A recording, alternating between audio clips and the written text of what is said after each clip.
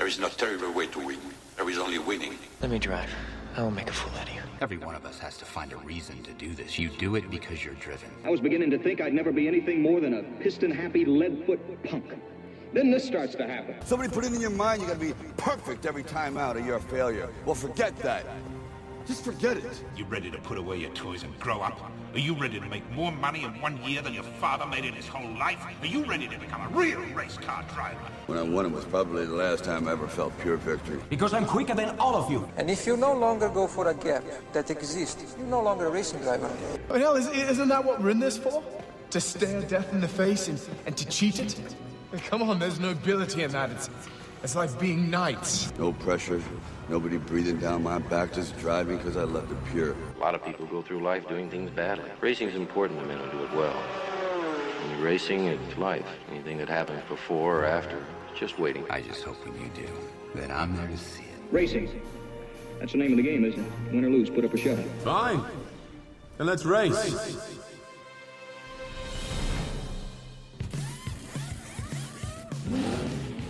You're listening to Race Day Live on Downforce UK, brought to you by Clapham North MOT, Motorsport Days Live, Stopwatch Hospitality, and Trade Price Cars.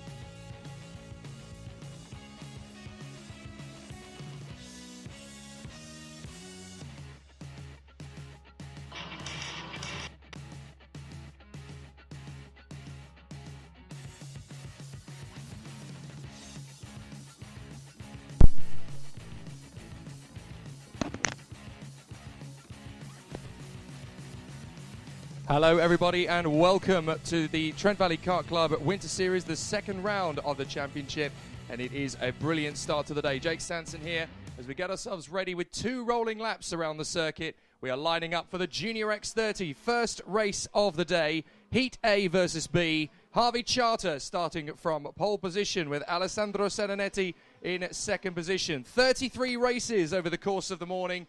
And it is going to be an absolutely spectacular second weekend in operation for Trent Valley Kart Club's Winter Series. Let's talk you through the grid for this first heat. Harvey Charter and Alessandro Serenetti from Reggie Dewey and Sam Shaw, Tyler Reed and Daryl Taylor, Lucas Ellingham and Oliver Duffel, and then Will Murdoch and Tom Edgar come next from Zach Meakin and Alicia Barrett, Carly Atkins and Joshua McLean, Dan Butterworth and Marcus Littlewood, from Alex Moody and Tom Levin, Blake Anglis and Joshua Torpy, Charlie Rippin and Scott Sumpton, Oscar Joyce and Archie Mace, Luke Barham and William Orton, from TJ McDonnell, Harry Cottrell, Charlotte Gaskin, Oren England, Reese Newburn, and it's going to be a very interesting field from the start. It looks like the only driver not taking up the start from the field is Charlotte Gaskin.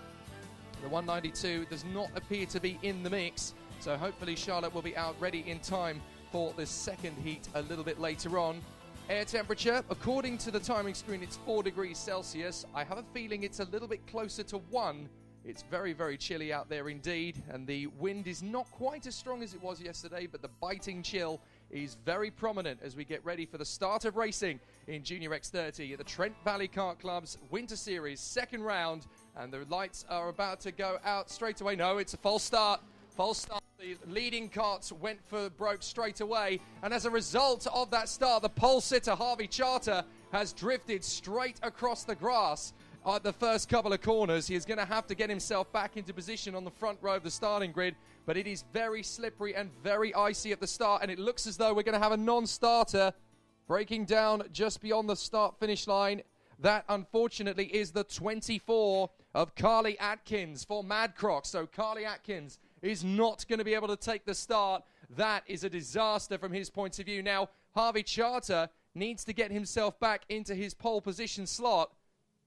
He's working his way back into position now, but the field could well need a couple of goes at this, because obviously the drivers are trying to get themselves into position. They're trying to get some heat into the tyres. There is not a lot of heat to be found, and the drivers are just getting themselves now neatly into position. But if it goes as they are supposed to start, Harvey Charter will take up residency once again on pole position with Alessandro Serenetti alongside him. But it is a very tricky start to the day for definite, with Reggie Dewey and Sam Shaw scheduled to be on the second row of the grid. The drivers will line up once again. They have now got themselves back into their positions on the first two rows. So we are going to get ready for a blast to the first corner. And under the Litchfield Bridge, things could get spicy right from the start. The drivers are in preparation ready. It's Harvey Charter and Alessandro Serenetti on the front row of the starting grid. We're getting ready for the action to get underway palpably, and it is a perfect getaway. Harvey Charter to the first corner, and both Charter and Serenetti run wide. Charter's gone straight on.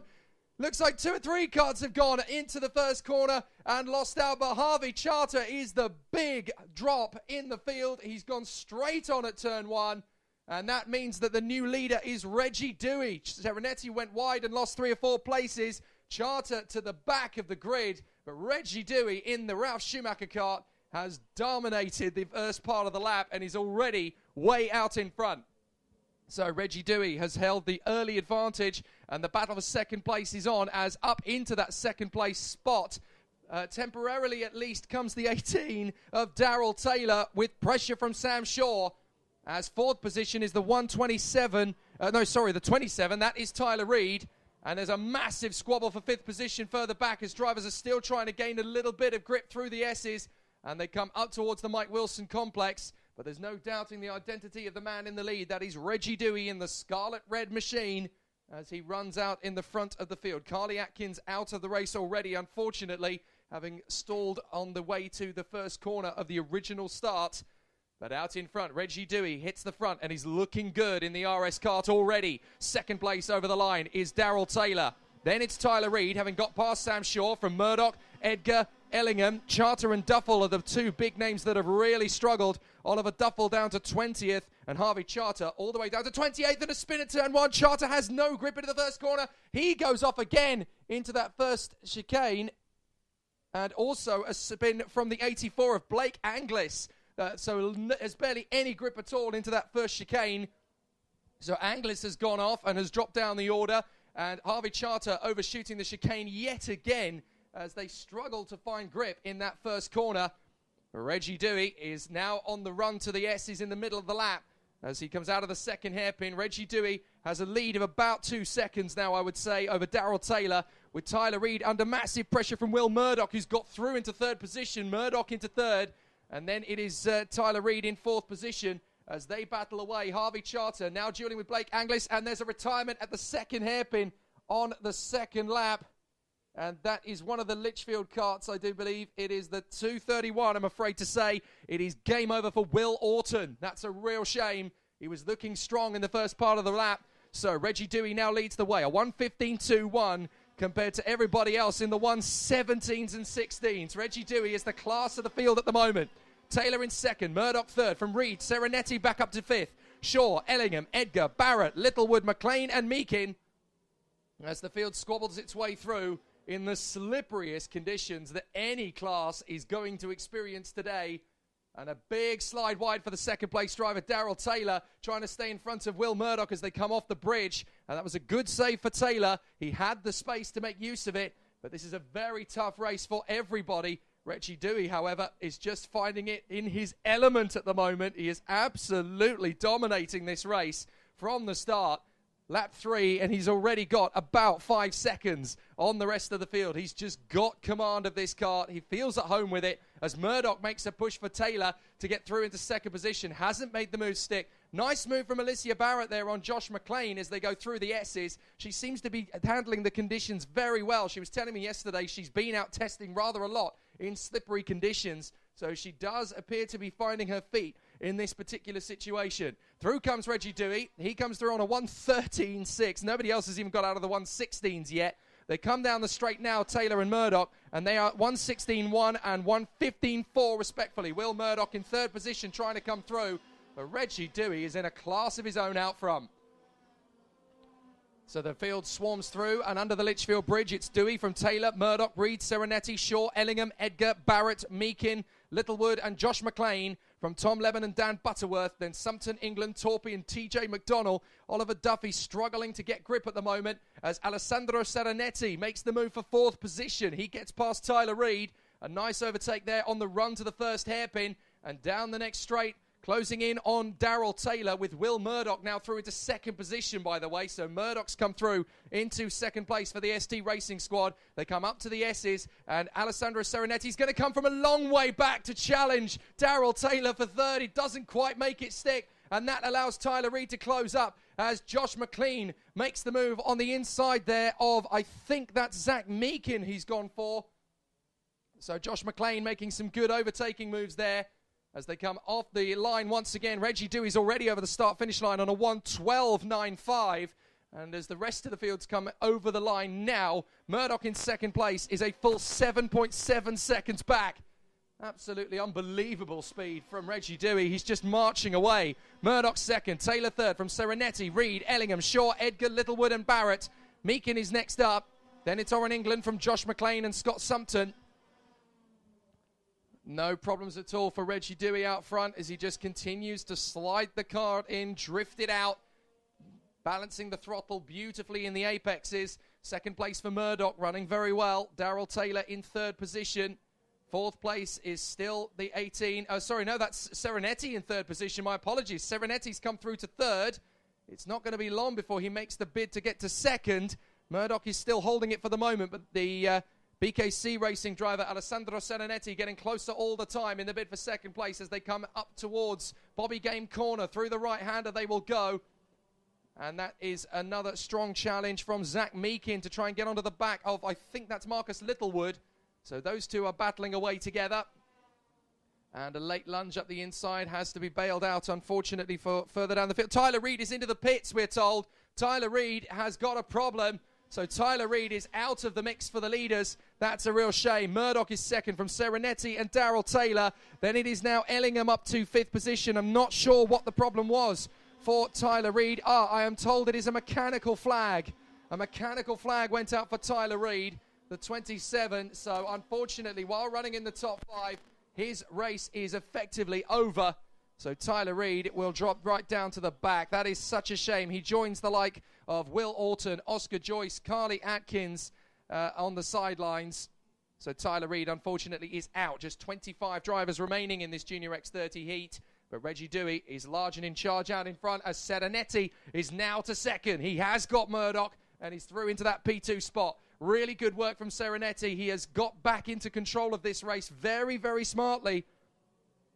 In contrast to his rival on the front row of the grid, Harvey Charter, who has not made the progress he was hoping to and has only managed to get past one driver, and that man is Alex Moody. Reggie Dewey, with 1 lap to go, is leading on a 1:10.98 now, the lap he's just completed. This is brilliant from Reggie Dewey. You've got to count an age back to Serenetti. 10.7 seconds in second place, but Serenetti is definitely the best of the rest in second place. Massive tank snapper through the first chicane from Serenetti, but he catches it before the kart drifts over to the white line. So really well held by Serenetti. Murdoch third from Taylor, Ellingham, Edgar, Oren England, Marcus Littlewood, Sam Shaw and Alicia Barrett. From Scott Sumpton and Zach Meakin, Josh McLean and Josh Torpey. From Tom Levin, TJ McDonald and Dan Butterworth. Then Cottrell, Anglis, Mace, Oliver Duffel, Luke Barham, Charlie Rippin, Harvey Charter and Alex Moody. With the checkered flag already being prepared for Reggie Dewey, who is just disappearing into the distance further and further. He could go with another 10 laps of this with the current pace he's currently at. Absolutely terrific work. But the first heat of the day is going to be first blood to the man in red. Out of the final chicane comes Reggie Dewey, in through the left, in through the right, and onto the home stretch. Absolutely dominant from Reggie Dewey as he goes into the last lap now, my apologies. So he has one more to do. But an absolutely terrific run and still a full 10 seconds clear of Alessandro Serenetti in second place. There goes Serenetti. He's disappearing away from Will Murdoch, actually. He was a full second quicker than him on the last lap. So Serenetti is definitely the second fastest man on the track. There is an oil flag down under the Litchfield Bridge. So whether that's fluid down from another kart or whether that is just how difficult the conditions are on the icy section of the circuit up under the Litchfield Bridge and up the climb, could well be a combination of both those factors. But Dewey leads from Serenetti and Murdoch, Taylor, Ellingham and Oren England, then Tom Edgar and Marcus Littlewood, Sam Shaw and Scott Sumpton from Alicia Barrett, Zach Meakin and Josh McLean. So Reggie Dewey is within sight of the flag as again Harvey Charter has made the mistake at turn one. That's the third time in this race. He overshoots at the first chicane. An absolute nightmare race for the man from pole position. But Reggie Dewey is going to come through to take the checkered flag. He comes out of the Mike Wilson complex now. Out of the final corner. This is the victorious moment for Reggie Dewey. The checkered flag flies and Reggie Dewey cleans up in heat one. Absolute dominance. When are you going to get anybody winning a heat in a field as closely competitive as Junior X30 by over a dozen seconds? Alessandro Serenetti, well, he did manage to get the gap down, actually, Serenetti, to under 10 seconds. So good work from Serenetti. Fastest lap of the race, though, Will Murdoch on the very last lap. Lucas Ellingham in fourth from Darrell Taylor in fifth place. Oren England comes through for the CRG squad in sixth. Tom Edgar and Marcus Littlewood from Scott Sumpton, who is ninth in front of Sam Shaw, Alicia Barrett and Zach Meakin ahead of Josh McLean in 13th. And then it is Josh Torpey from TJ McDonald, Blake Anglis, Dan Butterworth, Tom Levin, Harry Cottrell, Oliver Duffel, and then Archie Mace, Luke Barham, Charlie Rippin, Alex Moody and a very disgruntled Harvey Charter, who again on the slowing down lap traverses the grass at turn 1 and 2. Wow. Yesterday, Harvey Charter was king of the hill in qualifying. Today, it's an absolute nightmare for him. He just had no grip at all into those first two corners. And I've never seen anything quite as precarious as that. And Harvey Charter is going to be absolutely disgusted with the way that race has gone. Conversely, Reggie Dewey will be absolutely elated.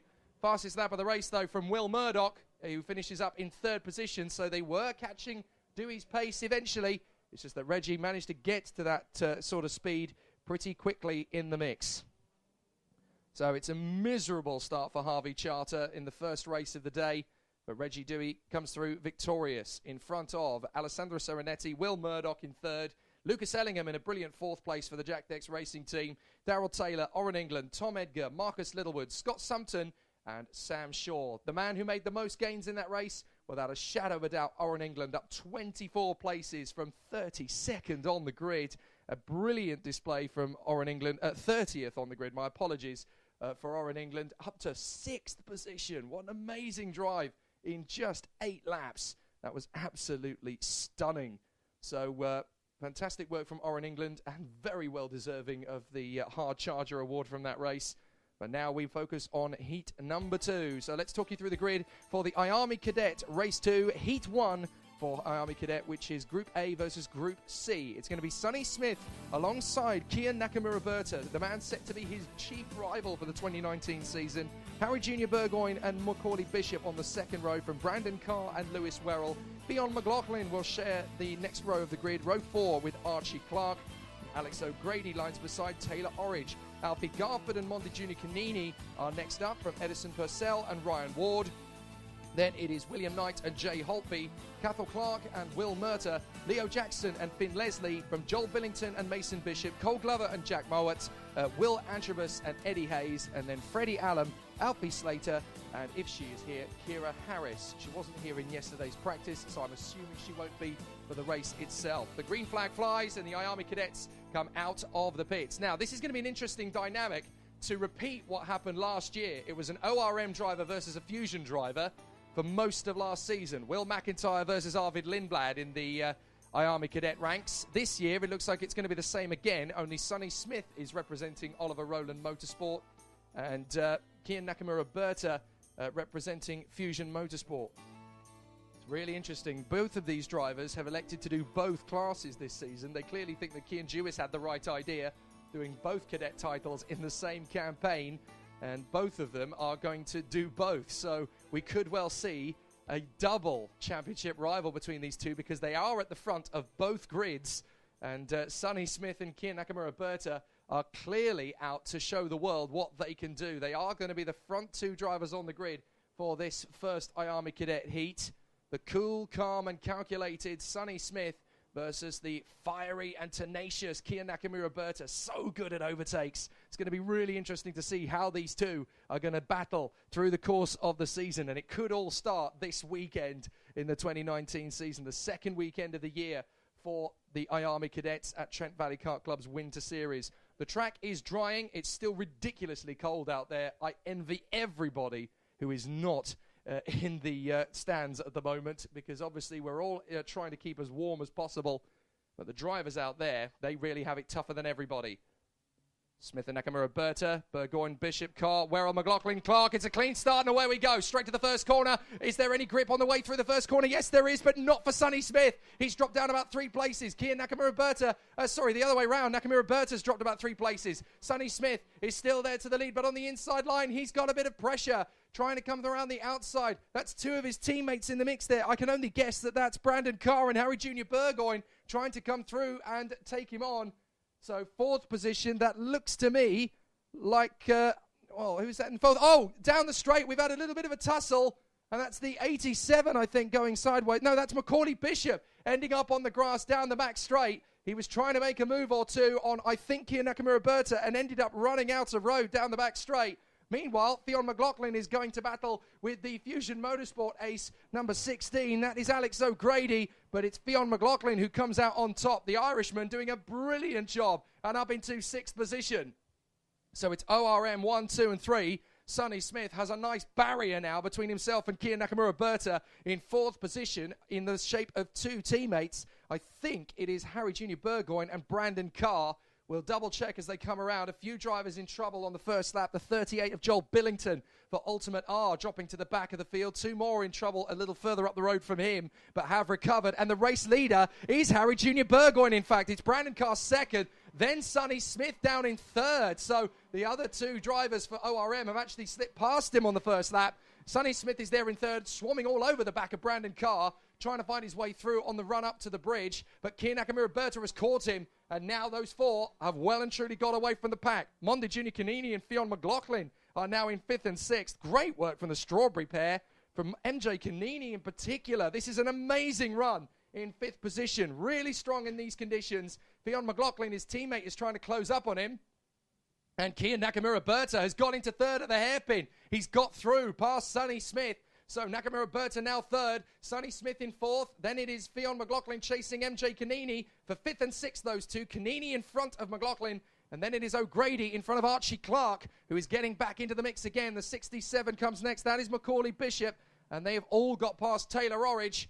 So now there's going to be a push from Archie Clark to get through on the inside of Alex O'Grady, and he's made that stick into Bobby Game corner. Good work from Archie Clark as he makes up another place. The leaders are going to come through the Mike Wilson complex, and it is still Harry Jr. Burgoyne, the Scot, who leads the way in front of Brandon Carr. Then it's Kian Nakamura Berta and Sonny Smith. They come over the line once again. No problem for Burgoyne. He leads the way. Carr in 2nd. Nakamura Berta's got Sonny Smith with him, and now MJ Canini's being hustled by his teammate. Fionn McLaughlin's going to try and make a move under the Litchfield Bridge. He doesn't go for the move in the end. He decides to hang back as Canini holds that 5th position mark. McLaughlin right there in 6th. Really good battle. Is up into 7th place behind them. That is Bishop making the move back on Archie Clark. Macaulay Bishop, the privateer, he's having a brilliant race to fight back. Having been on the grass on the first lap on the back straight, he's really going for it as Fionn McLaughlin makes the move on his teammate Canini. There's not a lot of room, but he gets there. Good work from Fionn McLaughlin into P5 at the first hairpin in the middle of the lap. So, leading the way, it is Burgoyne with about 6 kart lengths to the 8 of Brandon Carr. Nakamura Berta 3rd, 4th is Smith. Then it's McLaughlin and Canini. Bishop is next from Archie Clark. Then the 69 of Taylor Orridge, who is there in front of Alex O'Grady and Lewis Werrell, who's really struggled off the start. 12th position, that is Mason Bishop, who's up 10 places off the grid. Great work from Mason Bishop. Then Will Knight, Ryan Ward, Jay Holtby and Finn Leslie, Alfie Garford and Edison Purcell, Will Murter, Leo Jackson, Alfie Slater coming up the field well to 21st, Jack Mowat, Eddie Hayes, Cole Glover, Freddie Allen and Joel Billington, with a retirement from Will Antrobus and a non-start from the likes of Cathal Clark and Kira Harris. So, problems for Cathal Clark. Unfortunately, he doesn't get underway. Lewis Werrell has made the move on Alex O'Grady into turn 1. Nice bit of overtaking there to put him up into 10th position again. So that was a good move from Werrell. Hard to do in this low grip situation. But Kia Nakamura Berta has lost ground. Sonny Smith's back through in a 3rd position as they go down the back straight. So Sonny Smith must have taken him in the hairpin underneath the bridge. So they come up to the next section of corners. It's Oliver Rowland Motorsport. 1, 2, and 3 at the moment from Harry Jr. Burgoyne, Brandon Carr, and Sonny Smith with Kia Nakamura Berta in 4th. 5th is Fionn McLaughlin. 6th is MJ Canini with Macaulay Bishop reeling him in. Good work too from Archie Clark. He's got good balance and poise, catching up with the Strawberry pair as Sonny Smith is now trying to take on his teammate Brandon Carr. Sonny Smith is having a think about it. He's not quite going to get there this time. He has to settle back in behind in the Bobby Game corner. He just needs to balance it. It's not the right time in the day to be throwing a crazy move up the inside. He's very measured, very balanced. He knows when to make the move and when to hang back. But at the front, Harry Jr. Burgoyne looking good for the next 2 minutes or so. And it looks as though we've got a penalty going out. A 5-second penalty is on the digi-flag, but I'm not sure who that is for. Now, we've had a mechanical flag go up for the 55 of Will Antrobus. That's why he pulled off the circuit. But the digi-flag signal for the 5-second penalty appears to have been withdrawn. I didn't see which number it was for, but we will find out when the time is right. So, back into the action from Harry Jr. Burgoyne. So let's continue the battle as they run forward into the next lap. Harry Jr. Burgoyne. Brandon Carr has lost out. Kia Nakamura Berta and Sonny Smith have both got through. And now Brandon Carr's going to dive at the inside of Smith and take 3rd position. Nakamura Berta into 2nd place. Carr 3rd. Smith 4th. They're trying to stay with Harry Jr. Burgoyne, but they're too busy battling. And up the inside, up on the curbs comes Brandon Carr to go side by side with Nakamura Berta. Nakamura Berta goes wide and Smith goes through into 3rd. Oh, that was a very close jostle into the S's after the hairpins.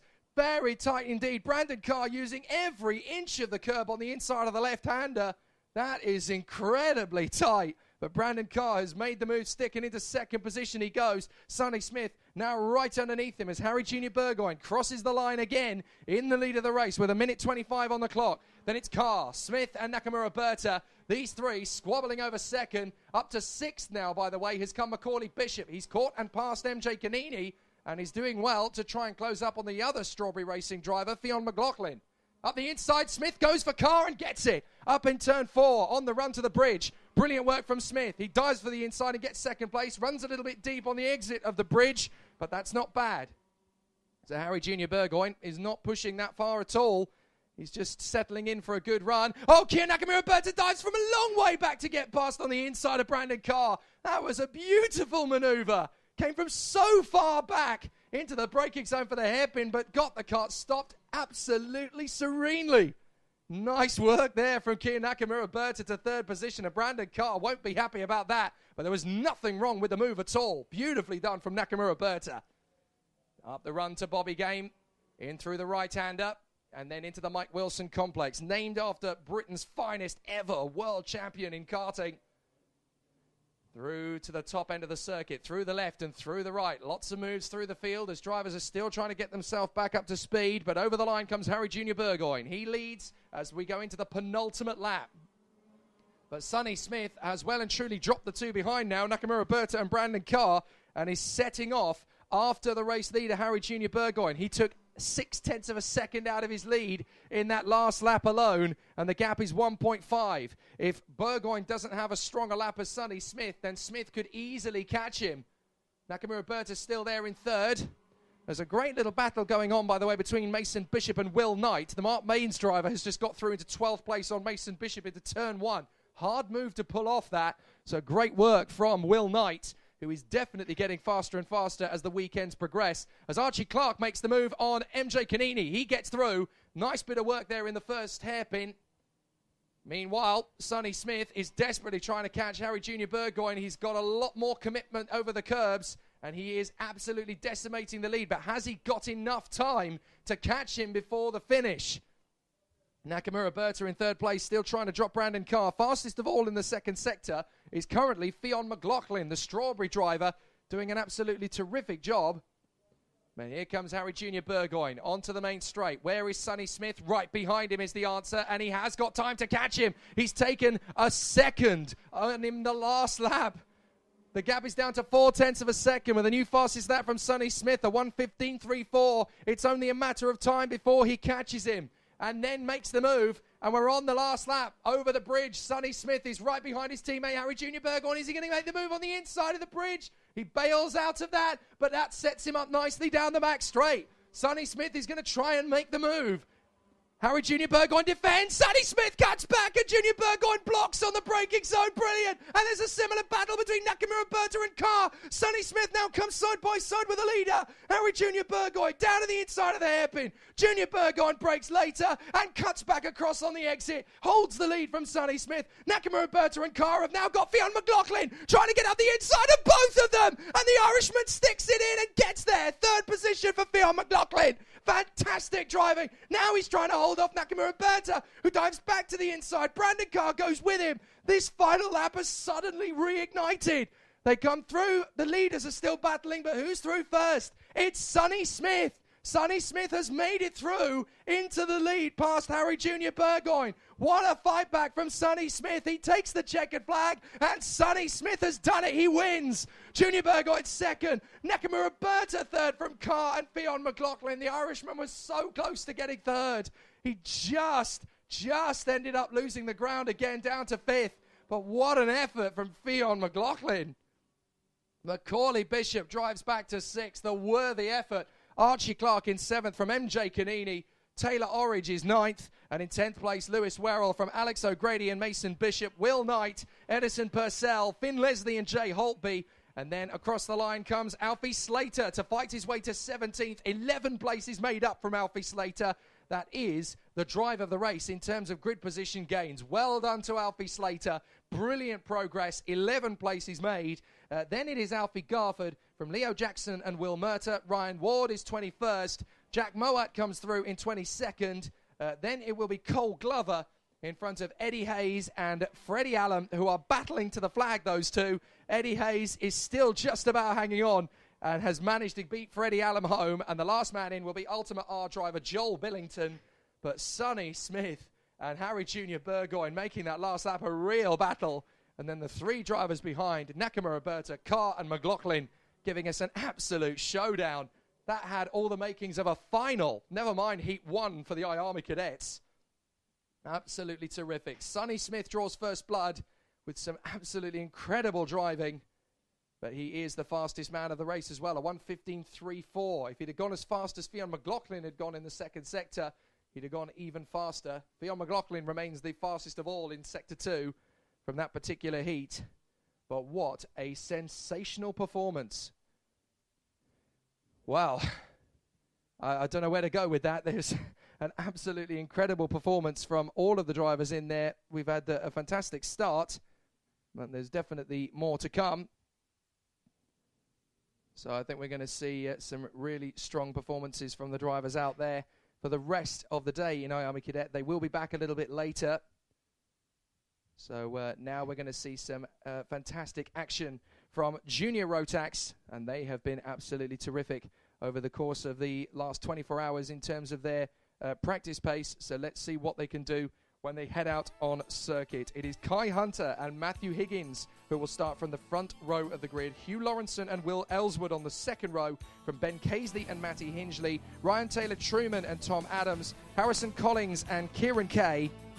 Will Egby is there beside Harry Newman-Oakley. James Winter and Jack Steadman. Joshua Valance. And then we have Charlie Knight from Luke Scharf and Dan Armstrong. Ben Maxim and Madison Foley. Oscar Hoole and Alex Doddington, Josh Powell and William Walker, Brandon K. Nagelvort and Dan Parent-Smith, and then Reese Hurd beside John Knox. A fantastic field of drivers. The last one to get out of the pits is the 58 of Oscar Hoole, who ends up joining the fray a little bit late. This is not all going to be one-way traffic for Kai Hunter. The Dan Holland Racing driver knows it's going to be tough from here. He had to work for his pole position in yesterday's time qualifying session. It was not all plain sailing, and he knows just how difficult it's going to be. Matthew Higgins is out there, although according to the timing screens, he's not emerged from the pits yet, so I wonder if he's got a transponder issue. Similar to the 77 of Will Egby, actually. Both of those two are out there on the circuit, although the timing screen is suggesting that they're not, but I can assure you they are. So I have a feeling they may have a couple of issues with their transponders, but hopefully all shall be well. And the manner of things will be a little bit easier for them to cope with. Track is certainly getting a little bit more rubbered in. It was very green this morning, as they say, but it's going to be very tricky from here on in as the drivers try and find more speed. Red lights are on the Digi board above the start-finish straight, and the drivers will come out of the final turn in the hope that they can get on with things pretty rapidly. Is this going to be a good start? No, it's not. So it's a false start. They will have to go round again. And obviously with the karts trying to measure their speed and go through the first corners, there is one that goes through over the grass in the middle of the lap. And I think that was Alex Doddington on the Artichoke squad kart. Very strange name for a team, but it's definitely memorable. So over the bridge they will come to form back into their positions once again. And it will be very interesting to see what happens from here. The Junior Rotax Brigade forming up valiantly indeed. Kai Hunter, the leading seed from this category, of course. Tom Adams, the E-plate from Coles Racing, is in the mix there as well. This is a championship, of course, Junior Rotax, that has recently been vacated by three of its top junior stars, the likes of James Lowther, Guy Cunnington and Oakley Pryor, who have moved on to the world of seniors. Oakley Pryor, sadly, not here this weekend, but the other two, Lowther and Cunnington, the great rivals of 2018, will be out in Senior Rotax a little bit later. But Kai Hunter versus Matthew Higgins is the hot ticket in town now, as these two drivers are preparing for battle from the front. Then Lawrenson and Ellswood, Casely and Matty Hingley, Ryan Taylor-Truman and Tom Adams, Harrison Collins and Kieran Kay, and then Egby, Newman-Oakley, Winter, Steadman, Valance and Knight. We're trackside here at Trent Valley Kart Club. We're also broadcasting live to Downforce Radio on the Spreaker channel. Here we go. Let's rise, and it's another false start. For the second time in a row, it's a false start, and everybody's going to have to pick their way through very carefully on this third rolling lap. They can't do this too many times, otherwise they are going to run the risk of the wrath of race official Nigel Edwards, who is out there and will obviously give them plenty of a talking to if they can't get this start accurately done. But for those who are here trackside and want to catch up with all the action wherever they are in the paddock, you can download the free application Spreaker to your smartphones, your tablets, or even listen in via your computers or laptops, and search for Race Day Live, or even easier, search for TVKC on Spreaker and you will find the live link. You can also follow Downforce UK's Facebook page and obviously Trent Valley Kart Club's Facebook page as well. All the details for how to listen in are there. And that's for people who are obviously trackside here at Trent Valley Kart Club. For those of you who are already listening in, tell us who you're rooting for. Give us a message on the Spreaker chat on your smartphones or on your tablets, and we will get those messages of support over to the drivers. And there is one kart very nearly stopped at the back of the field. Has managed to get the kart going again, but that was a very close call for the drivers. And now they are forming up in the Mike Wilson complex, getting ready for a start in Junior Rotax. The battle is nearly upon us as they come through out of the final turn. Now this time they really do have to get the start right. Kai Hunter, Matthew Higgins, Hugh Lawrenson, Will Ellswood, Ben Casely, Matty Hingley, Ryan Taylor-Truman and Tom Adams. And yet again, for the third time, it is a false start. And there is a big problem at the back. That's the 75 coming to a standstill very nearly. That is Matthew Higgins. Matthew Higgins has got a problem. So that is why we are up to a false start again. Matthew Higgins in trouble on the front row of the grid, and he's desperately trying to get the kart started in proper formation. But the third start has not done Matthew Higgins any good at all. The Vision Motorsport kart is now at the back of the field. He's trying to get the kart working, but it looks to me as though Matthew Higgins is going to be pulling off the circuit out of the bridge and onto the back straight while the rest of the field are through the second hairpin. Matthew Higgins is out of this race. Disaster from the front row of the grid, and he's absolutely livid, banging the steering wheel as Matthew Higgins pulls off, and he can't believe it from the front row of the grid after amazing qualifying yesterday, and Matthew Higgins is absolutely fuming. So once again, disaster for Matthew Higgins, and that is absolute agony from the front row of the grid. So Kai Hunter is going to be alone on the front row.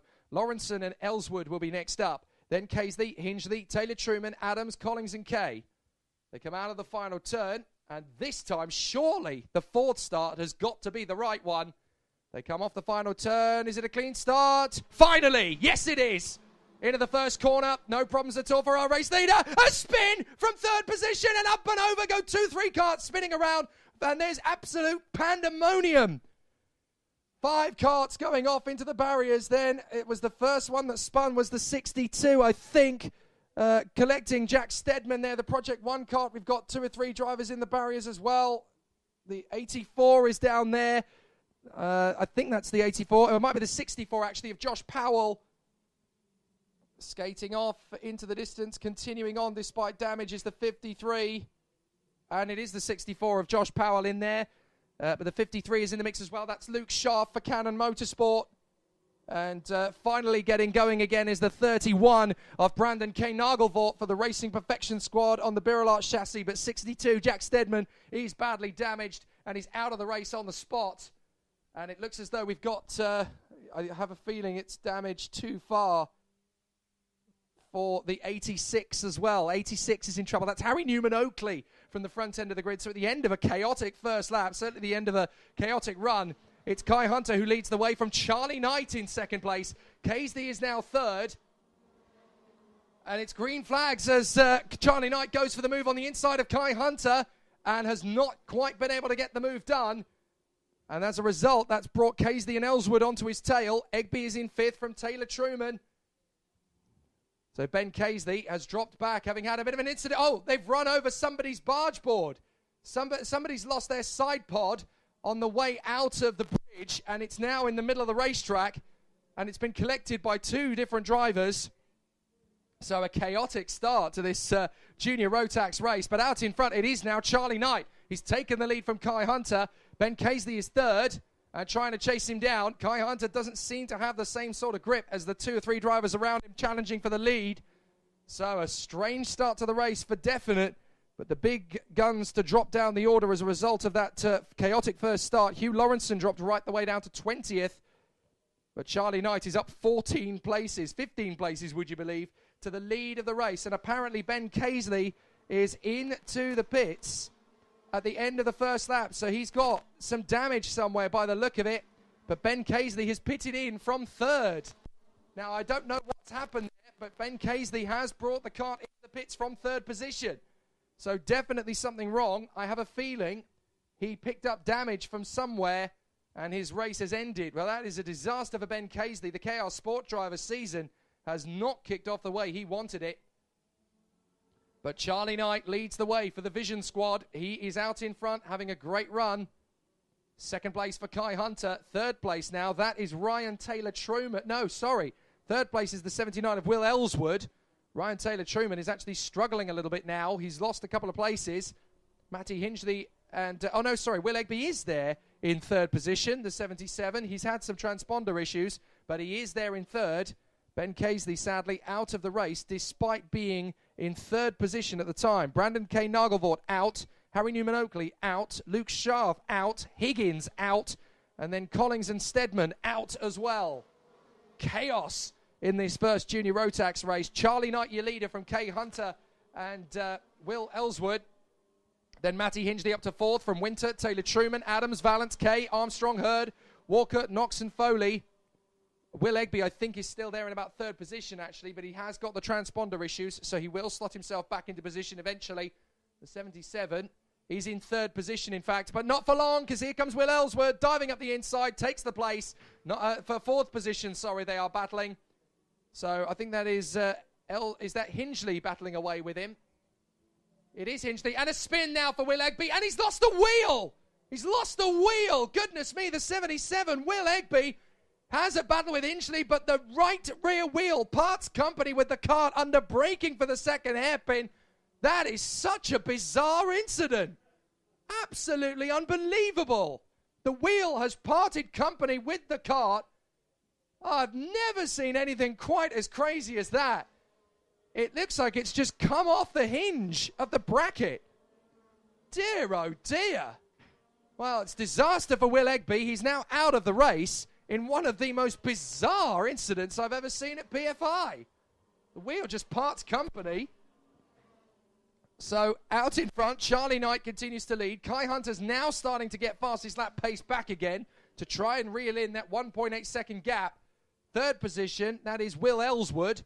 And right in behind him for the Ultimate R squad is Matty Hingley, trying to work his way forward into the braking zone for the hairpin and back down the back straight.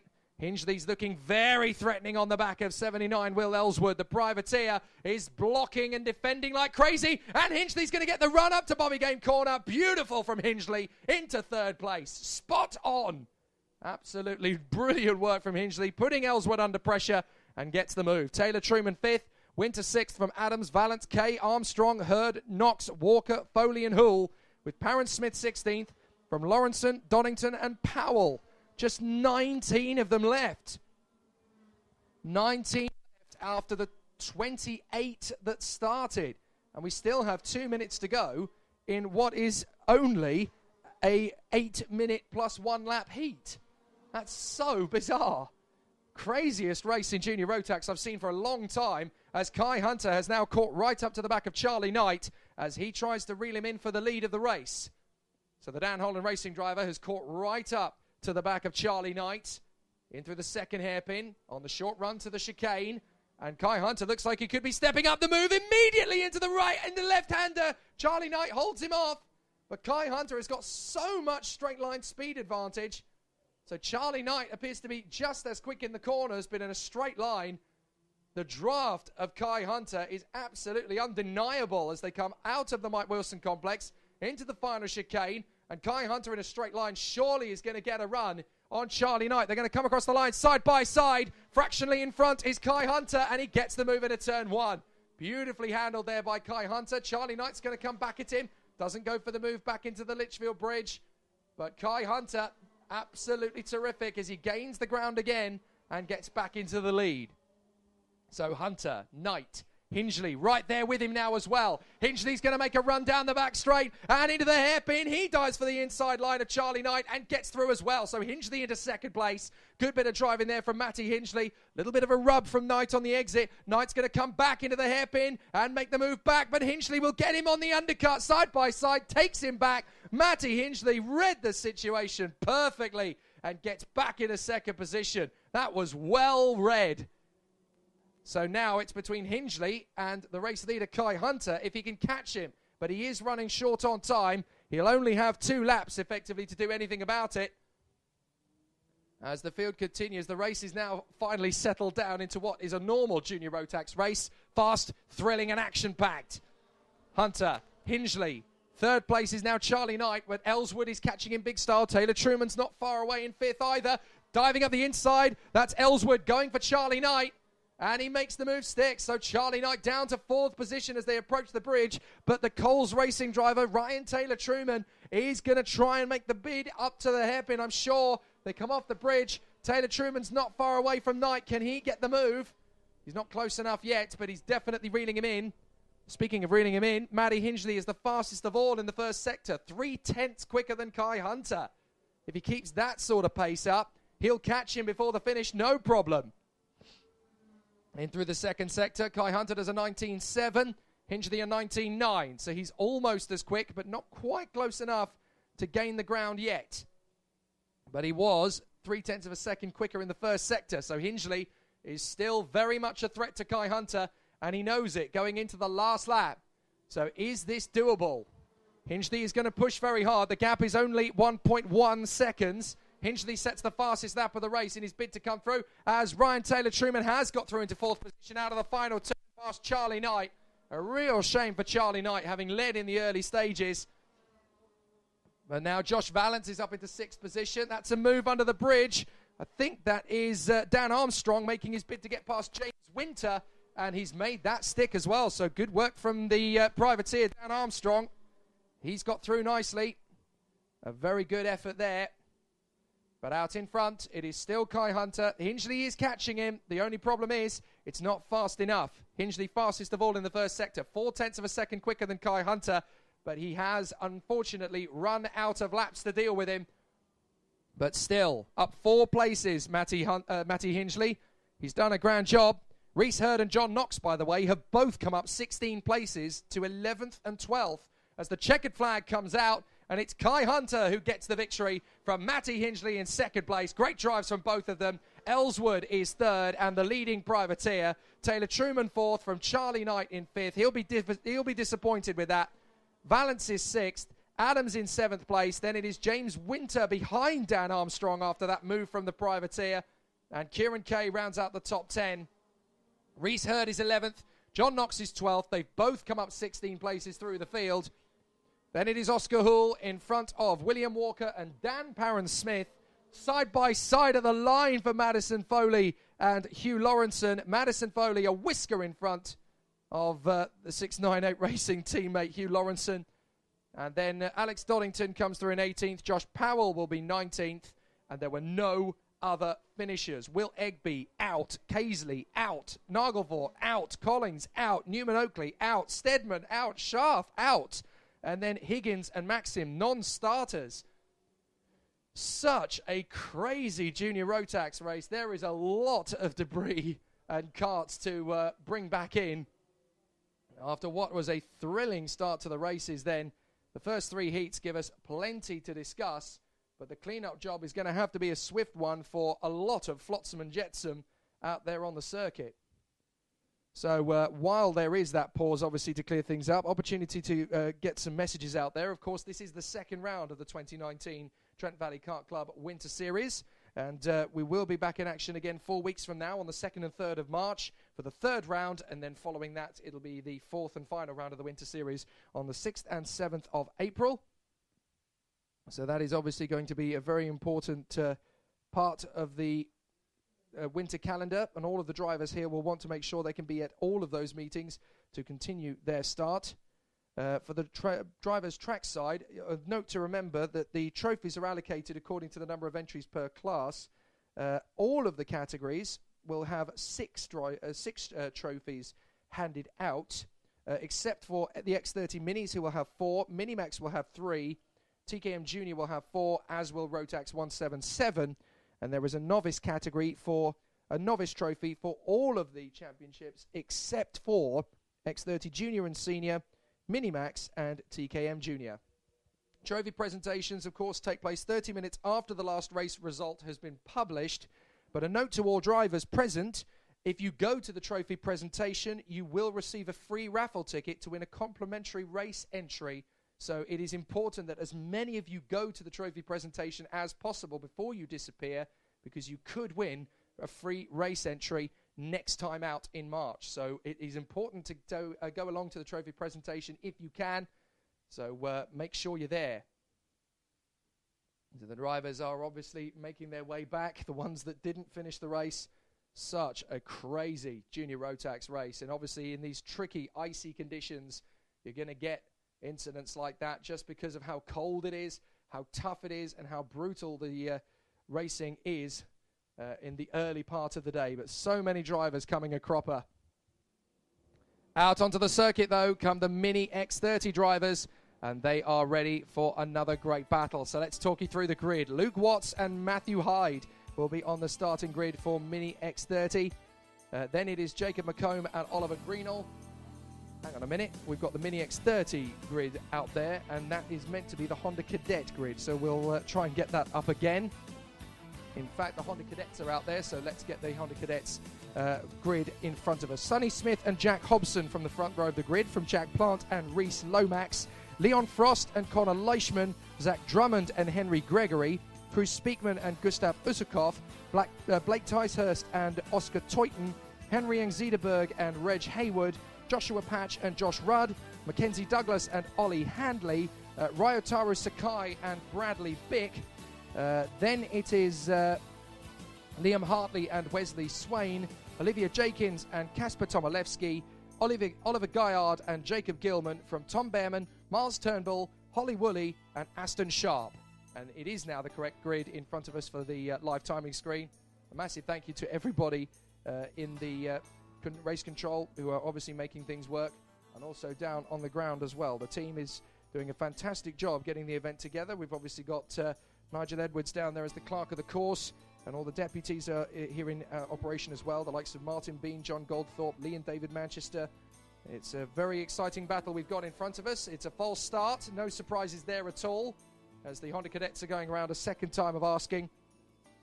And of course, everybody in race control, we're keeping things running very well indeed. The likes of Leslie Richardson, Claire Mills, Louise Brown, Shelley Barrett and Diane Robinson, of course, managing race control. Danielle doing a grand job as the secretary of the meeting. And then, of course, we have the stewards who are doing a fantastic job of keeping everything organised. Derek Lee, Amanda Goldthorpe and Adrian Bibby working very hard indeed behind the scenes to make sure that everything is legal and legit. And then, of course, we have the likes of the men who are running the bits and pieces up at the top, the likes of Ryan Manchester, starter, and Dan Ashton working well, of course. Our lap scorer, Yasmin, has been doing some bits and pieces, of course, trying to keep an eye on a few of the drivers with their timing issues. And, of course, a nod and a mention to the scrutineers as well, who are working very hard in the cold. And, obviously, to our timekeepers as well, the likes of Des and Ian. So, a massive thank you to everybody at Trent Valley Kart Club. You're doing an amazing job of putting everything together. Let's remind you, of course, that Honda Cadet is the only championship that has a rolling start, standing start, sorry. All the others are rolling start, but only Honda Cadet is a stationary start.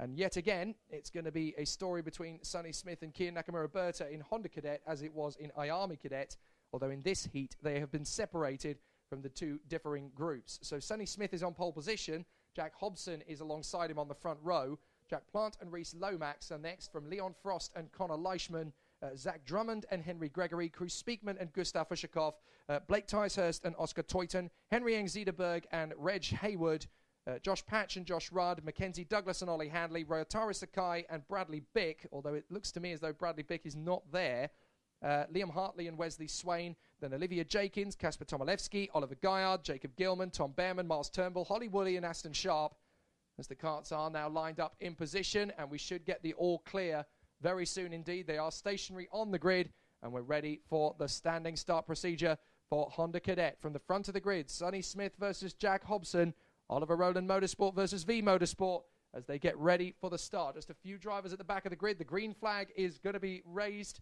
in position. And it's time for the red lights to come on when they go out. We are racing, and it's go. Perfect start from the number 6, Sonny Smith. He launches away. Good start, too, from Jack Plant, who's gone into second position for the Heinz Racing Squad. Not a bad start for Reese Lomax either. Into third position. A bit of a difficult one for Hobson, who slips back into P4. But everybody is through the first two corners cleanly. Up the top of the hill they will go. But Sonny Smith has obviously had some experience in the Ayami Cadet race earlier, and he's straight back out there in Honda Cadet and has taken an early lead. But for Jack Plant, up to second position. A cracking start for the 52. And he is there in second place. Battling for fourth at the moment. That looks to me like Connor Leishman in the Saltire Motorsports kart has come through up into P4. He has indeed. And now for P5, an amazing start from Oscar Toyton.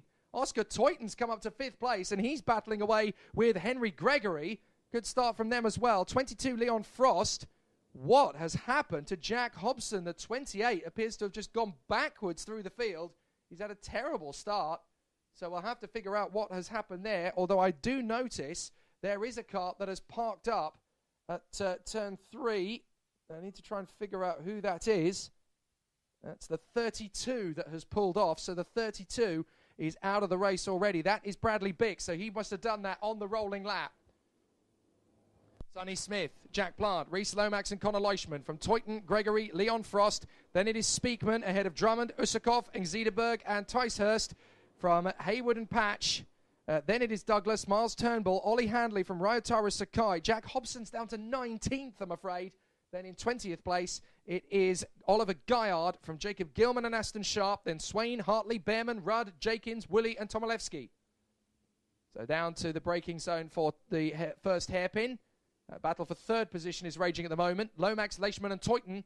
Lomax is there in third position for the moment, hanging on to it, but here comes the move from Leishman. He comes from a long way back, but he has got this one polished, but on the exit, Lomax has got more traction. Toyton's going to try and come up the inside of both of them for the next corner. 3 wide as Toyton goes for third. Hasn't quite got the legs for one, but has got the other, so he's into fourth position. Now into Bobby Game, he's going for third, and Toyton's done it. Brilliant move from Oscar Toyton. What a young talent he is turning into. Flashes of brilliance in 2018, but he's just pulled off a double-time move through the chicane to Bobby Game. Great work from Oscar Toyton. Sonny Smith leads the way. Jack Plant, second place for Hines. And then in third position, it is Oscar Toyton. What a run from the cutting-edge racing driver. Absolutely terrific. So he goes under the Litchfield Bridge as the field battles their way through. No problems at all. A nice little tussle into the first corner as side by side, Zach Drummond and Ollie Handley separate their differences in the favour of Zach Drummond. And down the back straight, Sonny Smith running well. Jack Plant in second, Oscar Toyton third, and leaving the fourth place battle as a triumvirate. Leishman, Lomax and Gregory. Gregory's going to try and make the move on Lomax. Lomax breaks later to counteract it and holds the kart drifting through the inside of the apex. Nicely done from Lomax to hold off Gregory. Gregory now makes the lunge into the second hairpin, but again Lomax breaks later and fends off the charge, getting closer to Connor Leishman in the process. This is great defense from Reese Lomax in fifth. He's working so hard to keep Gregory at bay. Gregory throwing everything at him. Now up to Bobby Game, and again Lomax chops across to hold back Gregory. This is amazing defensive work from Reese Lomax, and this could be the difference between him getting on the podium and dropping down the order. This is absolutely terrific, wise driving from Reese Lomax. Smith and Plant stretching their legs out in front. Toyton in third is getting away, but Lomax holding off Gregory is important because now he's working with Leishman in through the first corner, right in behind him to try and edge closer to him. And this could be a battle for third position. So Lomax wise to keep Gregory at bay. Speakman is 7th place. Then it is Frost. And then we have Douglas and Zederberg is 10th from Ticehurst and Usakov. Haywood, Patch, Handley, Sharp and Drummond from Gilman and Guyard. Really interesting battle this for 4th place as Gregory is not prepared to wait around any longer. He dives for the inside. A cutback from Reese Lomax chops him back through. Lomax gestures to Gregory. Don't overtake me. Come on. Third position is right there. We can go and catch him. And that's exactly what Connor Leishman is attempting to do now. He's got close to Toyton and he's going to try and go for third position. The leading two have gone, but third position is still up for grabs between these 4 drivers. 7th place is going well for Cruz Speakman. He's got past Leon Frost, his teammate. Mackenzie Douglas there in 9th, ahead of Henry Zederberg in 10th place.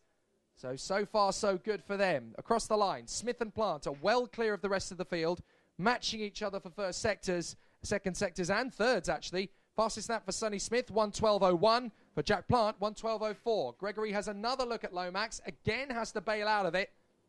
For 7th and 8th, it is close between the two Project One. Oh, I was going to say the two Project One teammates, but Cruz Speakman has now got Mackenzie Douglas all over the back of him. And Douglas, of course, is for Racing Perfection. So Racing Perfection and the Birolart chassis right there in 8th position, swarming all over the back of Cruz Speakman's Project One as they come down the back straight. I tell you what, Mackenzie Douglas looks fired up. It looks like he's going to go for the move on the inside into the hairpin. And Mackenzie Douglas makes that one stick into 7th place. Good bit of driving there, up into 7th place. And there's not a lot Cruz Speakman can do in response. He has a look into the hairpin, but he's not going to make the move there. It's a little bit too high risk. Lots of jostling for position down into the braking zone further back. As there's a nice little squabble led by the 55 of Ryotaro Sakai, the Japanese driver. And Ryotaro Sakai is having a nice little tussle at the moment with 43. Miles Turnbull, who is charging through the field. He's made up several places on that last lap. Jack Hobson's really struggling for grip just behind them as well, as Turnbull makes the move on Sakai and gets there before the braking zone for Bobby Game. Brilliant stuff. Lomax further up in the battle for 5th position, still hanging on in front of Gregory, but not able to get close enough to the 4th place man, Connor Leishman. And the squabble further back for 9th is truly legendary. Somebody's going to come a cropper as they jostle away. 9th down to about 13th. Frost, Tyserd, Engziederberg, Uzakov and Haywood. Ollie Handley in the mix there as well. 6 of them are squabbling over 9th place. Make that 7 actually, because the 13th place man, Reg Haywood, is right in the mix as well. So we've got Frost, Ticehurst, Engziederberg, Usakov, Haywood, Handley, and Aston Sharp. Josh Patch in there as well. So all the way down to 16th from 9th. There's 8 of them having amazing squabbles. And that one's not going to be decided until the finish. They're all jostling away. And somebody's going to get caught out. And one of them is caught out. A spin there, unfortunately, with a little bit of a nudge to help out the situation. And it's the 11, I believe, that's gone backwards. That's Reg Haywood. That's a real shame for Reg. Was running well up until that point. But just a little bit of a nudge in the braking zone by the look of it. It was 8 of them into the same bit of road, so it was always inevitable. But somebody had to get spat out, and on this occasion, unfortunately, it was Reg Haywood. Leishman, Lomax, and Gregory are very close together for 4th place as they go under the Litchfield Bridge again. Watch out for Gregory. Is he going to pop out? No, he doesn't quite want to make the move there under the Litchfield Bridge. It is very high risk at that stage. The 9th place battle is still running unabated. About 7 of them in it, potentially 9 or 10 if the likes of Guyard and Gilman can close up and Haywood can go with them. Miles Turnbull is next in 19th, so there could be 10 of them battling for 9th place. At the moment, it's Uzakov from Engziederberg, Handley and Frost in the squabble for 9th. No change at the moment in the battle for 4th position. A few cart lengths behind Oscar Teuten. It is still Leishman, Lomax and Gregory as they continue to run together. Gregory is just waiting for his moment. He doesn't want to go too eager into the braking zones. He's got to try and keep the kart rhythm flowing. And in these cold, icy conditions, it's not easy. There is a drier line developing as the leaders go into the last lap. Sonny Smith from Jack Plant. I'm very impressed indeed with Jack Plant here. He has stayed with Sonny Smith throughout this race. He's not let him get away. And this says a lot about Jack Plant's composure. It would be very easy to let Sonny Smith, in his current form, disappear into the distance. But Jack Plant has stuck with him like glue, and he has not let him disappear. The gap is only a second, and the rest of the field are 13 seconds further back. This is amazing work from Jack Plant, and a real strength of his character. He is coming on leaps and bounds, and Jack Plant is definitely a dark horse for Honda Cadet title success this year. Keep an eye on him in 2019. Down the main straight into the chicane will come Sonny Smith. He's got enough of a distance over Jack Plant not to be concerned. Meanwhile, it looks as though Leishman has dropped to 6th position. The 4th place battle really is crocking on now. Lomax and Gregory have both got through. Lomax defending the inside line like his life depends on it as Gregory drifts out wide. Leishman's going to try and cut back, holding the inside line. Lomax hasn't got enough straight line speed. Leishman's up the inside of both of them. Can he get there? No, he's not. And side by side, he has to bail out of it, but the checkered flag flies for Sonny Smith. He gets the win, as he did in Army Cadet. He does so in Honda Cadet as well. Jack Plant, a valiant 2nd place, only half a second back with the fastest lap of the race too.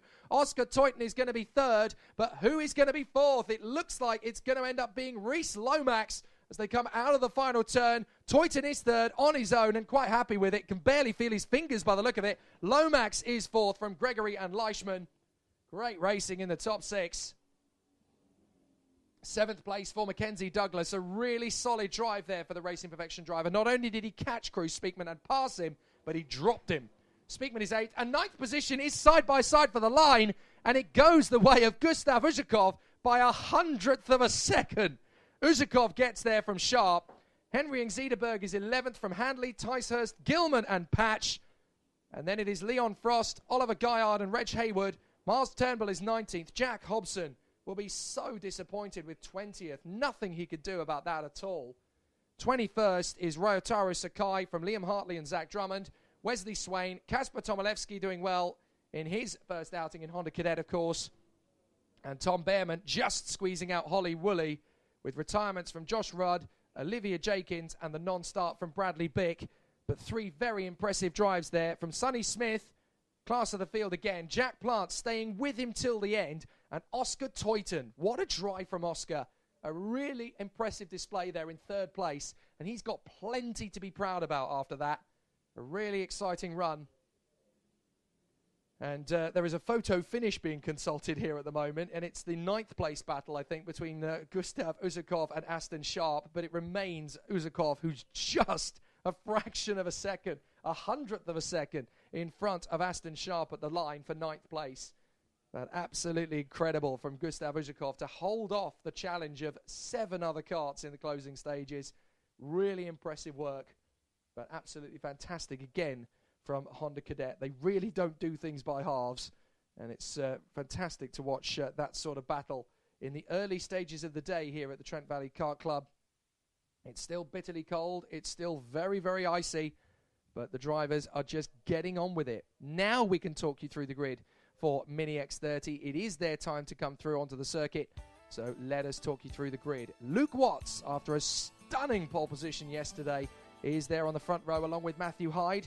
Jacob McComb, the Chester Boy Wonder, along with Oliver Greenall. Then Theo Makuris in his first season of Mini X30, along with Lewis Gardner, Gabriel Stelp and Aidan Line, and then Jessica Edgar and Jack Cox. Bart Harrison and Alfie Briggs, Dane Tucker and Evan Brown, Marcus Lizio and Alfie Cottier, Jusso Laukkanen and Antonis Safronio, JJ Russell and Ben Dawson, Finley McKee and Tom Bohr, and then Jack Sherwood and Hayden Chance. It is great to see the Mini X30 field growing in stature here in the United Kingdom, and it's well represented in the Trent Valley Kart Club ranks as well. But it'll be really interesting to see what happens at the front end of the field as the drivers are getting themselves neatly up to speed. Pole position for Luke Watts. The 32, Jacob McComb, is on, well, it was originally meant to be an Alonso chassis, but that looks to me like an RS kart. So Jacob McComb, who of course is running in the Dulux colours, Jacob McComb is still the only man to win a national X30 race, I believe. I'm fairly sure he's the only one to win a national championship X30 race by a single lap, which of course he did last year in the very wet conditions indeed over at Rowrah. Oh, we got a breakdown on the back straight, so somebody is out of luck already before the race has even begun. And I'm trying to figure out who that is as we go racing. No, we don't go racing. It's a false start. Because of that, it's the 70 that is in trouble and out of the race. That is Jack Sherwood of the Mark Litchfield Racing Team. That's a real shame. So Jack Sherwood is out of the race on the back straight with a mechanical failure before the race has even got going. It's a false start, so the drivers will have to put themselves back into position again. But that is a real shame from their point of view. The drivers are obviously going to have to put themselves back into the positions they were at the start. And I think some of them think they're racing. So they'll have to ease up and get back into position again. So Luke Watts will obviously take up his residency at the front of the grid once more. Matthew Hyde in second for Litchfield. Then Jacob McComb and Oliver Greenall. Theo Makuris and Lewis Gardner. Gabriel Stilp and Aidan Line. Jess Edgar and Jack Cox. So bitter disappointment for Jack Sherwood. It was not the race he wanted after all. And he'll be very disappointed about how that has played out. What a shame. What a shame. Didn't deserve that on the start of the lap. Nobody deserves to break down on the rolling lap, in my personal opinion.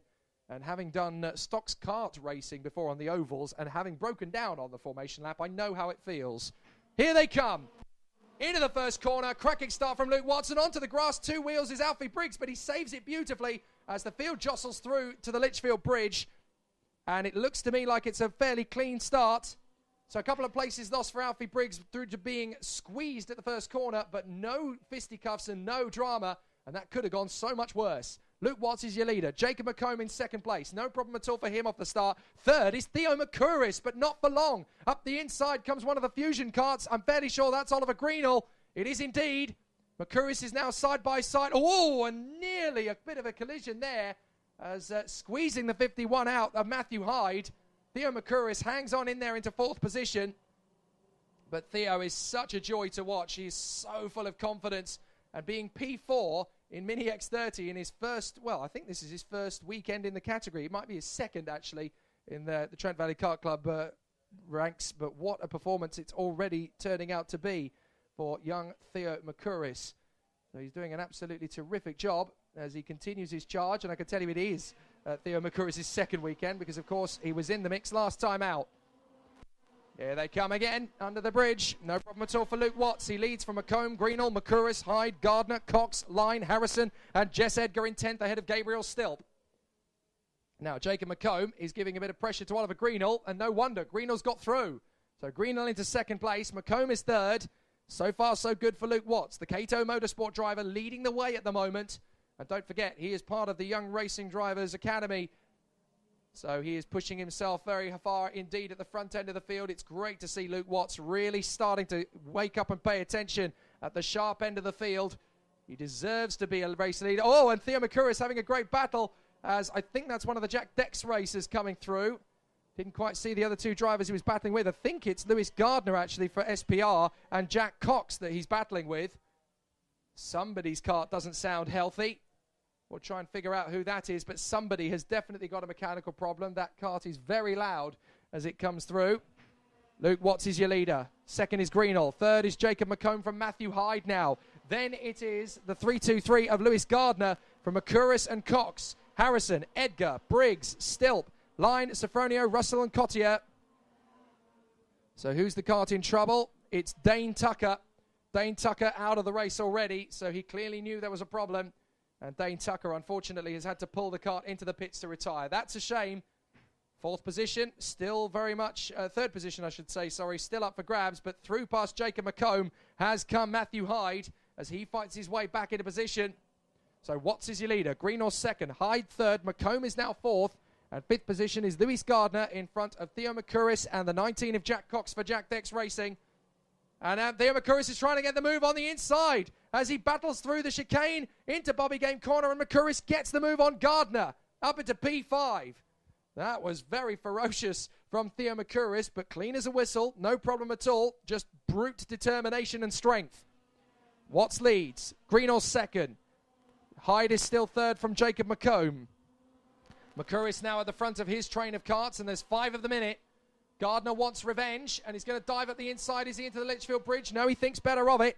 But it's Makuris, Gardner, Cox, Harrison, and Jessica Edgar, who, of course, last year, very nearly 12 months ago, when the National Championships came here, she was the final winner. So she knows how to win here, and Jessica Edgar is going to have a little bit of a look down to the braking zone. The 77 gets in there, and it's contact! 77. Bart Harrison gets into the side of Jack Cox, and they've both drifted out wide. Jessica Edgar makes the place on Cox as a result. But that's not the greatest way of going about it. Just a little bit too close together, the wheels of Bart Harrison and Jack Cox. And there was a little bit of fisticuffs. They get away with it. Oh, and there's a big moment there. That's one of the Spirit of Senna karts. That is JJ Russell having a little bit of a tussle there with, I think, contact with Marcus Luzio. So a bit of a tussle there on the back straight. There's still a lot of jostling for position. Watts leads. Greenall second, Matthew Hyde third. And as a result of that incident earlier, Bart Harrison has been given the warning flag. That doesn't surprise me too much, to be fair. It was a very risky maneuver. A little bit of assistance from Jessica Edgar is arguable, but that was a very interesting maneuver. And now Jack Cox makes the move on Jessica Edgar over the bridge. Nice work from Cox, who gets a little bit wide. Jess Edgar's now having another run, and Gabriel Stilp is behind them, trying to make the lunge. Edgar comes for the move on the inside. Well covered there by Jack Cox. Jack Cox really managing to make that one defensive move, beautifully timed, and that's allowed Gabriel Stilp a move up the inside of Jess Edgar. Edgar gets the cut back and gets the place back from Gabriel Stilp. A good effort, but not quite enough to take the place away. So really good performance. Gabriel Stilp running well in Mini X30. Last time I saw him out in action, of course, was very nearly 12 months ago when he was competing in the Mini category of the IAMI Winter Cup in Valencia, which takes place next week, of course. Luke Watts, Oliver Greenall, Matthew Hyde, Jacob McComb. Across the line comes Makuris from Gardner, Harrison, Cox, Edgar and Stilp, but Briggs has got past both of them. Alfie Briggs has managed to put himself into a great position and has got past both of them on that lap. So Alfie Briggs storms his way to 9th place. Then it's Aidan Line in 12th, Cottier 13th from Brown, Russell, Luzio, Sofronio, Dawson, Bohr, Chance and Laukkanen, and there's a warning flag gone out, this time for Gabriel Stilp, the 42. Must have been an incident I didn't see, because that move that he pulled on Edgar earlier on in front of me was perfectly clean. I didn't see what happened otherwise, but an interesting one there for the 42, Gabriel Stilp. A little slap on the wrist. Didn't see what it was that caused that issue. So he's continuing on in there behind Alfie Briggs and Jess Edgar as they continue on their way. Luke Watts still leads by 0.7 of a second to Oliver Greenall, who's still trying to chip away at his advantage, but Watts looks good at the moment. I was speaking to Kato Adams last night. He was perfectly happy with Luke's performance. Really, really impressive stuff. And he's really coming on as a driver, Luke Watts. He was a good cadet, and now he's doing a great job in Mini X30, leading by example at the very start of the season. But Oliver Greenall is chipping away at that lead. That is for sure. The gap is coming down, and Oliver Greenall is definitely quicker in the first sector. 22.35 for Watts, 22.17 for Greenall. So he's catching him. The gap is down to about 6 kart lengths. So he is pushing hard. Third is Hyde. Fourth is McComb. Then Makuris is side by side with Lewis Gardner. Gardner has to bail out of it, and that has now put both Bart Harrison and Alfie Briggs on the back of them. So Harrison is going to try and make the move on Gardner. He cuts back across where Alfie Briggs is. Alfie is just able to get on the brakes in time before there's contact. Now Briggs is going to make the move on the inside of Harrison into Bobby Game and get 7th. Good move from Alfie Briggs. Absolutely terrific run. Watts and Greenall now separated by less than 0.7 of a second for the lead of the race. Hyde has still got Jacob McComb right behind him. Theo Makuris has got distance now between himself and Lewis Gardner with Cox, Harrison and Edgar. What's happened to Briggs? He's down to 11th. So Briggs, it looks like, got squeezed on the exit of Bobby Game. Having made the move, he's now lost 4 places, so something must have gone wrong for him on the exit of Mike Wilson complex. That's a real shame. Alfie Briggs pulled off a great move there into Bobby Game, so he's lost the 4 places he had gained by that point. Now, Jack Cox is trying to shake off Bart Harrison into the braking zone for the first hairpin. Alfie Briggs is now at the back of the queue once again, tight in behind Gabriel Stilp, I think it is. No, that's the 44 of Aidan Line. So Briggs has dropped to 12th place. So Aidan Line is still in there. But there is 1 lap to go at the end of this one. And Luke Watts versus Oliver Greenall is still going to be quite close, actually. Greenall is reeling him in. And the gap is definitely less than 0.7 of a second this time round. As they come over the line, it's down to half a second with a new fastest lap from Greenall. And he has got time to do it. Jacob McComb, likewise, has tagged onto the back of Matthew Hyde.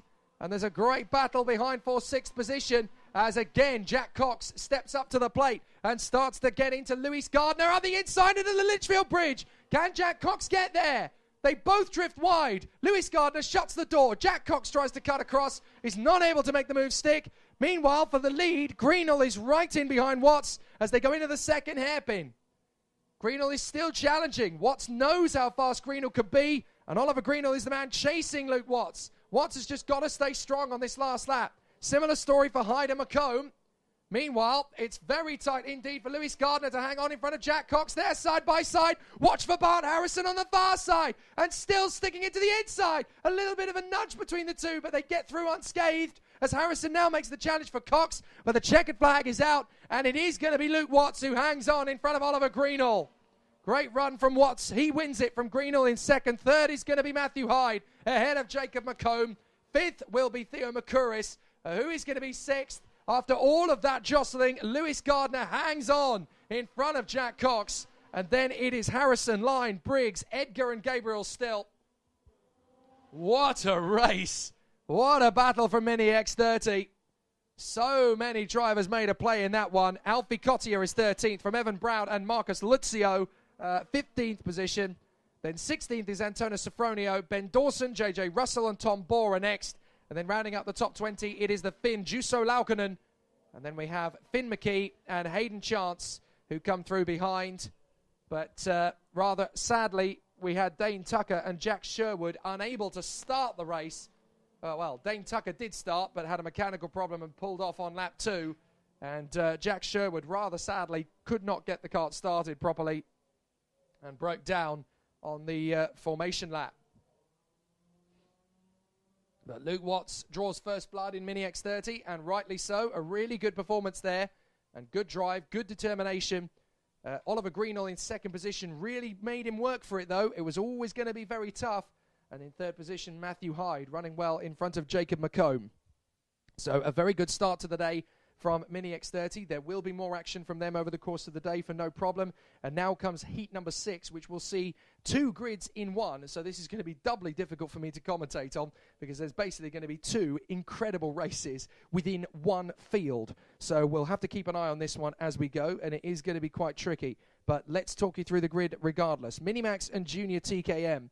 The Junior TKMs will start ahead of the Minimaxes, and it'll be Harvey Cole on pole position from Connor Kearney, Louis Harvey on the second row alongside Harry Wainwright, Dale Whittaker and Charlie Webb on the third row from Dominic Roberts and Spencer Lane, then Ben Higgins beside Dominic Kilmister, Harry Yardley Rose and Charles Gaillard from Harvey Roth and Josh Raystrick, Brooklyn Thomas and Tom Johnson are together on the 8th row, Ben Cox and Will Howells on row 9, and Alex Roberts is on the 10th row alone. Then there's a gap, and then the Minimax grid, led by Jez Williams from Sam Gornall, Harley Horton and Jed Murphy on the second row, Archie Kitching and Tristan Rennie from Ryan Willis and Callum Voisin, Owen Ross and Juan Moniki, Callum Green, Luke Ringham, Nicole Sutherland, Luke Evans and Declan Russell. So the Junior TKMs come out onto the grid first. They go out on track. And obviously it's going to be a very interesting run from them as they battle away for position, but the Junior TKMs are going to get themselves up to speed. When they're halfway round the lap, it will then be the turn of the Minimaxes to head out onto the circuit for their rolling lap. But it will be a very interesting battle, this. We'll have to keep an eye on both races simultaneously. So apologies in advance if I miss something particularly dramatic in either class, because it will be quite interesting keeping an eye on both. But we will do our utmost to make sure that both classes get the same level of coverage. Here they come out onto the circuit. The 68 leads them out. Jez Williams in front of Sam Gornall. And so the Minimaxes are out on circuit now as well. Junior TKM will start about 30 seconds before the Minimaxes by the look of things. So we will keep an eye on things. But a very interesting start to the day. Looks to me as though the only Junior TKM missing from the fray is the Jade Racing driver Will Howells, the number 15. I don't think I can see him out there, and that is a big problem as far as he's concerned. But I think we'll have a very interesting run from him. Alex Roberts is in the mix there as well. So I definitely saw him out there. Saw him this morning, actually. Here they come out of the final turn. Cole, Kearney, Harvey, Wainwright, Whittaker, Webb, Robertson, Lane. Here we go! Bit of a difficult start there. It's a false start, in fact, which means, of course, that it will be a false start for the Minimaxes as well. But a really tricky start to the race there. A couple of drivers were not quite up to speed and in decent formation. So not only will the Junior TKMs be under a false start, but that means, of course, that the Minimaxes will be as well. And the 42 pulling off right in front of me, the Klassen Motorsport driver, Tom Johnson. Tom Johnson is out of the race under the starting gantry. Oh, poor Tom Johnson. That is not the way he wanted his weekend to start. That is such a shame. Such a shame. Tom Johnson is out of it. And the field continues through. As the Minimaxes, of course, need to tighten up. But they know it's a false start because obviously it was for the Junior TKMs, which means there's no choice but to call a false start for the Minimaxes as well. So now the Junior TKMs are lining up at the Bobby Game corner on the run to the Mike Wilson complex. See, the bacon sandwich hasn't kicked in yet. You can clearly tell that. On the back straight, they continue on. But out of the Mike Wilson complex come the Junior TKM drivers. Harvey Cole and Connor Kearney, Louis Harvey and Harry Wainwright, Dale Whittaker and Charlie Webb, Dominic Roberts and Spencer Lane, Ben Higgins and Dominic Kilmister, and Harry Yardley Rose and Charles Gaillard. They come out of the final turn. Revs rising. It's a very fast start. Don't tell me this is going to be another false start. It's not. They are away. And into the first corner, the 5 gets an absolutely textbook getaway into the lead. Oh, over the curbs goes Charles Gaillard. So Connor Kearney leads the way. And he's having a really strong run. So Connor Kearney got the perfect getaway there as he jumped into the lead in front of Harvey Cole.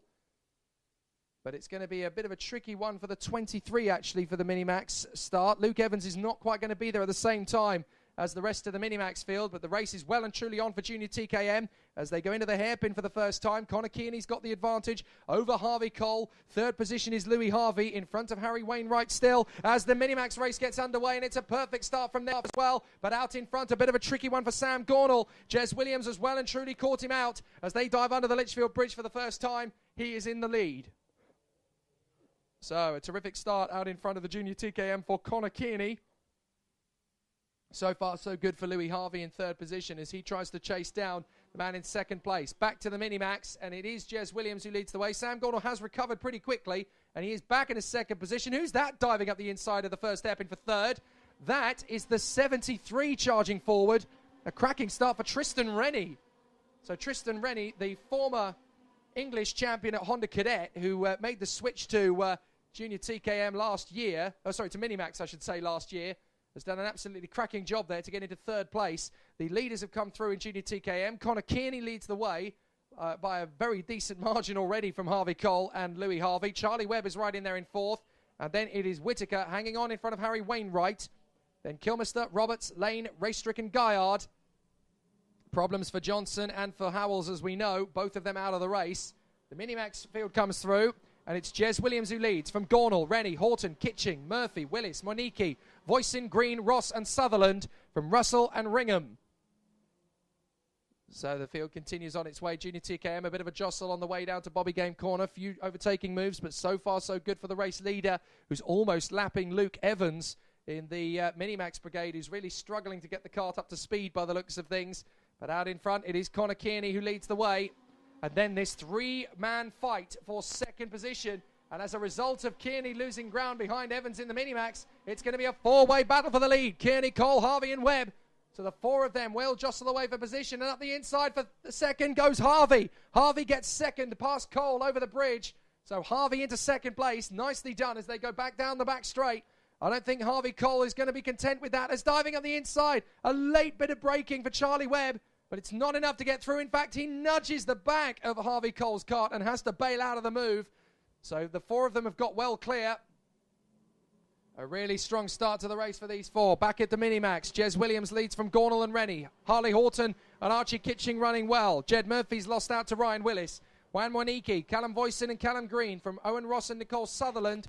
Declan Russell and Luke Ringham still going well there at the back. And we've lost somebody. One of the Junior TKMs has gone off on the S's. After the chicane, oh no, sorry, it's the Minimax of Luke Evans. My apologies. Minimax driver Luke Evans has lost it out of the chicane. Probably just as well as far as the Junior TKMs are concerned. They wanted him out of the way, but it has meant that the top four in Junior TKM are nose to tail. Kearney, Harvey, Cole, Webb. Then there's a bit of a gap back to the TWM drivers, Dale Whitaker and Dominic Kilmister. Meanwhile, in Minimax, it is a pretty nice battle in the midfield between the likes of Callum Green and Owen Ross as they trade places. But the leaders of the class are coming through shortly. There's a battle for first in TKM. There's a four-way battle for fifth as up the inside. Wainwright gets the move for fifth position, I do believe, and gets through into P5 from what was P7. The two TWM carts are being swamped here as through comes Dominic Roberts. He's coming through as well. And there's the sister cart, the number 56 coming through of Josh Racestrick. Racestrick is trying to come through. So a really strong start to the day then in Minimax. Lots of jostling. Meanwhile, in the battle for Junior TKM, the race lead. Oh, there's a cart broken down on the back straight. My apologies. So we've got somebody in trouble on the back straight on the braking zone for the hairpin. And that is Harley Horton. That is Harley Horton. The 20 has broken down. That is Harley Horton. Now, hang on a minute. That's either Harley Horton in the Minimax, or that is the 20 of Ben Higgins. No, it's Ben Higgins, actually, for Klassen. They both have the same number, but one is in Junior TKM and one is in Minimax. So, in fact, it's Ben Higgins in trouble. My apologies. Ben Higgins out of the race. And that is a real shame for Ben Higgins, but there's nothing he can do about it now except watch from Marshall Post 5. So, the race, he's chosen to go to Marshall Post 6 and watch the race. My apologies. No, that's Marshall Post 7, in fact. Junior TKM continues on its way. But Minimax have come through. Williams, Gornall, Kitching, Rennie, Harley Horton is there in fifth place. From Ryan Willis, Jed Murphy and Callum Voisin. From Juan Monique, Owen Ross, Callum Green and Nicole Sutherland. So no major changes there. No major disasters so far either. But Harvey and Kearney are still 1 and 2 in the junior TKM race. Jez Williams has got a very nice battle on his hands. A very nice lead on his hands, I should really say. Gornall and Kitching are still quite a way back from him in Minimax. But the Rhino go-kart of Jez Williams is just running beautifully at the front of the field.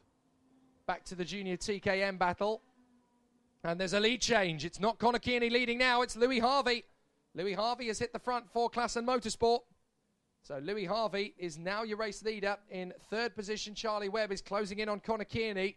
But unfortunately for Harvey Cole, he's not quite able to run with these three at the moment. He's just falling back a little bit. Harry Wainwright in 5th place. And then the 44 is next up. Sorry, the 14 is next up. That's Dominic Roberts. Then it is Dale Whittaker and Dominic Kilmister. So they are running together in junior TKM. Minimax unchanged at the front. Jez Williams still has a comfortable lead of about 3 seconds over second place man Sam Gornall. Then it is Archie Kitching, and Tristan Rennie is hanging on for 4th in front of, that is Harley Horton still. So Harvey, Kearney, Webb and Cole is the order in junior TKM from Wainwright and Roberts, Whittaker and Kilmister. Charles Guyard is next from Josh Raystrick. So a really strong start as far as they are concerned. They continue to charge forward. Spencer Lane is 11th from Harry Yardley Rose, Alex Roberts, Ben Cox, Brooklyn Thomas and Harvey Roth. And then you've got to wait to get back to the Minimaxes, who are still running well. But the Minimax race is pretty strong now, as there's a problem for the Spirit of Senna kart dropping back down the order. That's the 24 in trouble. So that, unfortunately, is Luke Ringham. All sorts of difficulties for Luke Ringham. He's fallen off the back of the Minimax field and is now being engulfed by the junior TKMs. In Minimax, there's no change. Jez Williams from Sam Gornall, Archie Kitching, Tristan Rennie and Harley Horton from Willis Murphy, Voisin and Waniki. But at the moment, it is still Louis Harvey leading the way as they come out of the final turn and down the main straight. No, Connor Kearney's leading from Webb and Harvey. Harvey's down to 3rd. I didn't see that. My apologies. Harvey is back down to 3rd position. So with time ticking apace, we're into the penultimate lap, and both Kearney and Webb have been able to get the move made. So a really exciting battle from their point of view. And now Harvey has got to try and get himself back into the lead of the race. And he's going to have to work very hard to do it, because Webb is a tough man to overtake. Kearney is even harder to overtake. He knows that from last year. Down in the braking zone for the hairpin. They get their way through neat and tidy. Connor Kearney leads the way on the Talco. Charlie Webb in 2nd for Precision. And Louis Harvey for Klassen is 3rd. As they continue to battle away. There's a very slow kart in front of them. Coming to a stop up at Bobby Game Corner. I can't quite make out who that is, unfortunately. But we have certainly lost one of the drivers coming to a crawl and coming to a stop. I think that is Luke Ringham, in fact. So I'll double check. But we've definitely got a kart having broken down at Bobby Game Corner and out of the race. So we'll have a look and see where that is. But we're on the last lap for Connor Kearney, Charlie Webb and Louis Harvey as they battle for the victory in junior TKM. The Minimax battle is looking settled for the top 3. But for 4th place, Harley Horton is determined to get past Tristan Rennie. But the race victory is definitely not done in junior TKM. They've got a slower kart in front of them from Minimax to lap. That is the 30, I think, getting out of the way. That's Nicole Sutherland. But junior TKM looks to have been won by Connor Kearney already. Can Harvey stay in front of Charlie Webb, though? That's the ultimate question. And there's a breakdown right in front of us. Out of the first hairpin. That looks like one of the TWM karts. And I'm afraid to say it is. It's Dale Whittaker. Dale Whittaker from just outside the top 6 breaks down on the final lap, and he can't believe his luck. Poor Dale Whittaker. Worked so hard in that race, but the checkered flag flies, and it's a victory for Connor Kearney with Charlie Webb side by side with Louis Harvey at the flag. But Webb gets there first. Harvey Cole is 4th in front of Harry Wainwright. Charles Guyard comes up to 6th as a result of the race ending for Dale Whittaker. I think there might have been contact between him and Dominic Roberts, because Roberts has come through down in 10th position. So I think it might have been damage sustained to Dale Whittaker's kart, hence why he didn't come through. But Charles Guyard is 6th from Spencer Lane. Dominic Kilmister, Josh Raystrick and Dominic Roberts is 10th in front of Harry Yardley Rose and Alex Roberts up to 12th. Great places made up from him, 7 in total. Benjamin Cox, Harvey Roth, Brooklyn Thomas. And then, obviously, we go to the Minimax Brigade. Jez Williams comes through for the win in front of Archie Kitching, Sam Gornall, Tristan Rennie and Harley Horton, Jed Murphy and Ryan Willis from Callum Voisin and Juan Waniki. And then we should have Owen Ross in next position, which we do. And it'll be Declan Russell in front of Callum Green and Nicole Sutherland, who has already come through to take the checkered flag. Luke Ringham has done so as well. And I'm afraid it was Luke Evans who pulled out of the race up at Bobby Game Corner. So I'm assuming the reason he was in such a difficult position and lapped so early was because of the mechanical problems that eventually curtailed into a retirement for Luke Evans. But determined as ever, he kept pushing in the hope that something would come good. But unfortunately, in that first race of the weekend, it wasn't to be. So Connor Kearney emerges as the winner of Junior TKM, and Jez Williams emerges as the winner of Minimax. So not a bad run there from both of them. Goodness me, it's hard work keeping on top of two classes in one go. I do apologise if I made some rather fundamental errors, but we'll try and get better at it next time. Meanwhile, it is on to something a little bit less complicated. That is Army Cadet, and it is going to be a very interesting second heat, as this group has once again been separated into 4 groups of drivers. But race 7 of the day is the second heat for Army Cadet in groups B and D for the drivers. So we will now find out who is going to be on the starting grid for Army Cadet race 7, heat number 2. And this is yet another display of just the crop and wealth of talent that we have got in this particular field. It is going to be very competitive indeed for the second Army Cadet heat. So let's talk you through that starting grid. It is Harley Keeble and Maximus Hall, the Gladiator, on the front row of the starting grid from Ashton Hodgson and Aidan Neat. Then Nathan Tye and Vinnie Phillips on the third row from Ella Stevens and Charlie Hart. Then Michael Gray and Micah Taylor. Ethan Jeff Hall lines up beside Callum Graffin. Then Zach Knight and Oliver Phillips. Joe Rippin and George Robinson from Ben Folland and Jack Cunningham. Gabe Fairbrother and Sky Parker. Alfie Gallagher and Fraser Anderson. George Edgar, Connor Grant, Alex Biles, Ben Smith and Michael Walker. So out the drivers come onto the circuit, having had hopefully a very restful night. It wouldn't have been easy considering how cold it got last night. -4 it dropped to. I know, I felt it in my car for definite. As they come through, it's going to be an absolutely fantastic run, this, on the opening lap of what has proved to be a really intense Army Cadet battle so far this weekend. Lots of drivers could emerge for the victory. 4 weeks ago, it was Aidan Neat who came through as the winner and even had time to raise a winning finger as he came across the start-finish line for the winning picture. That's going to be an iconic photo for many years to come, Aidan. But he's got to do it again here 4 weeks later. And it is going to be a tough battle. He knows that. Not as fast here in the slippery, icy conditions as he was 4 weeks ago. Harley Keeble from the front of this particular grid from Maximus Hall.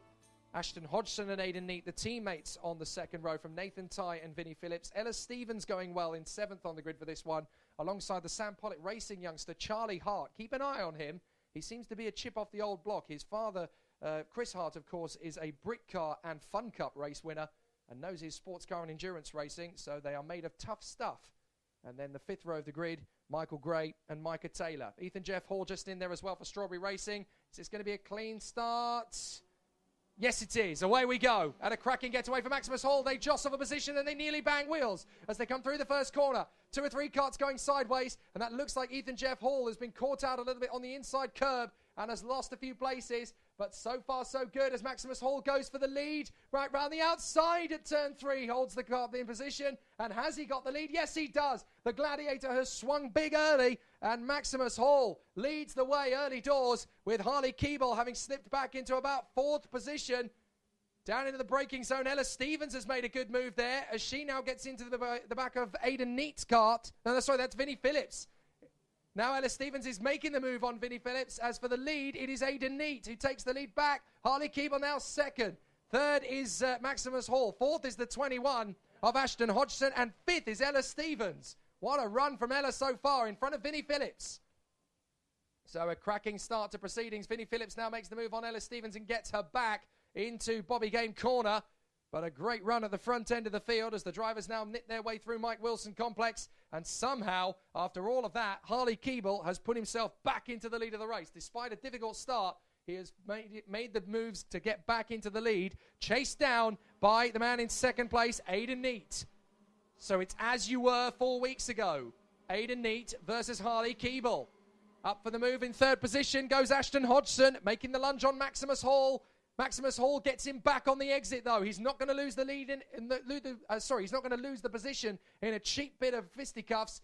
Maximus Hall runs deep on the exit of the bridge, though, and that is enough for the 7 of Vinnie Phillips to come through. Ella Stevens trying to shake off the attentions of the driver behind her.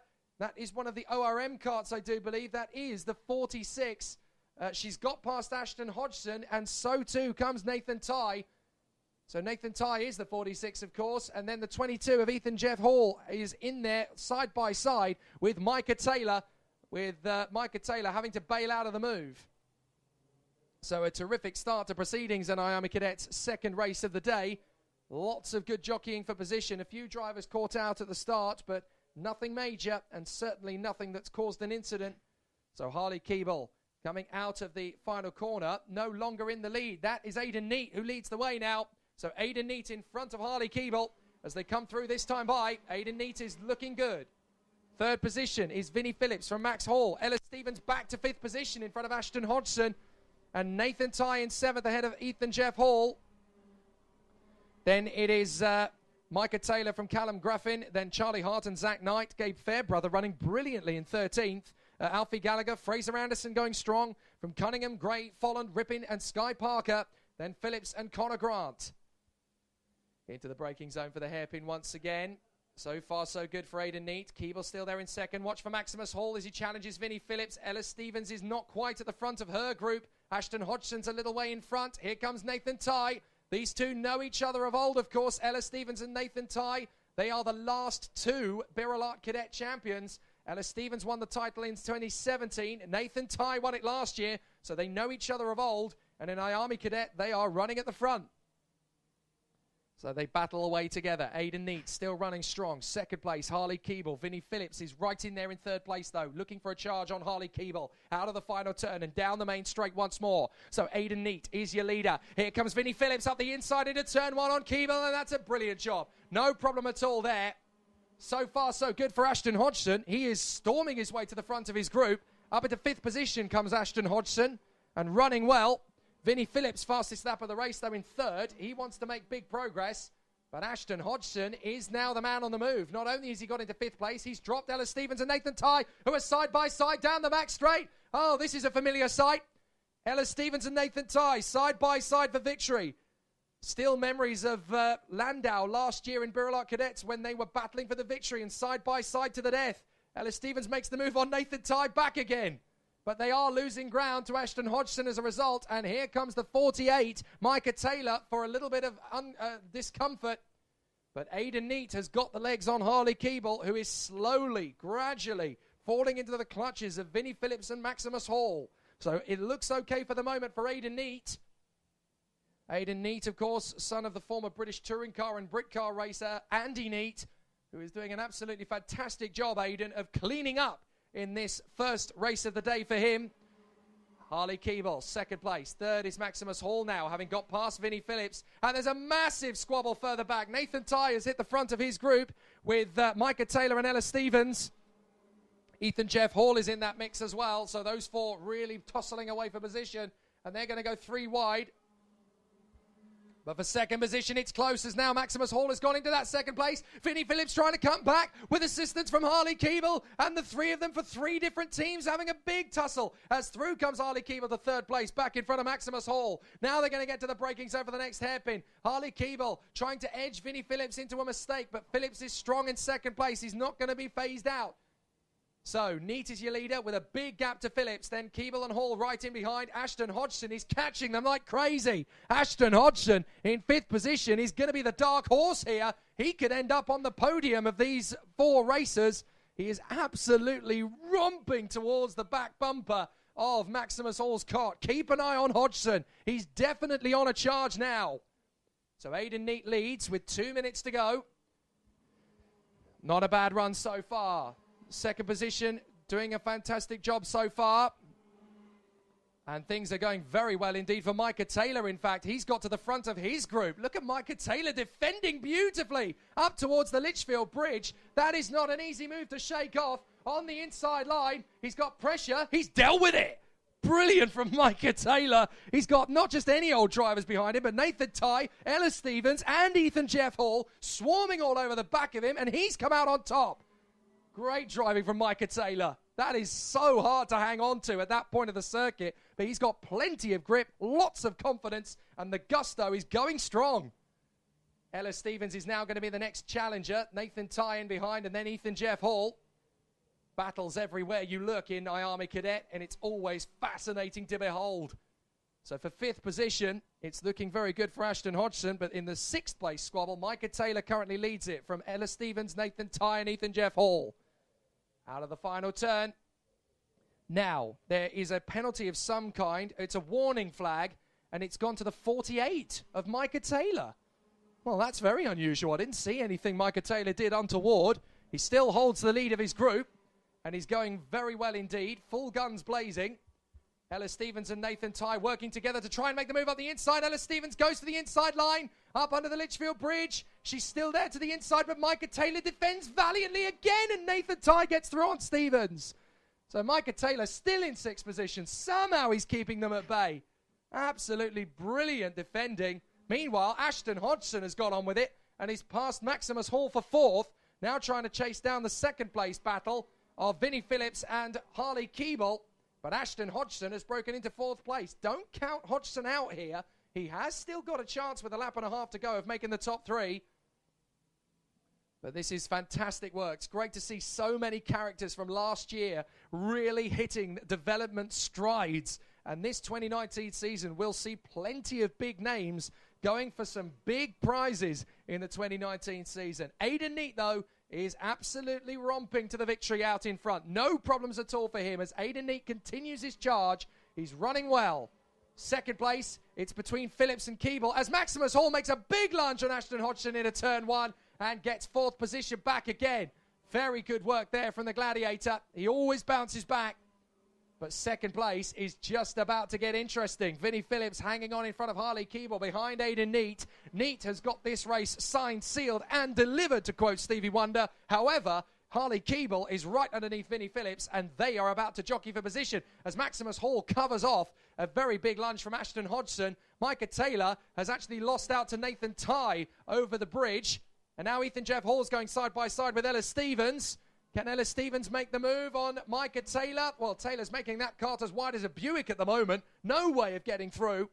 Ella Stevens now has a move to the inside. Micah Taylor moves to cover. Ella commits up the inside. Lovely job from Ella Stevens. And now Ethan Jeff Hall's going to commit to Micah Taylor, but can't get by. Aidan Neate's going to come through the final turn, though. Aidan Neate, he will be victorious. Wait a second. Where is the checkered flag? Aidan Neate, he's just lapped a back marker. That's why I got confused. But Harley Keeble just beats Vinnie Phillips to the line. Oh, my goodness. Keeble by 100th of a second in front of Vinnie Phillips. Absolutely terrific racing. Ashton Hodgson beats Maximus Hall for 4th. Nathan Tye is 6th from Ella Stevens. Micah Taylor is 8th. Ethan Jeff Hall and Charlie Hart fights back to 10th position. Great racing. Zach Knight is 11th from Callum Graffin. Michael Gray is 13th from Alfie Gallagher. Gabe Fairbrother, a very impressive performance from the rookie in 15th place. Oliver Phillips is next up. Then Joe Rippin, Ben Folland and Fraser Anderson, with George Robinson 20th from Connor Grant and Sky Parker. And it looks to me as though there was a problem on the last lap, rather sadly for Jack Cunningham, as George Edgar, Ben Smith and Alex Biles all got past him on that last lap. So a real shame to see him fall out of the fray. He was in 14th place, but problems for Jack Cunningham, the Sam Pollitt racing driver, sadly, on the last lap mean that he is out of the race, and that's a real disappointment. So there you have it. The Army Cadet second heat goes the way of Aidan Neate, 0.8 of a second ahead of Harley Keeble and Vinnie Phillips, who were side by side to the line. Keeble grabbing it by a whisker. Ashton Hodgson in a brilliant 4th place. Great to see him really starting to make a charge 4th position for him. 5th place is Maximus Hall. 6th for Nathan Ty. Then Ella Stevens, another great drive from her. Micah Taylor doing brilliantly in defence for 8th position. 9th is Ethan Jeff Hall. And 10th, Charlie Hart. Very commendable race there. Great racecraft from a lot of drivers. And a very spirited race from the IAMI cadets. It's only going to get better from here, but that is a really good sign for what's going to come later. So now we move on from IAMI cadet to Senior X30. And finally, it looks as though we've had some good luck for Louis Westover. He's had a really tough 2018 campaign. But at the start of 2019 here at PF International, before he gets on a plane to fly to Valencia for the IAMI Winter Cup, he is going to do an amazing job at Trent Valley Kart Club from pole position. So Louis Westover, hang on a minute, Wilson's in trouble coming out of the pits. Wilson's already hit trouble and is dropping down the order. I think Wilson is breaking down straight out of the pits. Indeed, the Fullerton chassis is coming to a stop, and it looks to me as though Ewan Wilson is going nowhere. Fresh out of the pits, and he's out. Disaster for Ewan Wilson. His race is over already as he comes to a stop under the Litchfield Bridge with mechanical problems. What a shock for this race. But elsewhere, Louis Westover will start from pole position. Thomas Turner in second beside him. Gary Edwards and Matthew Hudson. Then Archie Tillett and Cole Kilner. Teddy Pritchard-Williams will be alone on the 4th row as Wilson is out of the race. Then it is Oliver Greetham and Alex Wang. Thomas Fleming and Matthew Armstrong. Lewis Thompson and Tom Wood. Harry Torpy and Oliver Hodgson way down the order after a difficult qualifying session yesterday. Mario Mills and Joe Reeve-Smith. Philip Rawson and Finley Cross. Artu Salmela and Emil Kajalainen, the 2 Finns from MLR. And then Harry Platten, Ben Hodge, Alex Spinks, Max Jean, Cameron Coombs, Louis Short, Nathan Schaefer, Andrew Trevor, Fraz Fennick, Charlie Webster, Tom Hankins, Jake Douglas, Josh Graham, and Rufus Hunt. So the drivers come out of the final turn. They're obviously easing off, ready for a clean start. Are we going to get one? No trouble at all. Away. Louis Westover hits the front with plenty of confidence, and there's a little bit of jockey for position as Thomas Turner has to take to the grass, and 3 or 4 of them go off in the first corner. 2 or 3 of them facing the wrong way. And that is 2 of them out already. 105 is in trouble. So too is the 210, and there's 2 of them under the bridge as well. 2 of them have clattered together out of the bridge as well, so several drivers in trouble. Ewan Wilson already out of the race, as we know. But there are several in difficulty. Teddy Pritchard-Williams looks like one of them. Red flags. So there's clearly a bigger incident under the bridge than first thought. So the race has been red flagged. But several drivers have obviously had a difficult start to the race there. Mario Mills, Finley Cross, Artu Salmela, who has got going again. I think Emil Karjalainen was involved. And then we've got no returns yet from the likes of Nathan Schaefer, Andrew Trevor, Fraz Fennick, Charlie Webster and Josh Graham. So several karts involved in an incident. The recovery crew are going to check on what is happening under the Litchfield Bridge. But at least 7 karts. I think it might even be 8 karts in total involved in that first corner incident. So there's plenty of them out there in difficulties at the moment. So we've got the likes of, I think it's Mario Mills, Finley Cross, Emil Karjalainen, Nathan Schaefer, Andrew Trevor, Fraz Fennick, Charlie Webster and Josh Graham, all involved in that one. So the race is being red flagged. The karts are being brought onto the start-finish line. I can't actually see any of the karts that are in difficulty under the other side of the Litchfield Bridge, but obviously there is a need for a red flag. We've got a kart now having left the scene of the accident without its front nose cone, without the front fairing, and that is the 144.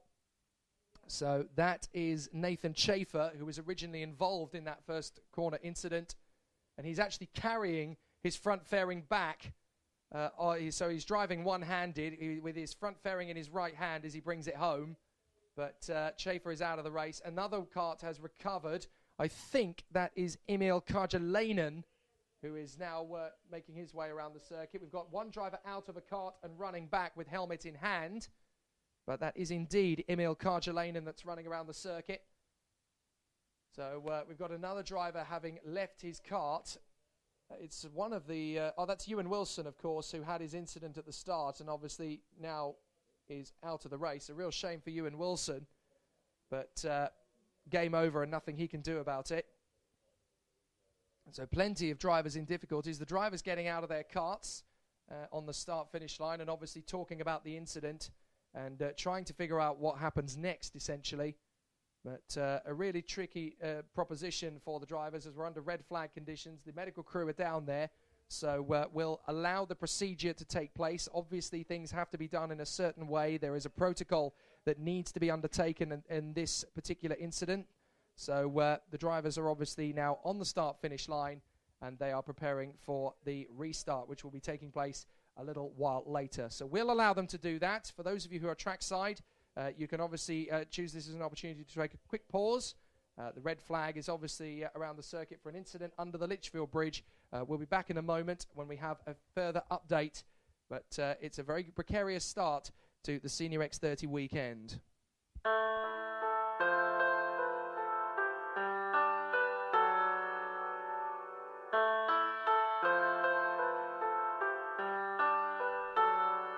If you want me, come and find me. I'm tired of running, here I am. If you want me, come and find me. I'm tired of running, here I am. If you want me, come and find me. I'm tired of running, here I am. And there's nothing more than this that I could give. But here I am.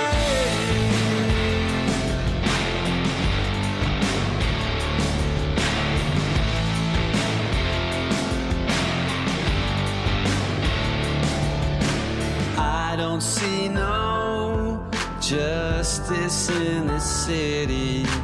I can feel the darkness all around, but you don't even know what I've been through. I made it here somehow, so I can't let it go. Gotta make it right, not gonna live it twice. Gotta get up off the floor.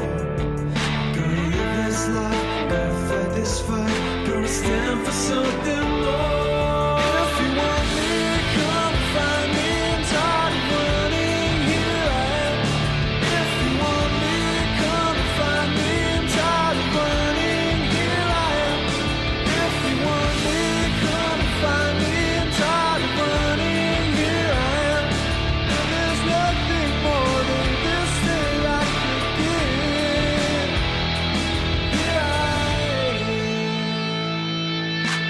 I can see you and the life that you've been living.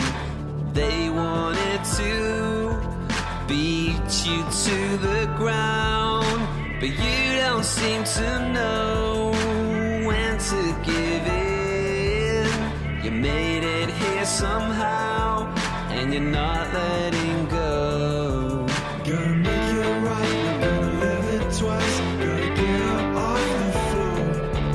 Gotta live this life, gotta fight this fight.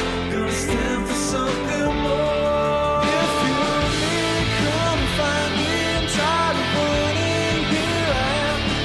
If you want me, come find me. I'm tired of running, here I am.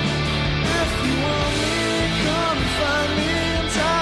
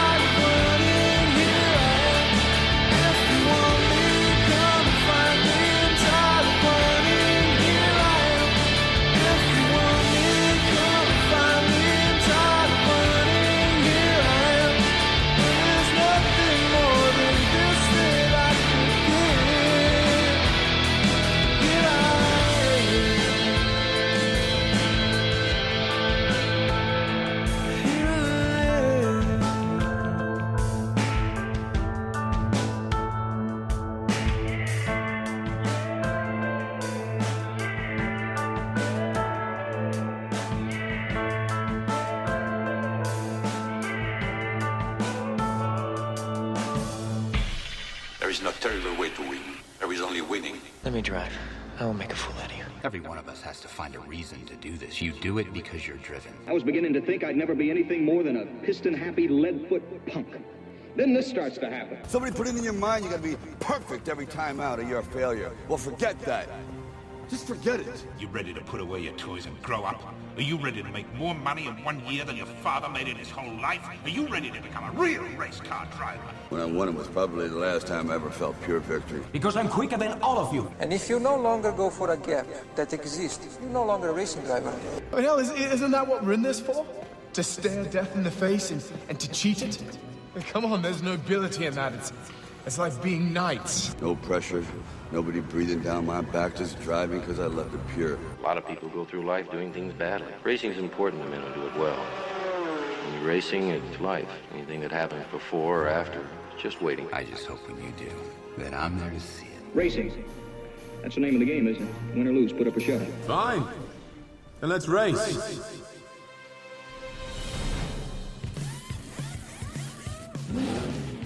You're listening to Race Day Live on Downforce UK, brought to you by Clapham North MOT, Motorsport Days Live, Stopwatch Hospitality, and Trade Price Cars.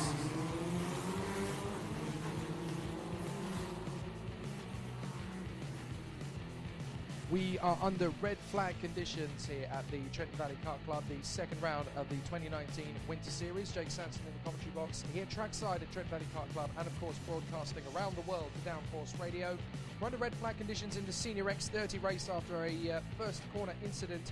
I say first corner incident, they all really came together after the Litchfield Bridge in very tricky conditions.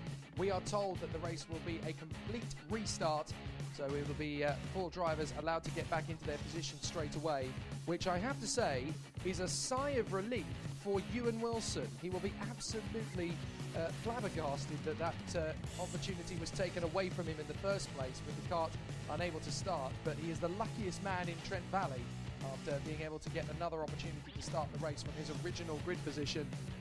There are going to be several drivers, of course, who are not going to take up the restart. Mario Mills will be amongst them. So too will the 38 of Finley Cross, who's just coming in.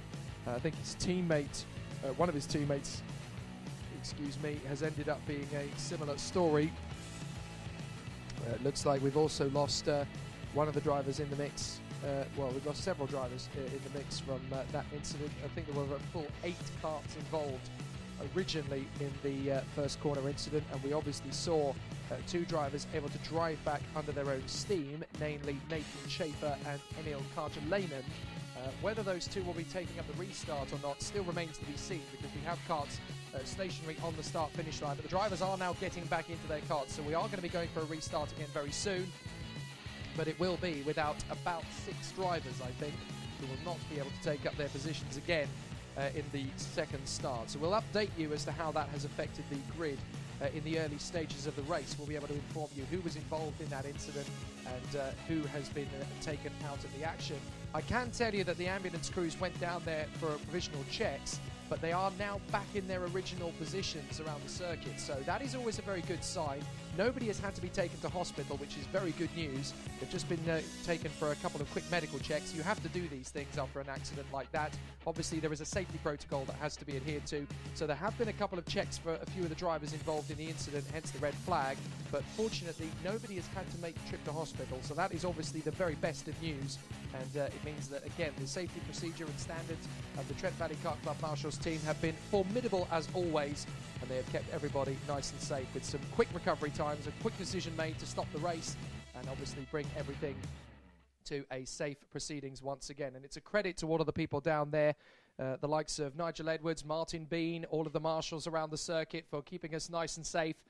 Full credit to them. They've been absolutely terrific in making the right decision at the right time. As you can hear, though, the engines have restarted, and we are going to get underway for racing once again in Senior X30, and it is going to be a heck of a restart. So here's how the grid should look. There will be a few drivers missing from it, of course. Louis Westover and Thomas Turner from the front of the grid, from Gary Edwards and Matthew Hudson, Archie Tillett and Cole Kilner, Teddy Pritchard-Williams and Ewan Wilson, Oliver Greetham and Alex Wang, then Thomas Fleming and Matthew Armstrong, Lewis Thompson and Tom Wood, from Harry Torpey and Oliver Hodgson, Mario Mills, Joseph Reeve-Smith, Philip Rawson and Finley Cross, Artu Salmela and Emil Karjalainen, Harry Platten and Ben Hodge, Alex Spinks and Max Jean from Cameron Coombs and Louis Short, then Nathan Schaefer, Andrew Trevor, Frez Fennick, Charlie Webster, Tom Hankins, Jake Douglas, Josh Graham and Rufus Hunt. And it looks to me as though the drivers that are not going to be taking the restart after that first corner incident are Mario Mills, Finley Cross, Andrew Trevor, Frez Fennick, Charlie Webster and Josh Graham.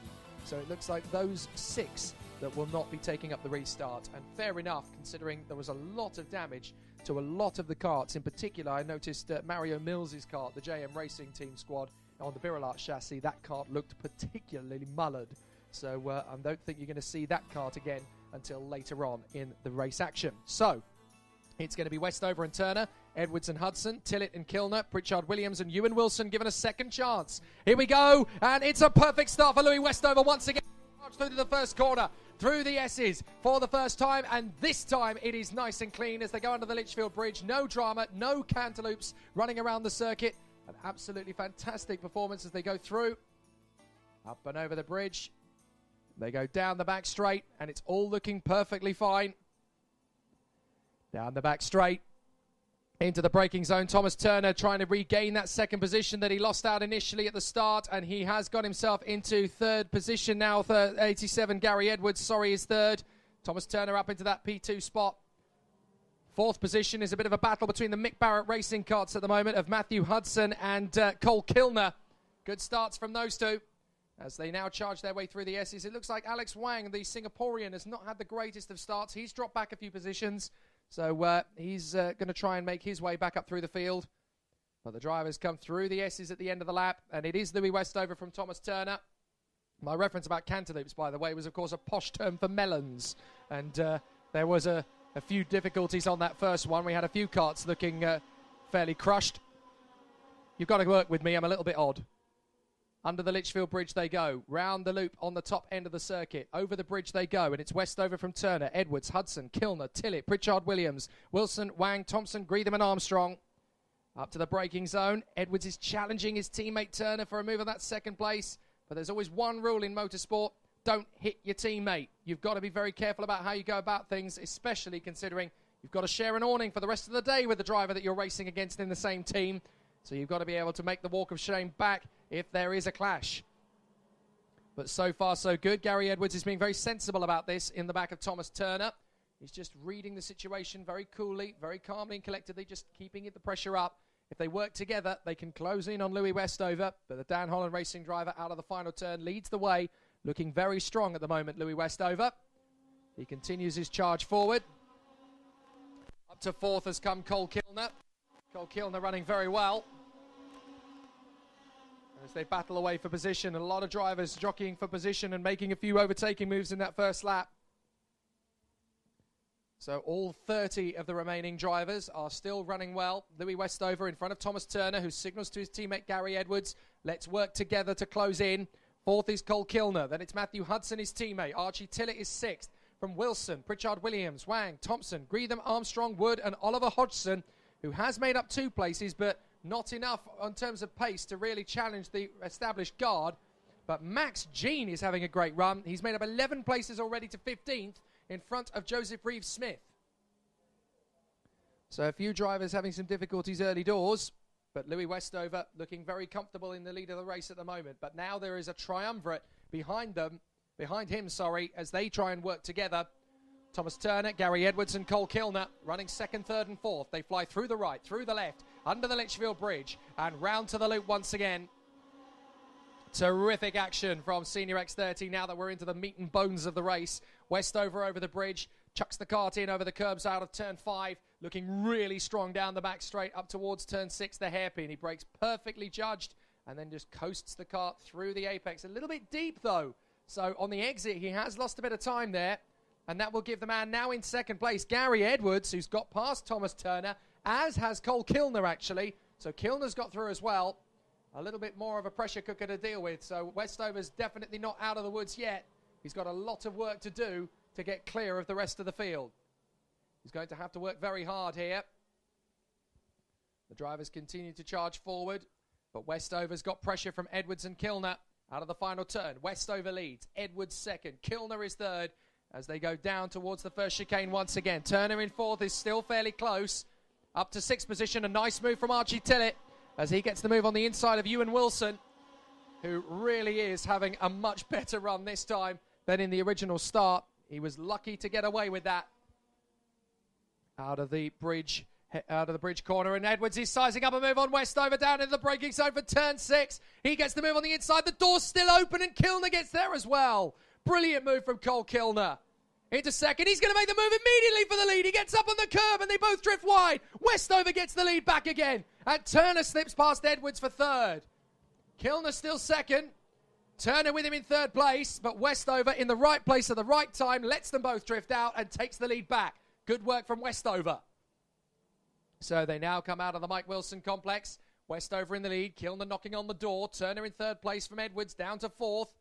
Ambitious moves might be coming from the fifth place man, Matthew Hudson, who's now caught right up to the back of Gary Edwards. Tillett is in company, as is Ewan Wilson. So the top 7 are well clear of the rest. Eighth place is Teddy Pritchard-Williams. He's got to the front of his group with Oliver Greetham and Oliver Hodgson in tow. As up the inside, that's Archie Tillett, I think. No, my apologies. That is Matthew Hudson trying to make the bid to come through. Archie Tillett's run wide, and that's enough for Ewan Wilson to make the lunge for sixth position into the turn 6 hairpin, the right-hander, and he's got there. So down the short stretch to the left-hand hairpin, break, turn in.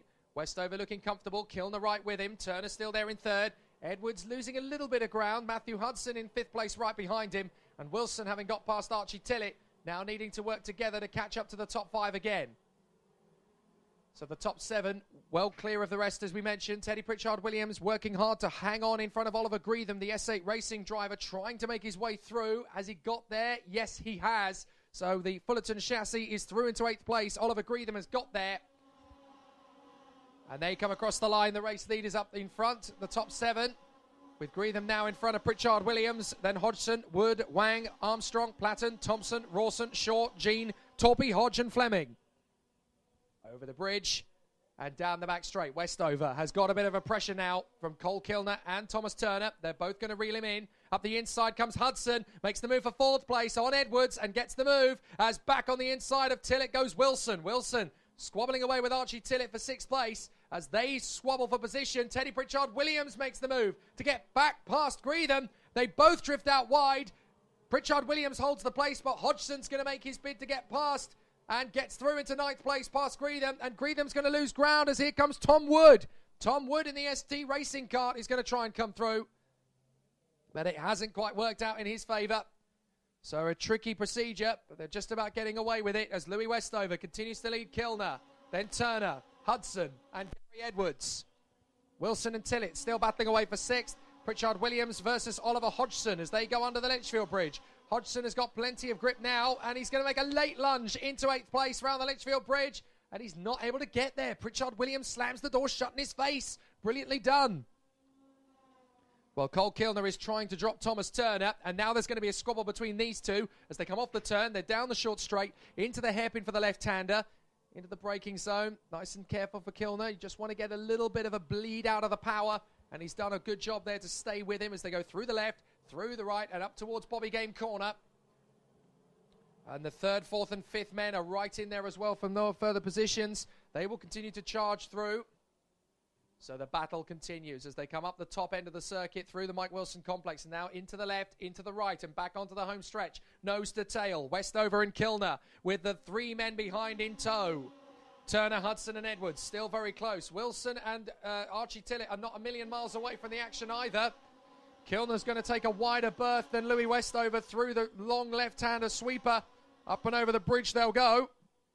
In through 5, down on the back straight, heading for the hairpins. And this is the chance. Kilner's going to have a go, but Westover's going to block.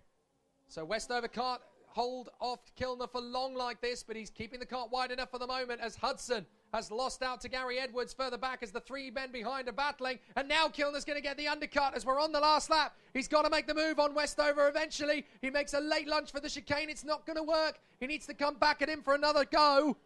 Up towards Bobby Game Corner, Westover holding him off. And up towards the Mike Wilson complex, Westover continues to hold the inside line. Kilner's still there for cover. And as they come out of the final few corners, Turner's going to hang on to that 3rd place but out of the final turn, Westover has made it a clean defence, and he wins in front of Kilner. Turner is third. Edwards is fourth from Hudson, Wilson and Tillett. Hodgson does beat Pritchard Williams to 8th place in the end. And rounding out the top 10 is Thomas Wood for ST Racing. Brilliant. Lewis Thompson in 11th, fighting his way forward. Harry Platten makes up 11 places to get to 12th.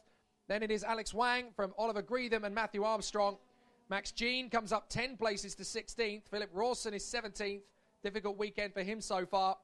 Harry Torpey, Ben Hodge, Louis Short, Alex Spinks, Tom Fleming, Joe Reeves-Smith, Rufus Hunt up to 24th place from 12 places back. Then Jake Douglas, Tom Hankins, and Emil Karjalainen ahead of Cameron Coombs. 2 retirements from the race, Artu Salmela and Nathan Schaefer. Ironically, both of the drivers that were involved in that original red flag incident. And then the 6 who didn't start because of that incident. Mario Mills, Finley Cross, Andrew Trevor, Fraz Fennick, Charlie Webster and Josh Graham. And obviously, apparently Ewan Wilson is lost from the fray. Not quite sure what happened there, but he did cross the line with Archie Tillett, so Ewan Wilson should still be there in position and will be, I'm sure, a little bit later on, but not quite sure why Wilson has fallen out of the timing screen, because he definitely came across the line battling away with Archie Tillett for 6th position. And I'm fairly sure it was Wilson who crossed the line first of those 2. So that will be corrected, I'm sure, in time for the later races. But it's Honda Cadet once more that is up next for heat number 9.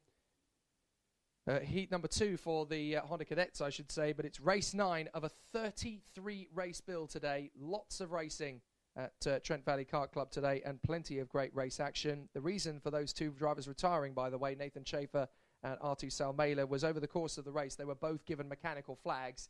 Not a real surprise because, of course, both of them were involved in the earlier red flag incident and took more damage than first thought. So while it is a disappointment and it is obviously a great shame not to see them crossing the line, at least we have a decent explanation as to why. And obviously Senior X30 will continue a little later on with Louis Westover and Cole Kilner no doubt rejoining their fight with gusto. But it is close, and Oliver Hodgson is climbing back. He finished 8th position on the road, and he was the fastest of all in that race in the 3rd sector. So he is catching them all. 26 is next. That's Louis Westover's 2nd sector. He was the fastest of all. Fastest of all in the 1st sector in that race actually was Gary Edwards. So there's still more to come from the MLR driver. Plenty of racing still left in the Senior X30s, of course. But now we're getting ourselves ready for the action in Honda Cadet. And they are going to make their way out onto the circuit now as they roll around the circuit on their formation lap. Keen Nakamura-Berta and Ewan Charman on the front row of the starting grid from Connor Duncan and Finley Whiting. Stephen Duncan and Macy Hitter come next with Aidan Evans and Josh Agambar. Damien Barris-Haggett and Jamie Perrelli round out the top 10 from Hayden Eldridge and Henry Jocelyn. Then Alfie Thompson and Joe Cheek. Rylan Ekberg and Sophie Kinghorn. Then Alexander Hawcutt and Devon Nolan, Dylan Mackay and Freddie Hull, Danny Shields and Callum Ghosh, Jay Lawrence and Louis Islin from Mikey Porter, Oscar Sullivan, Oliver Buckton, Jack Thompson, Sonny Mortensen and Noah Barham. So the Honda Cadets just running themselves around the circuit at the moment, just building up the speed and obviously trying to get some warmth into the tyres. But let's not forget that this is Honda Cadet, so there will be a standing start. It is the only category here this weekend at the Trent Valley Kart Club's Winter Series 2nd round that will be a standing start, and Martin Bean is down there on the start-finish line ready to receive them so that they can get into their formation and they will blast away to another spellbinding race. It is turning into a bit of a story, this. The 2 drivers that are doing both cadet championships, both Ayami and Honda, for Sonny Smith and Kier Nakamura-Berta. Very fascinating indeed to see them both as they battle away for position. And it is going to be a really exciting battle for those 2, doing a really good job in both cadet championships in Ayami and Honda. In this particular race, there is no Sonny Smith because he raced a little bit earlier on in his Honda Cadet heat. It's Kier Nakamura-Berta, though, who lines up in pole position for this one. So he will continue to battle away. But it is going to be a really interesting start because alongside him on the front row of the grid is the XL Motorsport driver, Ewan Charman. And it'll be interesting to see what Ewan can do from the front row of the grid. Connor Duncan from the 2nd row, along with Finley Whiting. then Stephen Duncan and Macy Hitter, Aidan Evans and Joshua Gambar, and Damien Barris-Haggard and Jamie Perrelli. It's not a guarantee that Kian Nakamura-Berta is going to run away with it, but he definitely comes into this one as the favourite. So with the carts all in position, we'll wait for the green flag check at the back of the grid. The drivers are all in position as the officials down on the start straight just make sure that they are all in their correct positions off the start. And it is going to be quite an exciting run to that first corner for Honda Cadet, the only category that gets a standing start. Here come the lights. They are coming on, and when they go out, we're racing. Away we go, and it's a perfect start for Nakamura-Berta. Not the best of starts for the 81 of Finley Whiting. An initial good getaway, and then finds himself with nowhere to go, but nudging the bumper of Ewan Charman. Finley Whiting held up there.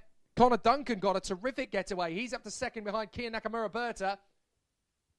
So they come through onto the bridge. And so far, so good for Nakamura-Berta. He leads the way off the corner and down the back straight.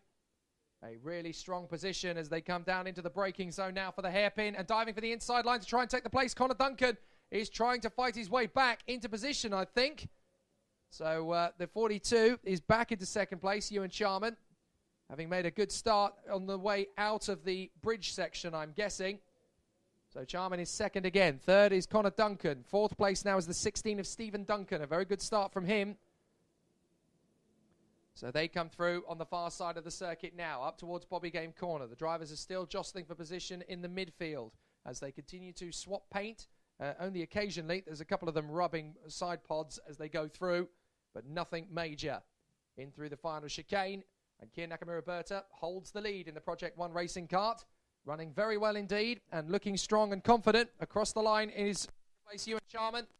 Connor Duncan in third. Then it is Stephen Duncan from Finley Whiting and Jamie Perrelli.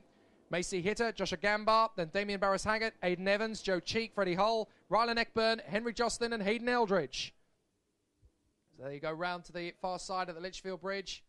Still battling for position. It's not going to be easy to separate the wheat from the chaff here as down the back straight. Kian Nakamura-Berta has a decent lead. It's about 0.7 of a second at the moment. It certainly was 0.66 when he came across the line. And that's a good battle developing for fifth position backwards. Led at the moment by Finley Whiting. The Finley Whiting, frustrated at the start, got an initial quick getaway, but had nowhere to go. But nudge Ewan Charman further up the road. And that's a move up the inside from Joshua Gambar. He's going to make the move on Macy Hitter. No, he has to bail out of the move last minute. But good defense from Macy Hitter. Very good aggression from Joshua Gambar. But he just had to bail out of the overtaking move before there was an incident. So wisely done. Great to see the tenacity and the wisdom of these young kids as they battle away for position. Kian Nakamura-Berta leads the way still. Second place, Ewan Charman in second place. Third is Connor Duncan. Stephen Duncan having a great battle at the moment with Finley Whiting for P4 as they sweep under the Litchfield Bridge. That's going to be a move made from Finley Whiting. He dives for the inside line and gets the place. Then on the exit, he loses ground again and drifts wide. And that could be Jamie Perrelli making his way through into P5 down the back straight. So a bit of a wobble there, unfortunately, for Finley Whiting. He made the move initially, but then had to bail out of it. And now he's getting some support from Jamie Perrelli. Perrelli wants to win, but he also wants to catch up with his teammate, Kian Nakamura-Berta. And that's the first key to getting further up the road. Seventh place now is Joshua Gambar, so he has made that move on Macy Hitter. Hitter has lost out again to Damien Barris-Haggard this time, and Aidan Evans is there in top 10 position. Some good overtakes in the midfield as the drivers continue to push their weight around the circuit, just making sure that they're in good position. Through the left, through the right in the midfield. Meanwhile, the leaders are coming out of the final chicane. Kian Nakamura-Berta with a clear advantage now. It's over a second. And he is very much in control. He runs well at the start of this race. Ewan Charman second. 1.79 seconds is the gap between them. But this is an absolutely terrific run from Kian Nakamura-Berta. Championship favourite for the Winter Series. He's already looking very strong. And you've got to remember that 4 weeks ago in this particular contest, he was already the clear favourite. And he took the win last time. So it looks like he's going to do the same again this time. And who was second? Sonny Smith. You'll hear about him a little bit later on again, of course. Second place so far, looking good for Ewan Charman. Duncan is there in third place. Stephen is behind Connor. I'm fairly sure those two are not related because they're in different teams. And normally, if you're siblings, you run in the same squad. So it could just be coincidence, that one. They're going through the chicane, in through the left, in through the right, and up at the far side. Zakia Nakamura-Berta and Ewan Charman out in front. Charman's got a bit of a gap to Connor Duncan. But Stephen Duncan is still there in 4th position, holding off the attentions of Finlay Whiting. Jamie Perrelly has lost a bit of ground and is now getting some pressure from Joshua Gambar and Damien Barris-Haggett. They're coming down the back straight, down the main straight, I should say, sorry. And Joshua Gambar is still getting some pressure. Damien Barris-Haggett is 8th. Aidan Evans now up to 9th in front of Joe Cheek. Macy Hitter has slipped to 11th place, unfortunately. As up the inside, that's a bold move from Joshua Gambar and has made the move on Jamie Perrelly for 6th position. Good move there from Joshua Gambar. And down the back straight, Perrelly is going to have another go. Damien Barris-Haggett is very close in for an opportunity as well. So keep an eye on those three. They're battling away for 6th position. Down the back straight, well defended around the inside line for Joshua Gambar, but driving right round the outside. Jamie Perrelly gets him back. Sweet, sweet move from Perrelly round the outside of the second hairpin.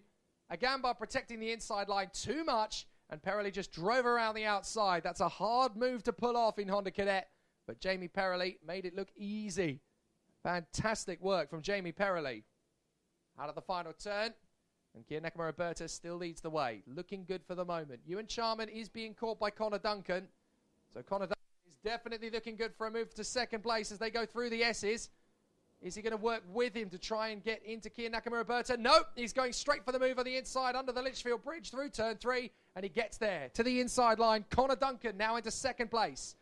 Good bit of driving. Nothing Ewan Charman can do about it for the moment. I think they're well aware of the fact that with Kia Nakamura-Berta that far up the road, over 2 seconds clear, the race is already won, but 2nd place is very much the new victory to battle for if you're not Kia Nakamura-Berta. So Connor Duncan has got there to 2nd place in front of Ewan Charman. Then it's Stephen Duncan. Finlay Whiting comes next. Jamie Perrelly. Josh Gambar's back up the inside, though. Gambar goes through. Perrelly tries to get the switch back, but Gambar's got it very nicely worked out there. So Joshua Gambar has got through very nicely indeed as they go through the S's up towards Bobby Game Corner once more. Damien Barris-Haggett and Aidan Evans are giving them plenty to think about. Macy Hitter back up to 10th place in front of Freddie Hull, who's made up 9 places off the grid. Rylan Ekberg next from Joe Cheek. Jai Lawrence has made up 9 places as well. Don't forget, he had a very difficult qualifying yesterday. Hayden Eldridge, Henry Jocelyn and Alfie Thompson. Resistlin is up 6 places to 18th. Callum Ghosh is 19th, and then it's Alexander Hawker. Side by side, Joshua Gambar makes the move on the inside of Jamie Perrelly, and Damien Barris-Haggett goes through as well. Sweeping through the first 2 corners. That was a nice bit of racing there. All 4 of them battling away. And a late lunge to the inside too from the 24 of Alfie Thompson as he gets through on Jai Lawrence. Really good work from Alfie. And a similar move into turn 1 from several drivers. The 83 making a good move there. Sophie Kinghorn gets the move on Oscar Sullivan into turn 1. So good overtaking there from Sophie.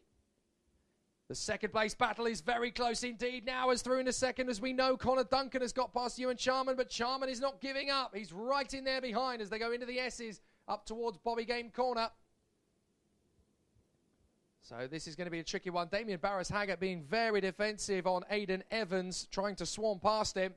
Perfectly legitimate move. Nothing wrong with that. Barris-Haggett doing very well to keep the cart planted on the middle of the circuit just as the move is coming. Last lap board comes out now for Kia Nakamura-Berta as he leads the way comfortably.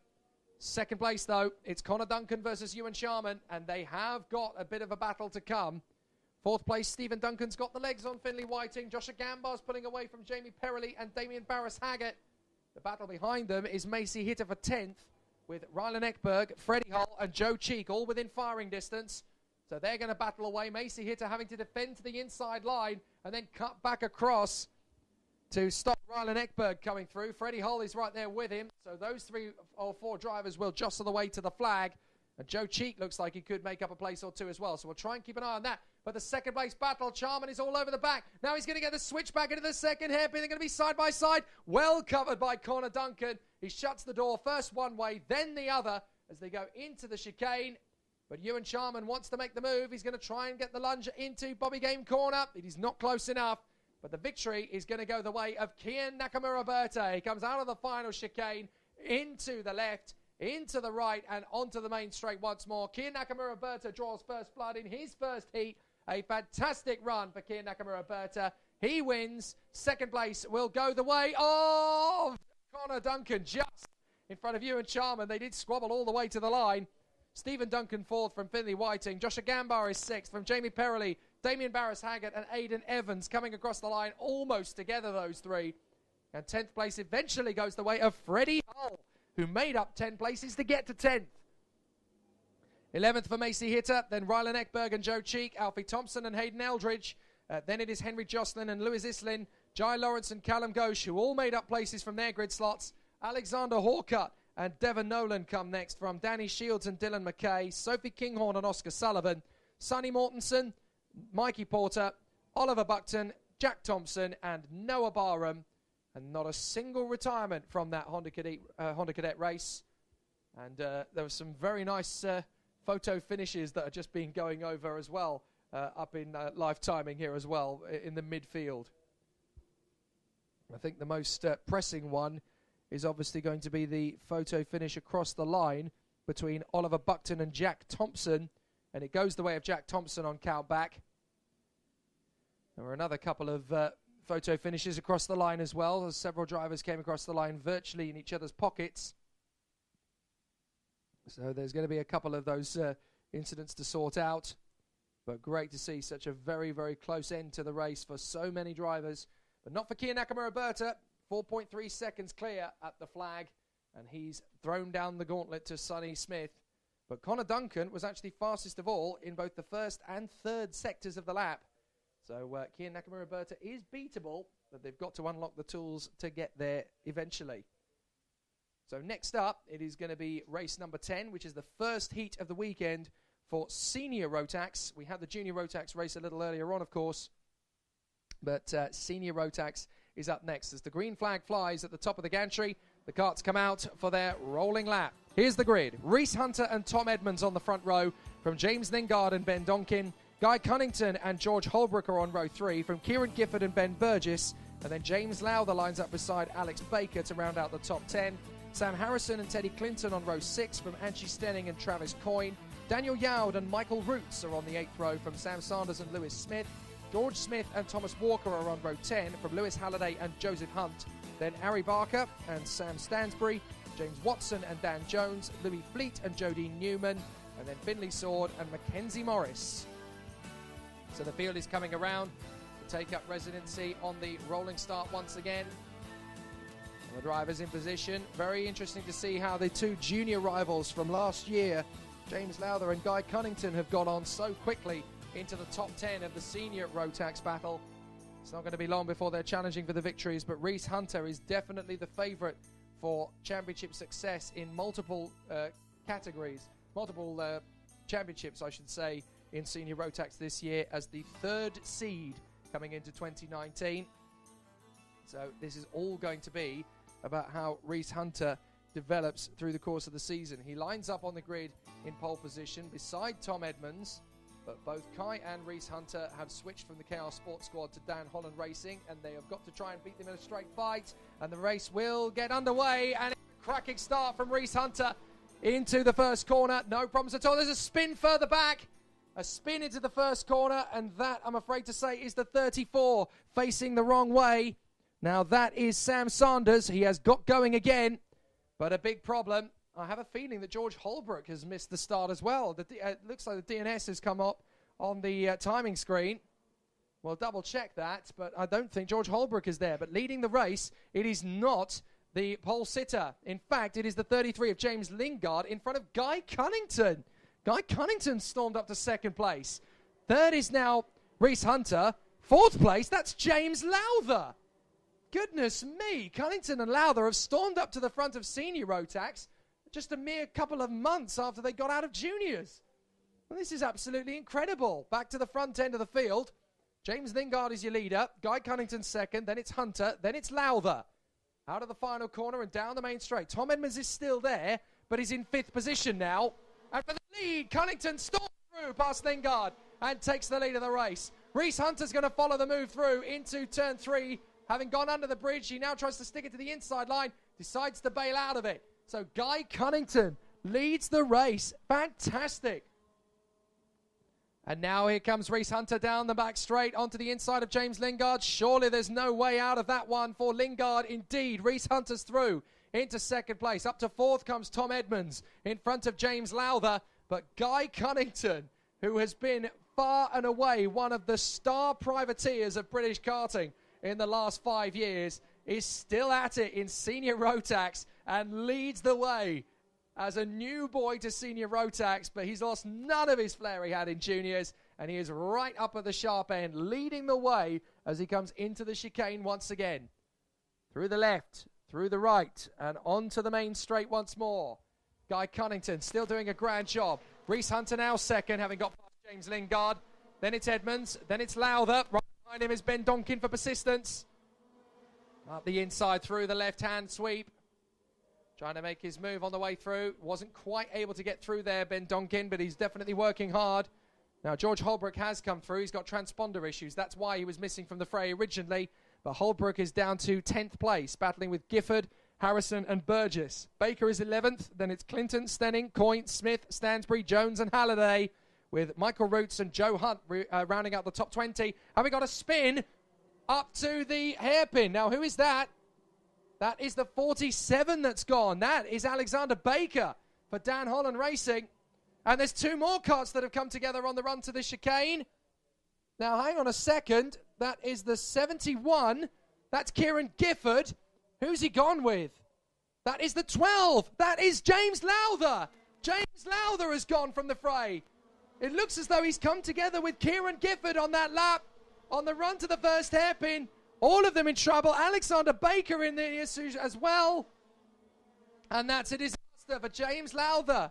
His weekend has taken a massive hammer blow. Oh, James Lowther out of luck and out of the race in an incident there with Kieran Gifford and also to involved Alexander Baker. Wow, that is disastrous considering his chief rival in Junior Rotax last year, Guy Cunnington, is leading this race in front of Reese Hunter and Ben Donkin now in third position as the fastest of all in the first sector as well. So Ben Donkin is charging after him. Tom Edmonds in fourth from Lingard, Ben Burgess, Sam Harrison, George Holbrook and Angie Stenning from Teddy Clinton and Travis Coyne. Then Sam Stansbury and Dan Jones. Lewis Halliday comes next from Lewis Smith and Michael Roots. Then George Smith, Joseph Hunt, James Watson and Finley Sword. The battle for the victory is not done yet. Reese Hunter charging after Guy Cunnington. Reese Hunter, third in last year's Senior Rotax National Championship. Guy Cunnington, runner-up in last year's Junior Rotax National Championship. So these two have plenty of credentials, and they are leading the charge into the first hairpin. Cunnington has Hunter all over the back of him. Down to the braking zone, into the hairpin for turn 7. Back on the power up towards the S's, into the left. Plenty of curb used by both. Reese Hunter definitely getting closer and closer to Guy Cunnington. Almost thought about having a look into Bobby Game corner. And it looks like we've got issues for the 14 running wide there. That's Ari Barker for Hayworth Racing, having some difficulties there at the hairpin. Getting himself back together again, but out in front, it's these two still battling for the lead as they come through. Cunnington's got Hunter right in underneath him.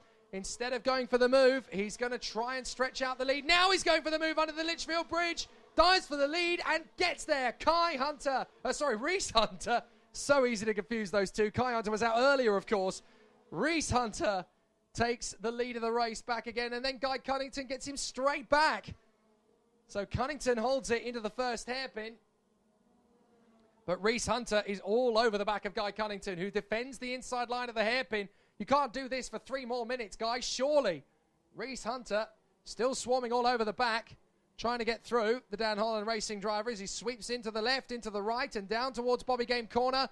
He'll make another lunge, but Guy Cunnington's made the cart wide enough as they battle and challenge away for position. Oh, it's getting a little bit messy in the midfield. 2 or 3 drivers coming together there in through the chicane, and it's caused several drivers to drop down the order. We'll have a look at the order they've come through shortly. But it's Cunnington from Hunter at the front. Ben Donkin is catching them as a result of their battle. And Cunnington protects the inside line through turn 3 this time. And then up towards turn 4. Reese Hunter dives for the inside and gets there. Reese Hunter takes the lead from Guy Cunnington into turn 4.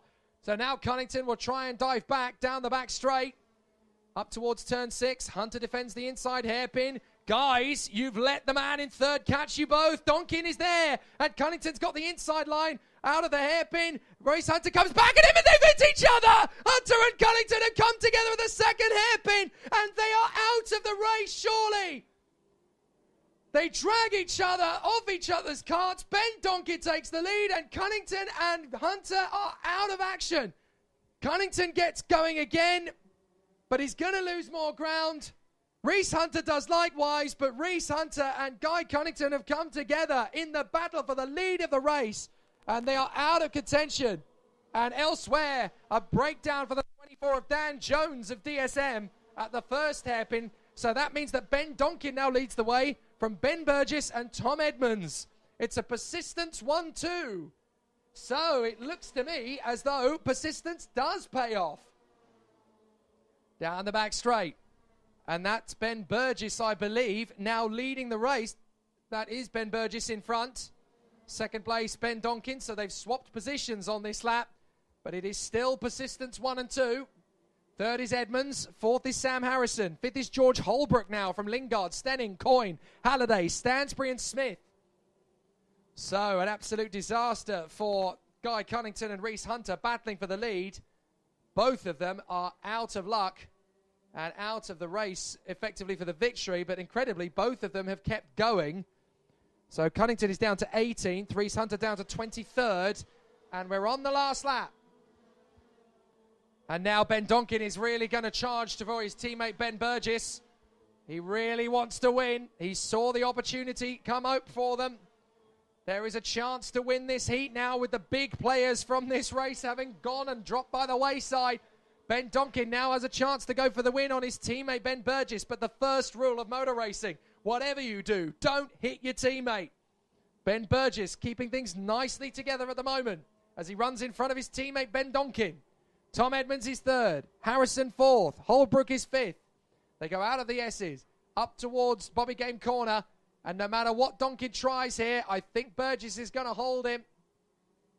They come through the Mike Wilson complex, out through the left-hander.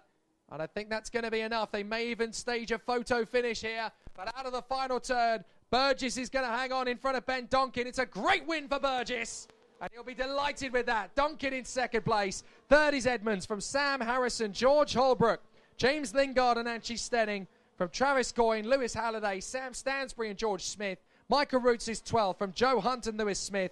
Dan Yowd and James Watson from Guy Cunnington down in 17th place. 18th for Louis Fleet. 19th is Reese Hunter. 20th Alex Baker from Sam Sanders and Jodie Newman. Teddy Clinton and Tom Walker. Harry Barker 25th. And then it will be Finley Sword and Mackenzie Morris who come through. Although it looks as though Mackenzie Morris has come through, Finley Sword has not. And I think that's because Finley Sword has had an incident on the final lap of the race down at the Mike Wilson complex. Indeed he has. So unfortunately Finley Sword will not finish the race. Dan Jones is out, as we know. But most dramatically as well, James Lowther and Kieran Gifford on the third lap came together and their race was over. But so too, a chance for the victory for Guy Cunnington and Reese Hunter, colliding while battling for the lead. Well, the drama is palpable in Senior Rotax in 2019. And that is a very interesting start to both their seasons. A frustrating start to the year for Kieran Gifford and James Lowther as well. But my goodness, Senior Rotax in 2019 is going to be electrifying. Well, speaking of Rotax, we now move on to the 11th race of the day, which is the first heat for our last class, which is Rotax 177. Well represented in 2019 here at Trent Valley Kart Club. Great to see so much has already been made of it. And actually, we did have a warning flag in that last race that I missed, which was Dan Jones, but then he had a retirement anyway. So I'm assuming that that's the reason for the warning flag. It must have been a driving incident. I was so busy focused on the clash between Guy Cunnington and Reese Hunter that I kind of missed that one. I do apologise. But he was out of the race nonetheless. But next out onto the circuit, it's going to be the Rotax 177 fraternity. which was so brilliantly controlled in qualifying yesterday by Adam Sadler, who gave himself a really strong chance of going for victory here with pole position. And alongside him on that front row of the grid is going to be KR Sports' Chris Thomas. So that'll be an exciting run for both of them as they try and put themselves further up the order. James Lowther just walking in with his kart the worse for wear after his clash with Kieran Gifford and Alex Baker. Baker continued, by the way, so Baker did manage to come to a finish, but certainly not in the position he would have liked to. We'll hear more from the senior Rotax drivers a bit later on, but for Rotax 177, they will be out there next, and it's going to be a very interesting start to their campaign this weekend for victory. 4 weeks ago, it was all about one man who managed to get himself up to the top of the dais after a very strong weekend in Rotax Max 177, and that was Luke Oliver. Well, he's got it all to do from the third row of the grid this time, so let's talk you through that starting grid in Rotax Max 177. Adam Sadler and Chris Thomas from the front row of the grid, then Joe Bleakley and Chris Wright on the second row. Louis Large and Luke Oliver will be together on the third row of the grid, the reigning national champion beside the round 1 winner 4 weeks ago here. Charlie Whaley and Ian Brandfield are on row 4 from Sean Smith and Aaron Yao. Then Carl Churchill, Ross Meakin, Tim Darlow, John Scott, Rob Carter, Will Davies and Mark Wingard. 17 of them in Rotax Max 177 here at the Trent Valley Kart Club's second round of the Winter Series 2019. That's a pretty good representation for Rotax Max 177. Such an early point in the season. And it's great to see that the class really is looking very strong in 2019, very early on in the motorsport season. So the drivers are forming up as they run down towards Bobby Game Corner. Adam Sadler and Chris Thomas on that front row of the grid, as we mentioned, from Joe Bleakley for the Coles Racing Team, and then the TSI driver Chris Wright.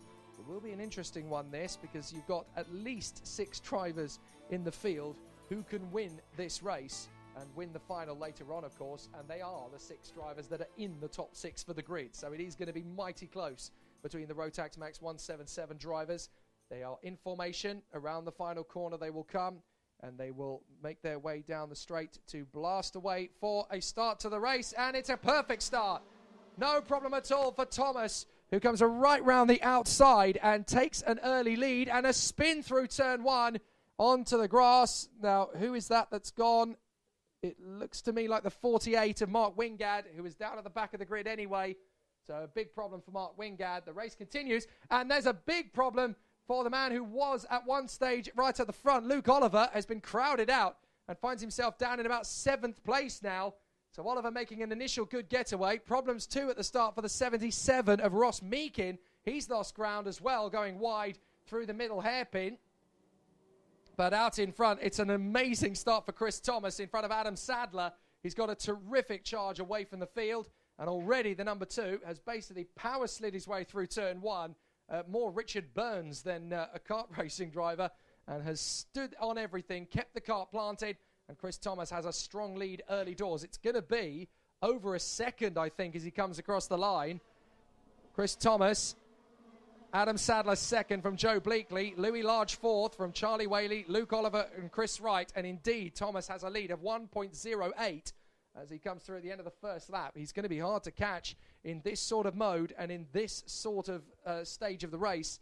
He's already got himself right up the order. So it is going to be a tough one to call from here on in. On the far side, Chris Thomas leads the way. Adam Sadler in second place. Third is Joe Bleakley as they go through the second hairpin up towards the chicane. Then comes Louis Large. So Louis Large has made his way up to 4th position.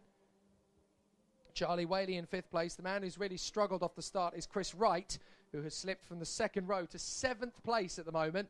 So not the best of starts for Chris Wright as they come through the Mike Wilson complex once again. Into the chicane, through the left, then the right, and onto the main straight once more. Chris Thomas leads the way. Adam Sadler second, and Joe Bleakley is third. Louis Large is trying to close up on Bleakley as they storm through turns 1 and 2, under the Litchfield Bridge, and then sweeping round to the left-hander, trying to keep the pace of the car very fast indeed through. You've just got to keep it together, and then they come down off the bridge, onto the back straight once more. Chris Thomas running well here in the lead of the race. Sadler in second place, not with a lot to do And then into the braking zone. Fifth position has changed hands dramatically. Luke Oliver's through and Chris Wright is through. So poor Charlie Whaley has lost 2 places in one go. But Luke Oliver is now P5 and Chris Wright is now P6. So they are roughly where they started from. Although Wright has still lost 2 places. Luke Oliver's back into the 5th place he started from. Or make that 6th position he started from, so he has made up a position off the start. My apologies. Out of the final turn, and still going well is your leader, Chris Thomas. But Adam Sadler is now chipping away at his advantage, and he's taken half a second out of him in that last lap. So the gap is down to half a second, and if he does that again, Adam Sadler, then we've got a real race on our hands. But Chris Thomas knows already that Sadler is going to be a tough one to beat today. As Sean Smith battles with William Davies over the line. They are still jockeying for position. Meanwhile, Louis Large has got a chance on Bleakley into the first hairpin through turn 6, up to the inside line, and Louis Large hits 3rd position. So he's into P3. Chris Thomas is not done in the lead yet. Sadler's definitely chipping away. And he's taken another 1/10 of a second out of Chris Thomas's lead in the first sector, Adam Sadler. Through to the second sector. He's faster again in sector 2, again by a 1/10 of a second. So he is chipping away at Chris Thomas's lead as up the inside. That's a nice move from John Scott to hold off Tim Darlow. Darlow's trying to come back at him, but he's got to be careful because Sean Smith is right there for more action. No, sorry, that's not Sean Smith in there. That is Rob Carter that both Scott and Darlow are racing and battling with. At the moment, it is 2x2 hurrah because we've got Thomas and Sadler battling for first, Large and Bleakley battling for third, Oliver and Wright battling for 5th, and Whaley and Bradfield battling for 7th. So Sadler has caught right up to Thomas. The gap is now just 2/10 of a second. There's nothing in it now as they come out of the first hairpin. Along the parallel straight and into turn 7, the second hairpin, back on the power and up towards the chicane. This is going to be a tough battle for both of these drivers, and they know it. Some great jostling in the field as they continue to run well together. Looks as though we might have a mechanical trouble developing for William Davies for Racing Perfection. And a spin down to the second hairpin. Unfortunately, that is game over for John Scott. The D&J Racing driver has hit the barrier there at the second hairpin. He'll probably get the car going again. But unfortunately, it's game over as far as the race is concerned. He does get it going again. But if anything else, he may well be bringing that back to the pits to retire. But a real shame for John Scott. Just too many karts into too small a space. And one of them had to get spat out at the second hairpin. And it was him. Adam Sadler's going for the lead. Down to the braking zone for the hairpin. And he gets there on the inside of Chris Thomas. Thomas bails out. Tries to get him on the switchback. Sadler's moving to cover the line. So Sadler gets there to the second hairpin. Holds the lead again. Thomas is going to get very close to him. Large is still there in third in front of Bleakley. And then in 5th position, we have Chris Wright having now got past Luke Oliver.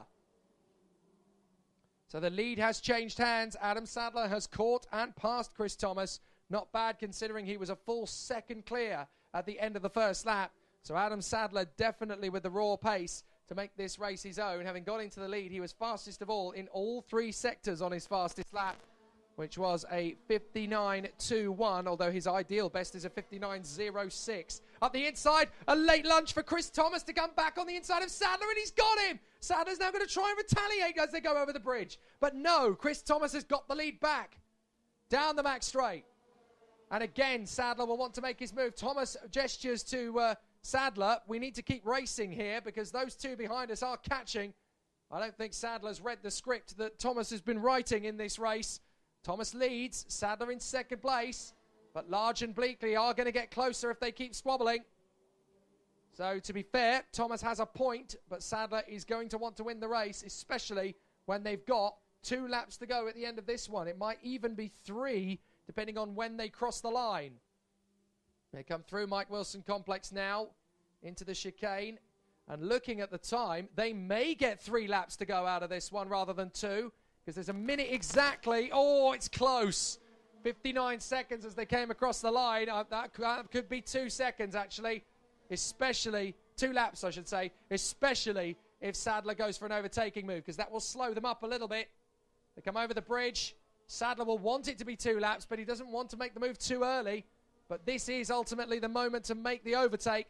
And Thomas knows it. Bleakley knows it too behind Large. Wright has started to drop Luke Oliver, so there's daylight between those two. Sadler still pushing on the back of Thomas, though. Sadler wants the victory. Up to the chicane. Left, plenty of curb from both. Right, a little squeak of curb on the inside line of the apex, but Sadler is right behind Chris Thomas.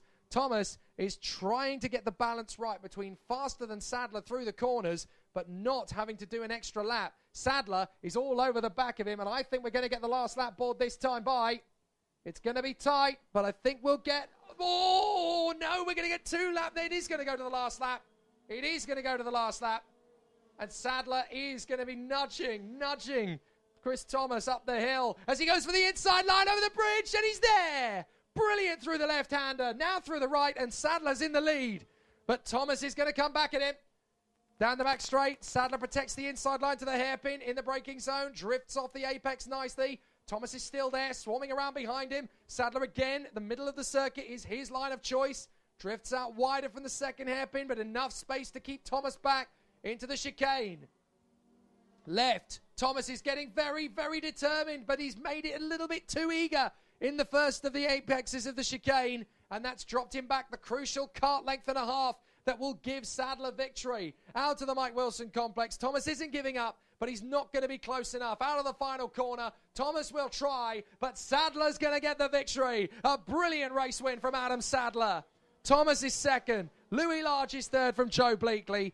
Fifth is Chris Wright ahead of Luke Oliver. Charlie Whaley is going to beat Ian Branfield to the line. And then it will be the 74 of Aaron Yao, Branfield's teammate, with 10th position going the way of Carl Churchill.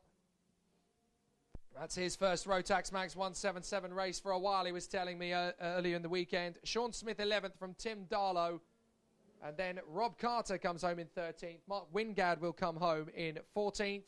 And then we have the 3 retirements we've already spoken of. John Scott, who had that damage earlier on. Will Davies, who had problems in the Racing Perfection Birolart earlier. And then Ross Meakin, who was out on lap 2. So, fantastic racing once again from Rotax 177. Would you have expected anything other than that? I certainly wouldn't. Adam Sadler takes the win from Chris Thomas and Louis Large. Joe Bleakley in 4th from Chris Wright. Then Luke Oliver, Charlie Whaley, Ian Branfield, Aaron Yao, and rounding out the top 10, Carl Churchill. A very good start to proceedings, therefore, in Rotax 177 this weekend. So it is really starting to look very ominous indeed from the Rotax 177 fraternity. I'm really excited about where that's going to take us over the course of the rest of the meeting. So far, so good. There is some good challenges coming from the drivers, and hopefully there's going to be a lot more to come. As we mentioned before, we are trackside here, obviously, at the Trent Valley Kart Club, but we are also live on Downforce Radio around the world.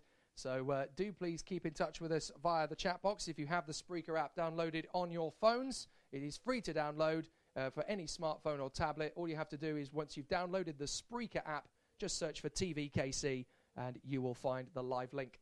And of course, you can also listen back to everything that happened in time qualifying yesterday, and we'll be live all the way through to the end of the day in the finals later. So next up is going to be race 12, which is going to be Junior X30 Heat 2, and that is for Group A and B. But of course, there is only one set of heats for the Junior X30s today, and a chance for Harvey Charter to rejuvenate himself after a very difficult start to the day. If you remember, right at the beginning of the day at 8:15, when the circuit was still very icy and very treacherous, he was on the wrong side of the circuit, really, for his race start, and ended up flying off at the chicane 4 times through that first S's, including once after the finish line, would you believe? So hopefully that is far behind him. There's a lot more rubber on the circuit now, so he's going to have it much more his own way for the remainder of the day's action. So expect some brilliant performances from him as the race continues to progress, and we're really looking forward to seeing how that fares. But it will be Harvey Charter and Alessandro Seranetti on the front row of the grid as per. But the first race, we saw Reggie Dewey get into the lead and disappear into the distance, although eventually Seranetti started reeling him in, but too little too late, unfortunately, to win the race.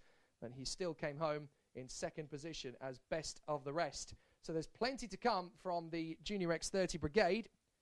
Reggie Dewey will start on the second row of the grid as per, alongside Sam Shaw.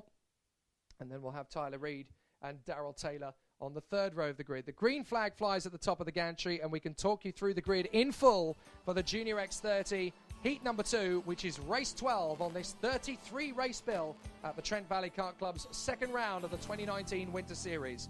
Harvey Charter alongside Alessandro Serenetti on the front row of the grid from Reggie Dewey and Sam Shaw. Tyler Reid and Daryl Taylor are together on row 3 from Lucas Ellingham and Oliver Duffel. Will Murdoch lines beside Tom Edgar from Zach Meakin and Alicia Barrett.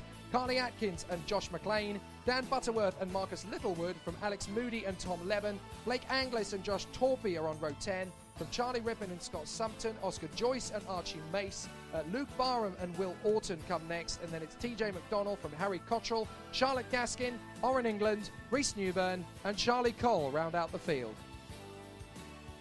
So the drivers are getting themselves into position once again. Looks like the absence of Charlotte Gaskin continues into the rest of the procedure. I'm not sure if there was a difficulty yesterday with qualifying.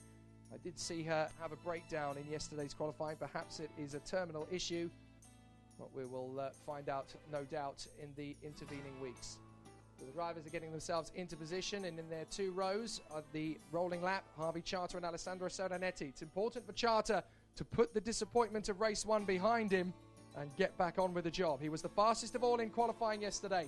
Don't forget that, Harvey. Out of the final corner, and that is a false start. A false start by the look of things. So the drivers are not going to be underway on this one. I think they just ended up going too fast down through the first corner. And or out of the last corner, I should say. So that is a false start. And unfortunately, they'll now have to go around again to line themselves up into position. No drama so far, which is obviously what we all want to see for all of the drivers. They don't want to be backs to the wall too early on in the weekend. This is their second heat, but at the same time, they want to have a fairly measured run. So the battle continues as they come up into the S's. They're obviously getting themselves into position. Very late to bring them to the formation on the grid. Race leader Harvey Charter should really be bringing them into formation a bit earlier. I think he's not aware of the fact that the race hasn't started. He's not aware of the fact that the race hasn't started. Well, Harvey Charter thought the race was still going, but it wasn't. So he hadn't seen the fact that the flag was up at the top of the starting gantry, so they've got to go round again. Well, I'm sorry, but the onus is always on the race leader to figure out when the race has been halted and when it has not. And he didn't see the fact that the flag had been lifted on the top of the starting gantry. So now Harvey Charter and Alessandro Serenetti from the front of the grid have got to bring the field in order and start to form it up. Now, if I were you guys, I would start forming up before the chicane. In fact, that is exactly what Nigel Edwards is suggesting as well. He's trying to bring them to slow the carts down so that they can start forming up into their rows. So a little bit of nerves potentially for Harvey Charter from pole position, obviously wanting to get out there and take a victory after the disappointment of the earlier race. But that doesn't mean you can't follow protocol. He's got to make sure that he obviously adheres to the rules. He's not going to get a penalty for that, but it does delay the start of the Junior X30 second heat of the day. Charter and Serenetti, Dewey and Shaw, Reid and Taylor, Ellingham and Duffel, Murdoch and Edgar in the top 10, then Zach Meakin and Barrett, Carly Atkins and McLean, Butterworth, Littlewood, Moody, Leben, Anglis and Torpey. Here they come out of the final corner. And it will be a rip-roaring start for the rolling start here at Trent Valley Kart Club. Is it going to be a good start? Yes, it is. Perfect getaway. Reggie Dewey trying to come through on Alessandro Serenetti straight away. Chopped across. Harvey Charter leads. It's the top 3 as you were. So Charter leads Serenetti and Dewey. Looks like a clean start through the Litchfield Bridge and up through turn 3. Nobody in problems at the moment as they all jockey for position over the bridge. No major dramas. The top 3 as you were. A little bit of a run wide for, I think that is Tyler Reid running sideways. Manages to get back into position in about 7th place. Side by side for 5th, though. That is Tyler Reid and Sam Shaw by the look of it. No, my apologies. Sam Shaw is in 4th. So that's got to be Lucas Ellingham who's charged his way forward onto the back of Daryl Taylor. So those two are still battling. Reggie Dewey's trying to get on with it straight away. looking for a way out the inside of Alessandro Serenetti in the chicane on the first lap. So he is absolutely determined. He's going to try and make this playbook happen and take another victory. But he's got to do it very measured. But then I guess Reggie Dewey is one of those drivers who doesn't really do reserved. He's flat out or nothing. Across the line, Charter, Serenetti and Dewey pulling away from the rest of the field. Shaw in 4th place. Then it is Taylor and Ellingham. Duffel is 7th from Reed, McLean, Murdoch, Edgar and Alicia Barrett. Over the bridge once more. And still Harvey Charter leads the way. Serenetti in 2nd place. Reggie Dewey on the RS kart is 3rd. As they come down the back straight. Into the braking zone. Serenetti goes for the lead and gets there on Charter. Lovely job from Alessandro Serenetti. He takes the lead. Harvey Charter still there for 2nd position. But Reggie Dewey is trying to come through for 2nd place himself. And as they battle, Sam Shaw for BKC Racing is in a prime position to capitalise. So Sam Shaw still pushing very hard there in 4th position. He's got a great chance of a top 3 finish here. This is going to be mighty impressive. All these 4 very closely matched indeed. Serenetti, Charter, Dewey and Shaw. They come off the final chicane and down the main straight. Reggie Dewey starting to line up a move on Charter. Charter has got great straight line speed on Serenetti though. So one of them's got to go for the move. And it's Dewey. Dewey's going to lunge for the inside of Harvey Charter. And gets through on the inside. So Dewey into 2nd place through turn 3. They go over the bridge, through the left, through the right. And Reggie Dewey in a 2nd place. Harvey Charter's going to come back at Reggie Dewey though. But he's going to work with him to close up on Serenetti. Now he has a look for the inside line and thinks better of it. Sam Shaw's now right behind Charter. So the top 4 have broken away.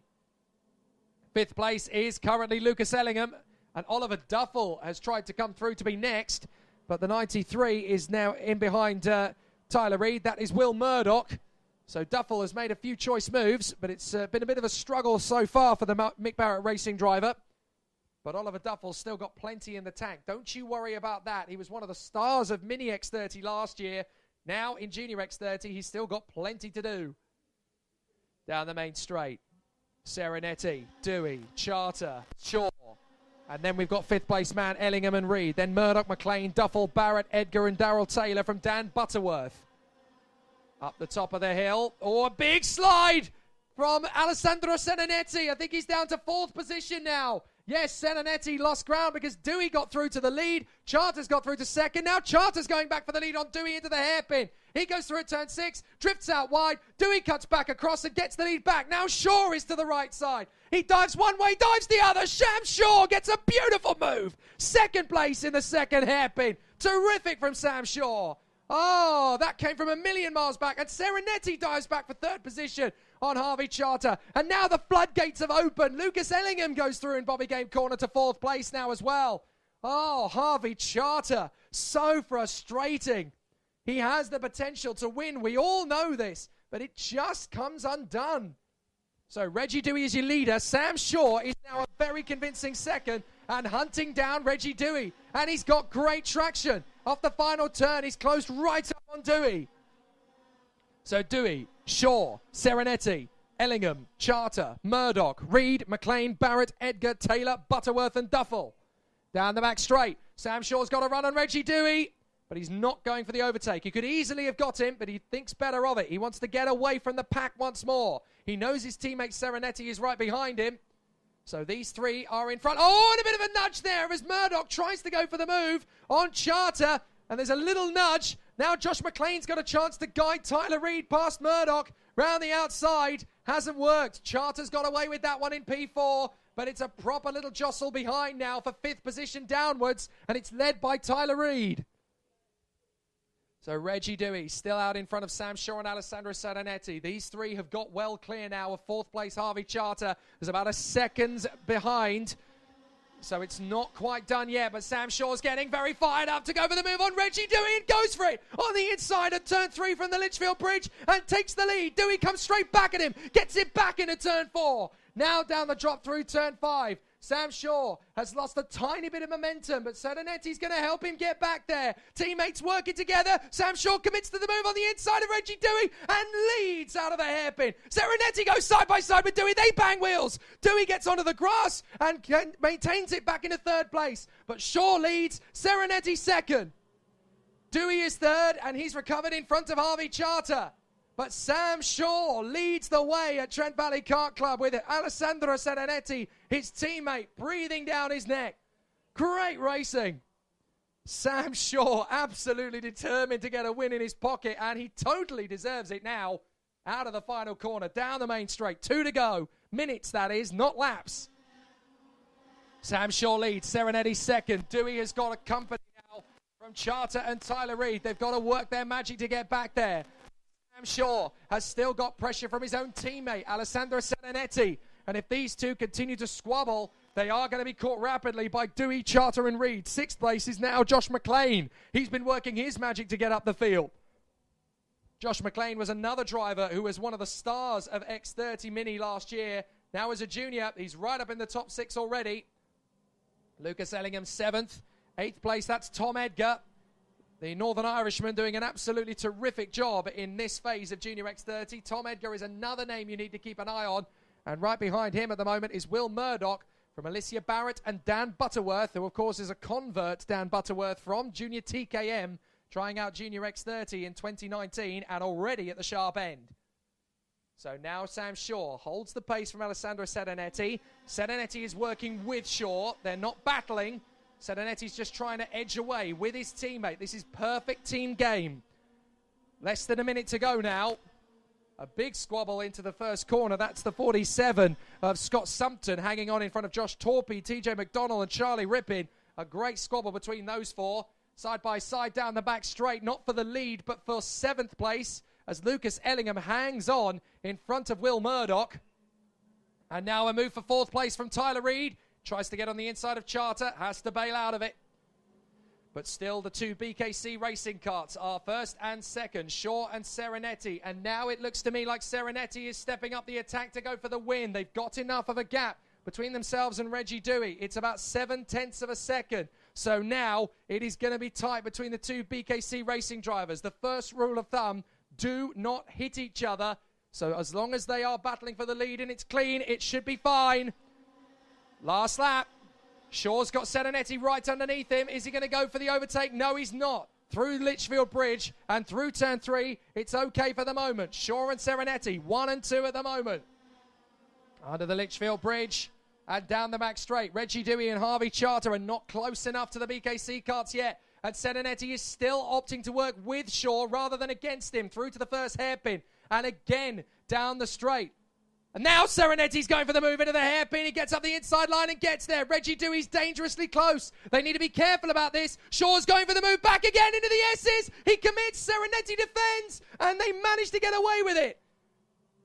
They're still jockeying for position. Serenetti covers the inside line. Sam Shaw comes back to the outside through the Mike Wilson complex, and Reggie Dewey's attacking. Sam Shaw still there in second behind Serenetti. Reggie Dewey tries one last gasp. Sam Shaw's never letting that happen. Down the main straight, and it's a win for Serenetti. Shaw second and Dewey just third. Oh, what a race. Terrific. The BKC boys, 1 and 2. Serenetti picks up the win this time. Sam Shaw, a flamboyant 2nd place. 3rd for Reggie Dewey. Harvey Charter recovers to 4th position. 5th place for Tyler Reed. And 6th place for Josh McLean. Oh my word. That was terrific stuff. Will Murdoch in 7th place from Tom Edgar in 8th. Alicia Barrett fights back to 9th place for Zenon. And then Lucas Ellingham in 10th place. Dan Butterworth is 11th from Blake Anglis, Oliver Duffel and Tom Leben. Darrell Taylor is 15th from Alex Moody, then Archie Mace and Marcus Littlewood, Will Orton and TJ McDonnell, whose teammates just finished 1 and 2. Charlie Rippin, Josh Torpey, Carly Atkins and Luke Barham from Oran, England, and Scott Sumpton, Harry Cottrell and Oscar Joyce. And finishing it up is Reese Newburn. Just the one retirement, Zach Meakin, who fell from the fray on the very first lap of the race. But what a spectacular run that was at the front. And the battle was genuinely sensational. And I'm sure that Alessandro, Sam, and Reggie are going to be beaming from ear to ear about that one. It was a cracking race. Really entertaining stuff. And great to see just how tight it was in Junior X30. So there are green flags all around, which means we're going to get ready for the next race to get underway pretty much straight away. And that is Iami Cadet, of course. They're going to give us some great racing once again. heat number 3 for the Army Cadets, and race 13 on the bill. And this time it's going to be Sonny Smith versus Maximus Hall on the front row of the grid. Let's talk you around the grid once more. After what has been a very successful and exciting start to Army Cadets so far, it's just going to continue into the third heat. Freddie Allen is there at the back of the grid, so all is well. So let's talk you through the grid in total. Sonny Smith, Maximus Hall on the front row of the grid. Harry Jr. Burgoyne is alongside Aidan Neate from Brandon Carr and Vinnie Phillips. Then Fionn McLaughlin and Charlie Hart, Alex O'Grady and Micah Taylor, Alfie Garford and Callum Graffin, Edison Purcell and Oliver Phillips from William Knight and George Robinson, Cathal Clark and Jack Cunningham, and then Leo Jackson and Sky Parker from Joel Billington and Fraser Anderson, Cole Glover and Connor Grant, Will Antrobus and Ben Smith, and then Freddie Allen will be alone on the back row of the grid as Kira Harris is no longer participating in the weekend. In fact, wasn't in the first place. Now, according to the timing screen, Maximus Hall is not out there. Now, that would be dramatic if the Gladiator hasn't managed it, because, of course, he fell ill 4 weeks ago and couldn't compete despite being in the top 10 of qualifying. So you could really do with being out there. He needs to bag the points. But I can't see Maximus Hall there. I can't see the Gladiator. So it does appear as though he's not going to take up the start of this race. Now, that would be disastrous. But it looks like there is no Maximus Hall. They're having a real jostle at the start, and they're going to go round again. Now, where is... I'm just looking through the rest of the field to see if Maximus Hall is there. No, he's not. So the Gladiator is not going to be taking up the start of this second heat. Now, his second heat. Now, I'm afraid I have no idea what the reason for that is. But Maximus Hall was, of course, there in the first race of the day, battling for the victory, and drove valiantly as ever. But I can't see where he is, I'm afraid. So the Gladiator is nowhere to be seen. Well, that, unfortunately, is a very distressing development as far as his battle is concerned. But I'm very disappointed to say there is no sign of Maximus Hall. So Sonny Smith will be alone on the front row of the grid. Harry Jr. Burgoyne and Aidan Neate will be on the second row from Brandon Carr and Vinnie Phillips. Business as usual. Fionn McLaughlin will be beside Charlie Hart. Alex O'Grady beside Micah Taylor. And Alfie Garford and Callum Graffin. But the Gladiator, Maximus Hall, is missing from the front row of the grid. How shocking is that, considering how well he did in the earlier race? So now it's going to be a very easy run to the first corner on paper for Sonny Smith, but you can bet that Aidan Neate from the second row of the grid is going to make a really strong charge with assistance on that side of the grid from Vinnie Phillips on the third row. So those two are going to be charging for the lead right from the start. They come out of the final corner very shortly in their 2 rows. And now we're going to get a run to the first corner. So they are Smith, Burgoyne, Neate, Carr, Phillips, McLaughlin, Hart, O'Grady and Taylor. And it's a cracking start. No problem at all from the other side of the grid. There's already a little bit of jostling, but into the lead, no problem for Sonny Smith as he guides the cart through to the Litchfield Bridge. They go under it, no problem at all. Everybody is through neat and tidy.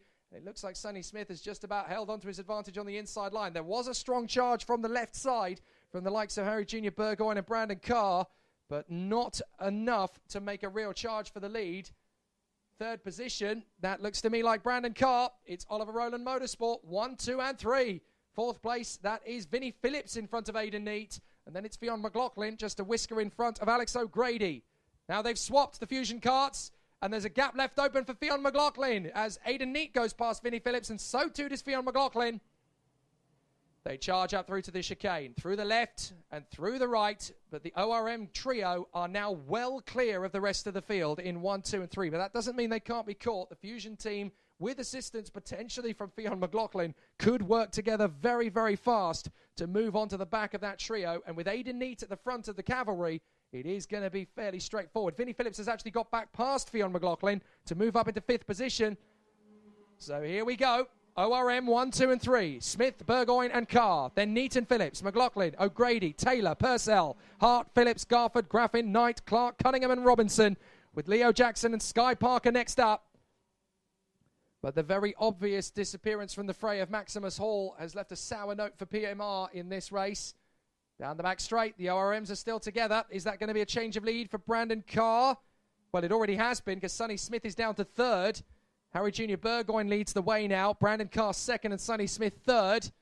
But Aidan Neate and Vinnie Phillips are charging and they're swapping places for the lead. That's not great news. Brandon Carr has taken the lead again. But Sonny Smith has looked over his shoulder and suddenly realised that Aidan Neate and Vinnie Phillips are charging after them. They are catching up. So he's got to be careful about how much he attacks. He wants to assist his teammates to get away from them, not to allow them to catch up. But you've got to remember that these are very fired up individuals. The Army Cadets are very talented youngsters. And they will want to put on a good show as much as possible. Out of the final turn, Brandon Carr is your new leader. So Brandon Carr leads the race. Harry Jr. Burgoyne second. Sonny Smith third. Aidan Neate is catching them. He's decimated the gap that they had. He's only about 3 kart lengths back now. Vinnie Phillips has come along for the ride too. Sixth is Fionn McLaughlin. Then it's Micah Taylor, the privateer, doing another exceptional job. 7th position for Micah Taylor. He's up in the midst of the drivers that have been doing this for such a long time. I tell you what, Micah Taylor, he's a name to keep an eye on, isn't he? Up the inside, now the ORM trio is split as Aidan Neate dives for the inside and grabs third. Good move from Aidan Neate. Sonny Smith's going to be challenging him, but Aidan Neate is not going to wait around. He's going to try straight away to get on terms with Harry Jr. Burgoyne. Up to the chicane, left, right. This is not going to be easy for Sonny Smith to get back on terms with Aidan Neate as they go down the straight into Bobby Game corner. Flick out through the right, and then a long sweeping right hairpin. A couple of drivers still learning on the job towards the back of the field, but the leaders are coming through pretty sharpish, and Aidan Neate is lining up a move on Harry Jr. Burgoyne to the first corner. If he gets this one neat and tidy down the main straight, he could get in a second before they even get to the bridge. In fact, he's working his magic to help him get closer to the race leader, Brandon Carr. Will he pop out and go for the move? Not yet. Aidan Neate knows what he's doing. He's got his plan well worked out. They come through to the bridge, over the top, and down through the drop to the right-hander. And Aidan Neate gets second. Second through turn 5. Nice move.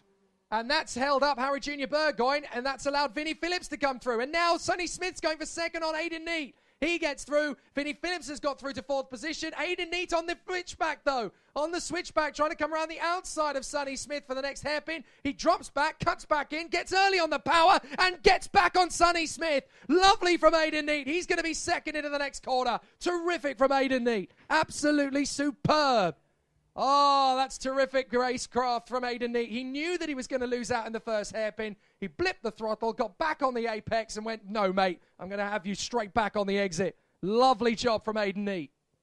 So now there's just one more to catch. Brandon Carr in the lead of the race, but Aidan Neate is just the match to go for it. Down the main straight, Sonny Smith will support him to get there to a certain extent because he wants to win as well. Through the S's. Get that gap down to Brandon Carr. Nobody's going for the overtake. They want to catch back up to Brandon.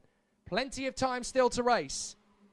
And it looks like a 5-second penalty is going out for the 33. That is Leo Jackson. I'm not sure exactly what that's for, but a very disappointing way for the race to develop for Leo Jackson as Aidan Neate gets very close and makes a very late lunge on Brandon Carr. Sweet as you like.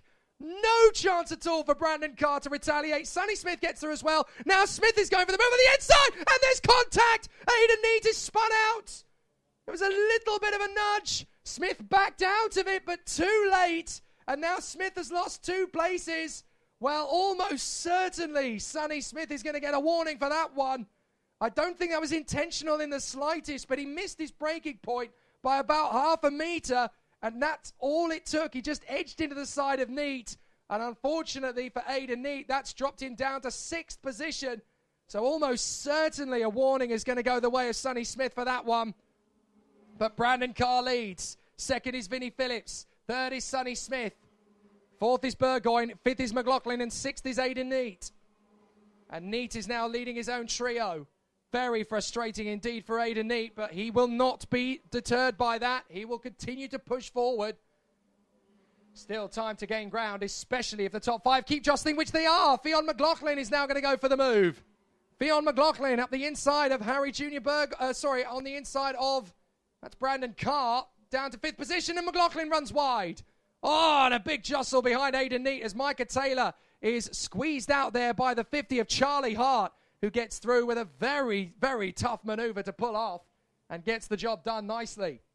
O'Grady there battling away with Edison Purcell further back. And then it is Will Knight, still developing beautifully as he battles away with Callum Graffin on the KG Motorsport card. But the leading four are definitely still squabbling for position. If they continue to do so, there is still a chance that Aidan Neate can catch them back up. But at the lead of the pack, it is Vinnie Phillips. He's got back into the lead of the race again. Here comes Harry Junior Burgoyne up the inside line. He takes the lead. Smith goes with him. Brandon Carr goes with him around the outside. Safety in numbers as Oliver Rowland Motorsports trio go right round the outside of Vinnie Phillips and take the lead away from him. Phillips down to 4th. Fionn McLaughlin 5th. Aidan Neate in 6th still, but he's dropping the guys behind him. So now Vinnie Phillips has got to do this all on his own. He has a look at Sonny Smith, thinks better of it. But it's 1, 2, and 3 at the moment. Harry Junior Burgoyne now leading the race. 2nd, Brandon Carr. 3rd, Sonny Smith. 4th is Vinnie Phillips. And then in 5th place, it's Fionn McLaughlin. 6th position is the number 5 of Aidan Neate. But he is getting closer to these guys pretty rapidly. In fact, of the top 6, the fastest of all in the first sector was Aidan Neate. And he's done it again in the 2nd sector. So Neate is catching the top 5 ridiculously quickly. But is there going to be enough time with 1 lap to go at the end of this one to get in that mix? If they start battling, almost certainly. Last lap board comes down. And they're going to be side by side. The 2 ORM drivers. Brandon Carr is going to be assisted through by Sonny Smith. Harry Junior Burgoyne drops down to 3rd. And here comes Vinnie Phillips round the outside. The 3 ORM drivers are squabbling. They can't afford to do this too much. They could lose everything. Vinnie Phillips tucks into the inside. Doesn't quite get the move. Still in 4th place. And now Vinnie Phillips has got good momentum around the outside. The ORM drivers are tussling for 2nd place. Sonny Smith and Harry Junior Burgoyne. Brandon Carr hasn't got the momentum, but he still leads the way.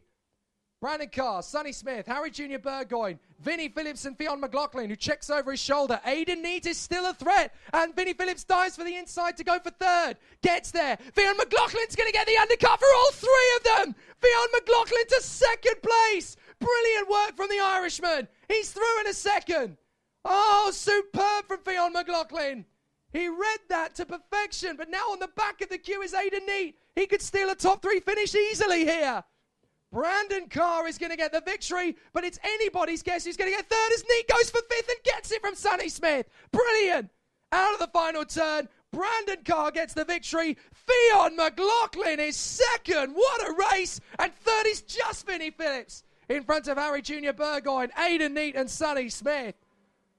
Oh, the star performer of the race, without a doubt, is Fionn McLaughlin. Absolutely incredible how he diced to the inside with the 3 of them squabbling for 2nd place. From 5th, he went, fine, you 3. You jockey for position. You swap paint. I'll just dart up the inside and have you all. Amazing from Fionn McLaughlin. 7th place for Micah Taylor. Again, the leading privateer. Strong drive from him. 8th place for Charlie Hart, getting better all the time and certain to be a future threat to the top 6.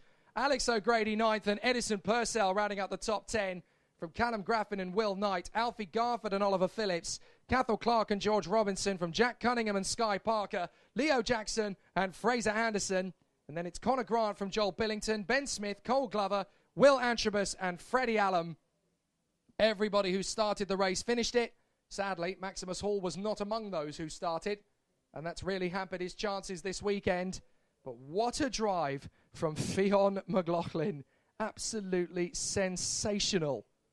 That was really quite impressive. So an absolutely terrific performance, and I'm being told that the reason Maximus Hall didn't take up the start is that he was excluded from the first race. So I guess that means not only was he excluded from the first heat, but potentially the meeting as well if he hasn't taken up the start of the 2nd race. So that would be disastrous if that was the case. And I'm not entirely sure why. We certainly didn't get an understanding as to why he was excluded. I haven't heard anything.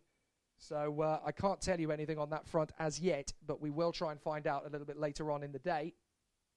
But a disappointment for Maximus Hall, but an amazing race there.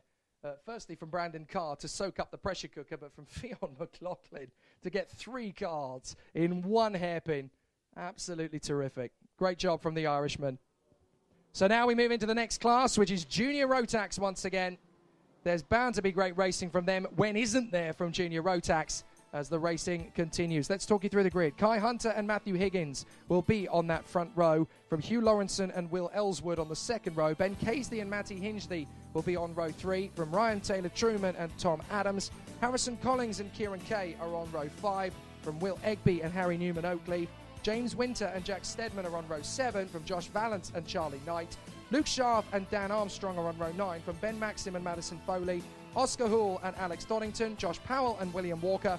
Then Brandon K. Nagelvort, Dan Parent-Smith, Reese Hurd and John Knox. So the drivers are just getting their way around the circuit on their rolling lap.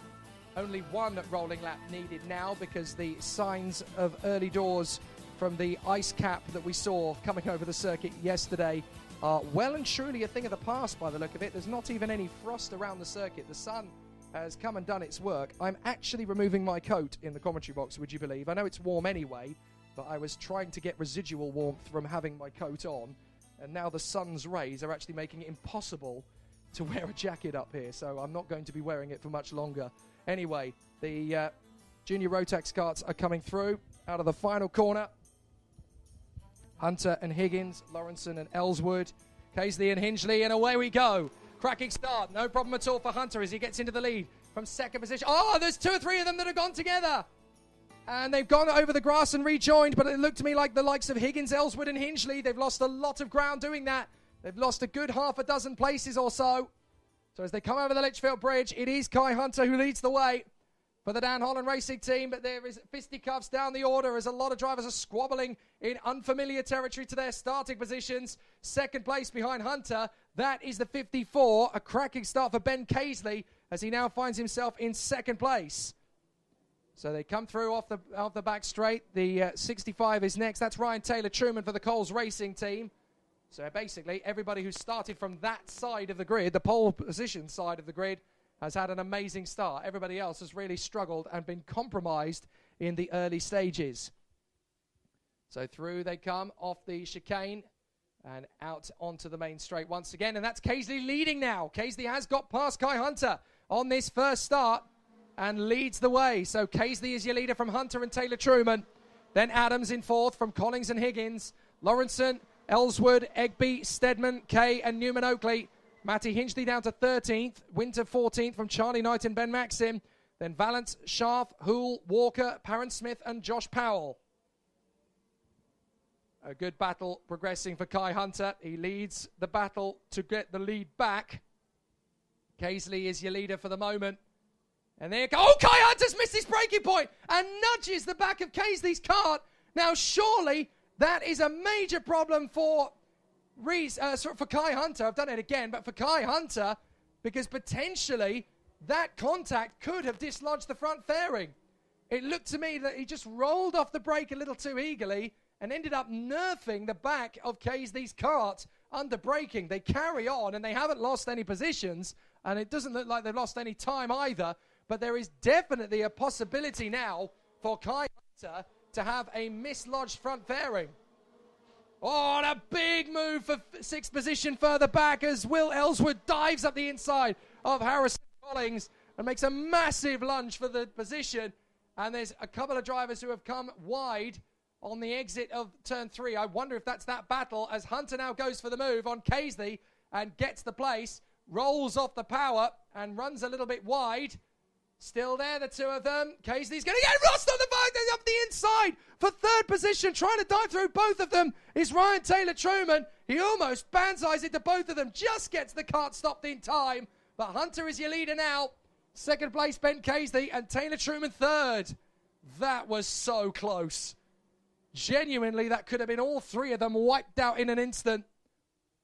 But Ryan Taylor-Truman was able to roll off the power just in the nick of time. Very ambitious and exciting to watch, but he was very sensible. He suddenly realized what was going to happen and just got the kart stopped in the nick of time before drama and crisis occurred. Absolutely amazing. So those three are definitely going to be rip-roaring for the lead now. Fourth place, Matthew Higgins had better stay hungry because these three could well end up causing each other an issue. Casey comes from a long way back to challenge Reese Hunter. Guy Hunter, I'm still doing it, sorry. Guy Hunter in the lead of the race. I have to keep reminding myself, Kai is the junior, Reese is the senior. Come on, Jake, wake up. Guy Hunter leads the way, Ben Casey in second place. Ryan Taylor-Truman third, up and over the curb. Tom Adams still trying to charge after Matthew Higgins. But it looks to me as though Kai Hunter's going to have a massive pressure from Ben Casey on this next lap. Casey's been working to get that gap down. And if he gets a good draft out of the final turner, then Kai Hunter's going to be cannon fodder into the third corner. They zip down the straight. Good speed from Casey. He knows how to measure it through the first chicane. Is he going to go for the lead? Yes, he does. Dives for the inside at turn 3. And they're still side by side. He's going to have to finish the move off with gusto. He just gets there. But I tell you what, Kai Hunter did not want to make it easy for him. Down the back straight. And he's going to come back at him. Kai Hunter goes for the same move and gets there. Casey's down to second, but not for long. Side by side. And on the grass goes Kai Hunter. 2 wheels on the grass. Casey's through to the lead. And Ryan Taylor-Truman in risk of going for second place. But cutting back to the inside to grab third is Matthew Higgins. So Taylor-Truman down to fourth. Kai Hunter still in second place. But now livid with Ben Casey. He got squeezed there. 2 wheels went on the grass. I don't think there was contact, but he just ran out of road. And that's a frustration for Kai Hunter. He will want revenge on Ben Casey for that one. You made that look like a cheap move, mate. I'm not going to take defeat lying down. And apparently on the digiboard, there is notice of a 5-second penalty. But I'm not sure who that is for. I haven't got a number next to it yet, so hopefully we're going to find that out shortly. But I don't see a 5-second penalty handed out to anyone yet. That might have been an error, but we'll double check later on in the race. As Casey leads, up to second now is Higgins. So Higgins has kept the ball rolling. And Kai Hunter is now down to third. Taylor-Truman is fourth. Adams is now fifth, right in the mix. Adams goes for fourth on Taylor-Truman. The two teammates battle away, and Adams bails out. He doesn't want to hit his teammate at the Coles Racing Squad. That would make for a very awkward lunch break. Down to the Bobby Game corner. Higgins now in the lead of the chase for second position. Is starting to get into our race leader, Ben Casey's advantage. 2 minutes to go, plus the additional lap, of course. So there's still plenty of time for this race to change hands. Down the straight, over the line. And still, they keep pushing. Casey has got Higgins catching him like crazy. Hunter is still there in third from Taylor-Truman and Adams. Matty Hinchley is currently P6 from Ellswood and Igby. Igby is there. And then it's Newman Oakley and Lawrenson rounding out the top 10 from Stedman in 11th. Harrison Collins, James Winter. And then it is Kieran Kay, Ben Maxim, Charlie Knight, Josh Valance, Luke Scharf, William Walker, and John Knox rounds out the 20. Down to the braking zone. Kai Hunter's going very deep into the braking zone, almost rubbing Matthew Higgins' rear bumper through the second hairpin. Kai Hunter is clearly driving with the red mist because he's gaining so much time in the braking zones. He really is a bit livid that he's down in third position. He wants to get himself back into the top 2 at the minimum. Victory is less than anything other than victory is going to be less than satisfactory for the man in third place, Kai Hunter. Down the straight. He's got Higgins well in his sights, but Higgins is lining up. Casey into the lead. He will go through turn 3 and gets there. Higgins takes the lead, but Casey's not given up. As they come off the turn, Casey is still there in position, but Higgins is through. No, Casey's come back at him, I do believe. Not enough to get through. Higgins is your leader. Casey is your leader. My apologies. He got him back straight away, and now Hunter has got past Higgins once more. So Kai Hunter in second. Supported now by Higgins to get back on terms with Casey. So Casey's your race leader. Kai Hunter in second. Third is Higgins once more. And Kai Hunter is not going to take defeat lying down. We're on the penultimate lap. They've only got the Mike Wilson complex to go. And then one more lap of the circuit. It could still go anybody's way.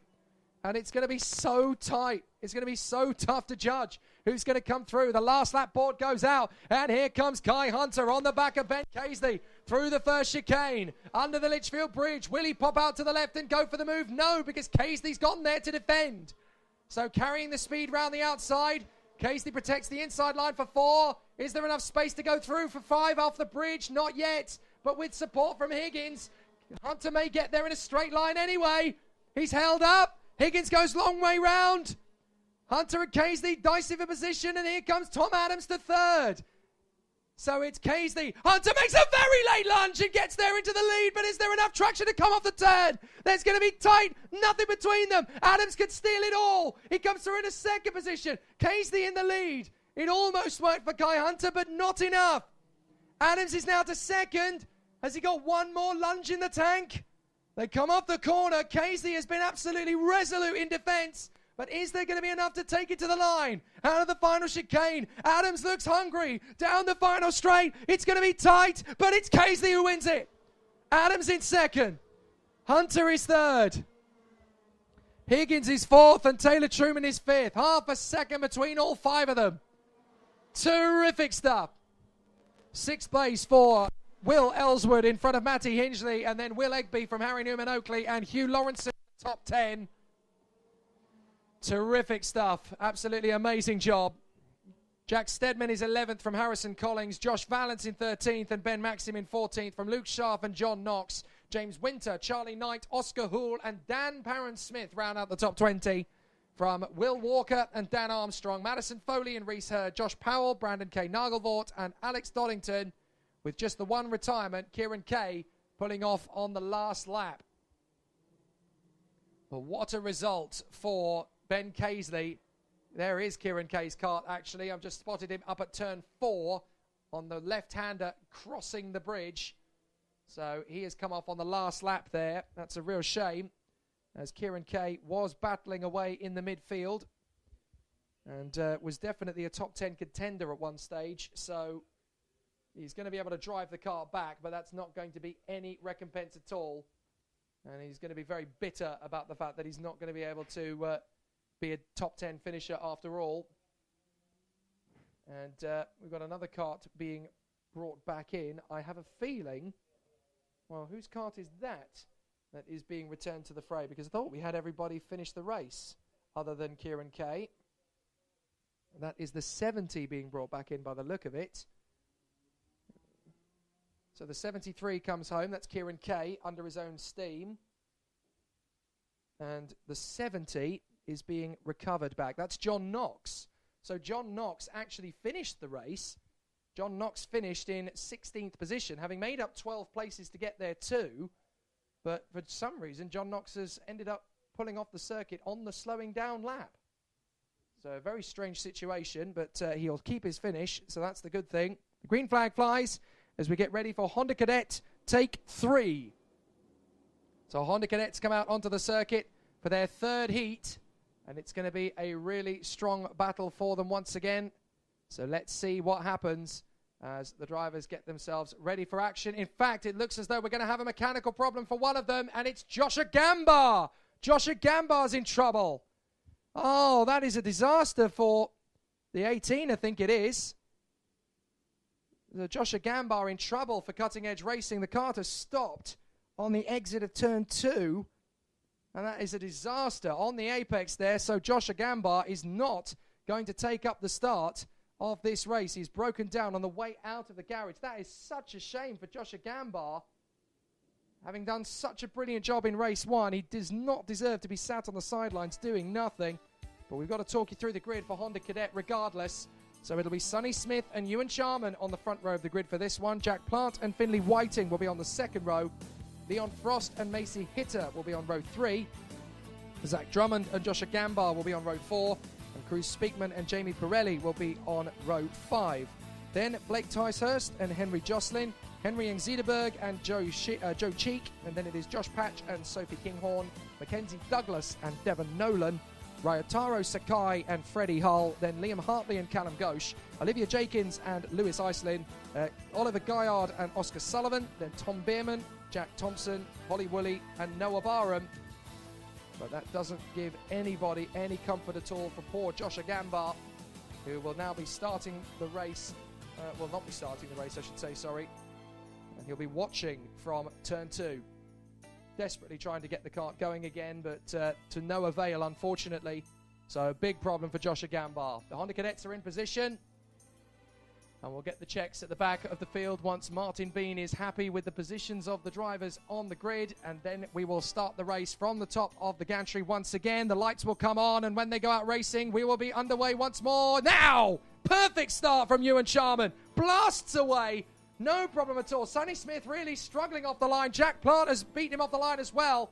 So Charman leads, Plant second, Sonny Smith down to third as the field makes its way through the first chicane without too much of a drama or incident.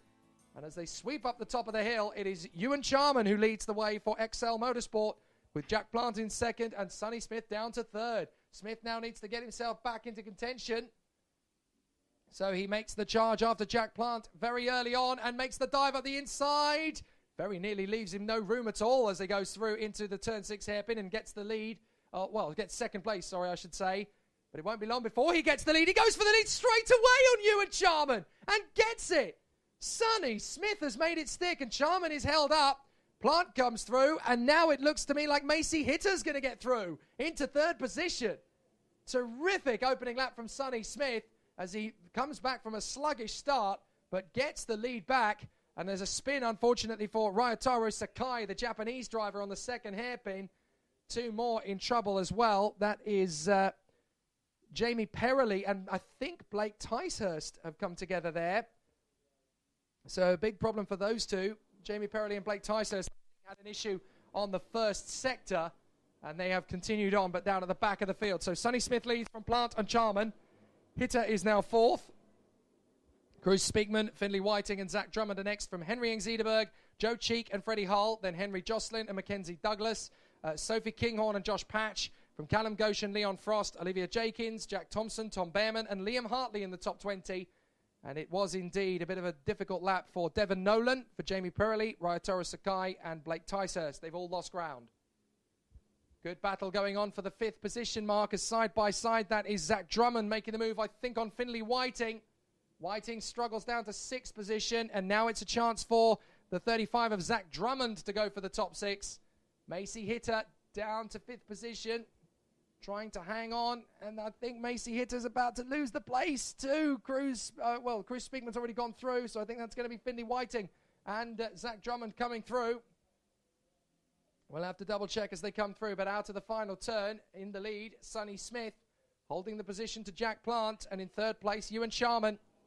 Doing a grand job, those three. 4th place is now Cruz Speakman in front of Whiting and Drummond, with Macy Hitter down to 7th. Henry Engzederberg is doing well in 8th place. Joe Cheek in 9th from Freddie Hull, and then Mackenzie Douglas for Racing Perfection. Remember how he charged his way through into the main part of the top 10 earlier?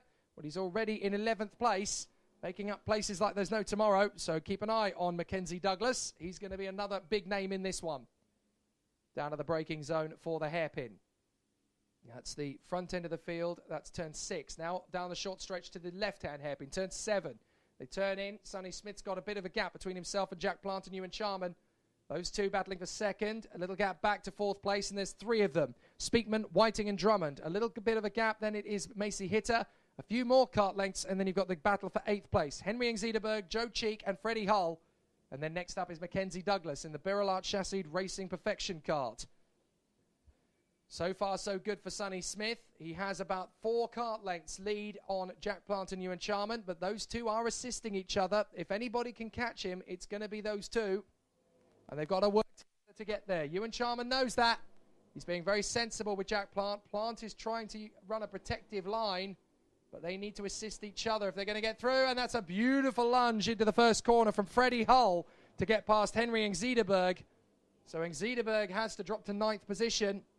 But Freddie Hull has got past Henry Engzederberg for 8th position. Good move. Down the back straight into the first hairpin. Sonny Smith leads the way. Jack Plant still running well with Ewan Charman in 3rd. Speakman has a good advantage for 4th position at the moment. It's about 3 kart lengths over Finley Whiting. Zach Drummond is still there. No, the other way round. My apologies. Drummond is now through on Whiting. And then it's Macy Hitter in 7th place. Some good battles further back as the 8th place man is now the 99 of Freddie Hull from Henry Engzederberg and Joe Cheek. Mackenzie Douglas trying to catch up to the top 10. It's evening out nicely, but there are some gains being made. The trouble is for Jamie Perrelli, Ryotaro Sakai and Blake Ticehurst, they're so far back after their first lap misdemeanors they're not really going to be making much of a factor. Sonny Smith leads. Jack Plant second. New fastest lap from Jack Plant. Fastest of all, though, in the third sector is Zach Drummond. So he's catching up with them as well. But Sonny Smith is not going to have this race all his own way. Jack Plant and Ewan Sharman are in cahoots to try and close up on the race leader. And Jack Plant is getting on with it. He knows that it's possible to catch up to Sonny Smith. And he is making a good gain on him at the moment. Sonny Smith might want to check over his shoulder at the appropriate moment. That's not now. He wants to make sure he's got clean air before he has a look.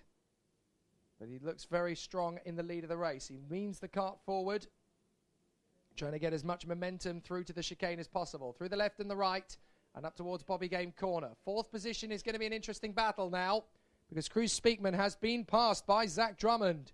Drummond has come up to fourth place. A good bit of racing from Drummond today. He was really good in the first heat. He's even better in this one. So Zach Drummond looking really comfortable at the moment in P4, but he will still get a challenge from Speakman and Whiting, so he can't afford to relent. Jack Plant's got Sonny Smith on the charge now. He's got him on the run as they go through the first couple of corners. There might be a chance into turn 3. He's not going to go for it yet. He wants to keep him second guessing. Up the hill, round to turn 4. Through the left, over the bridge, through the right, down the drop. And still Sonny Smith leads, but Jack Plant is right behind him. Is it going to be a turn 6 hairpin move? Sonny Smith holds the line. He knows that he's there.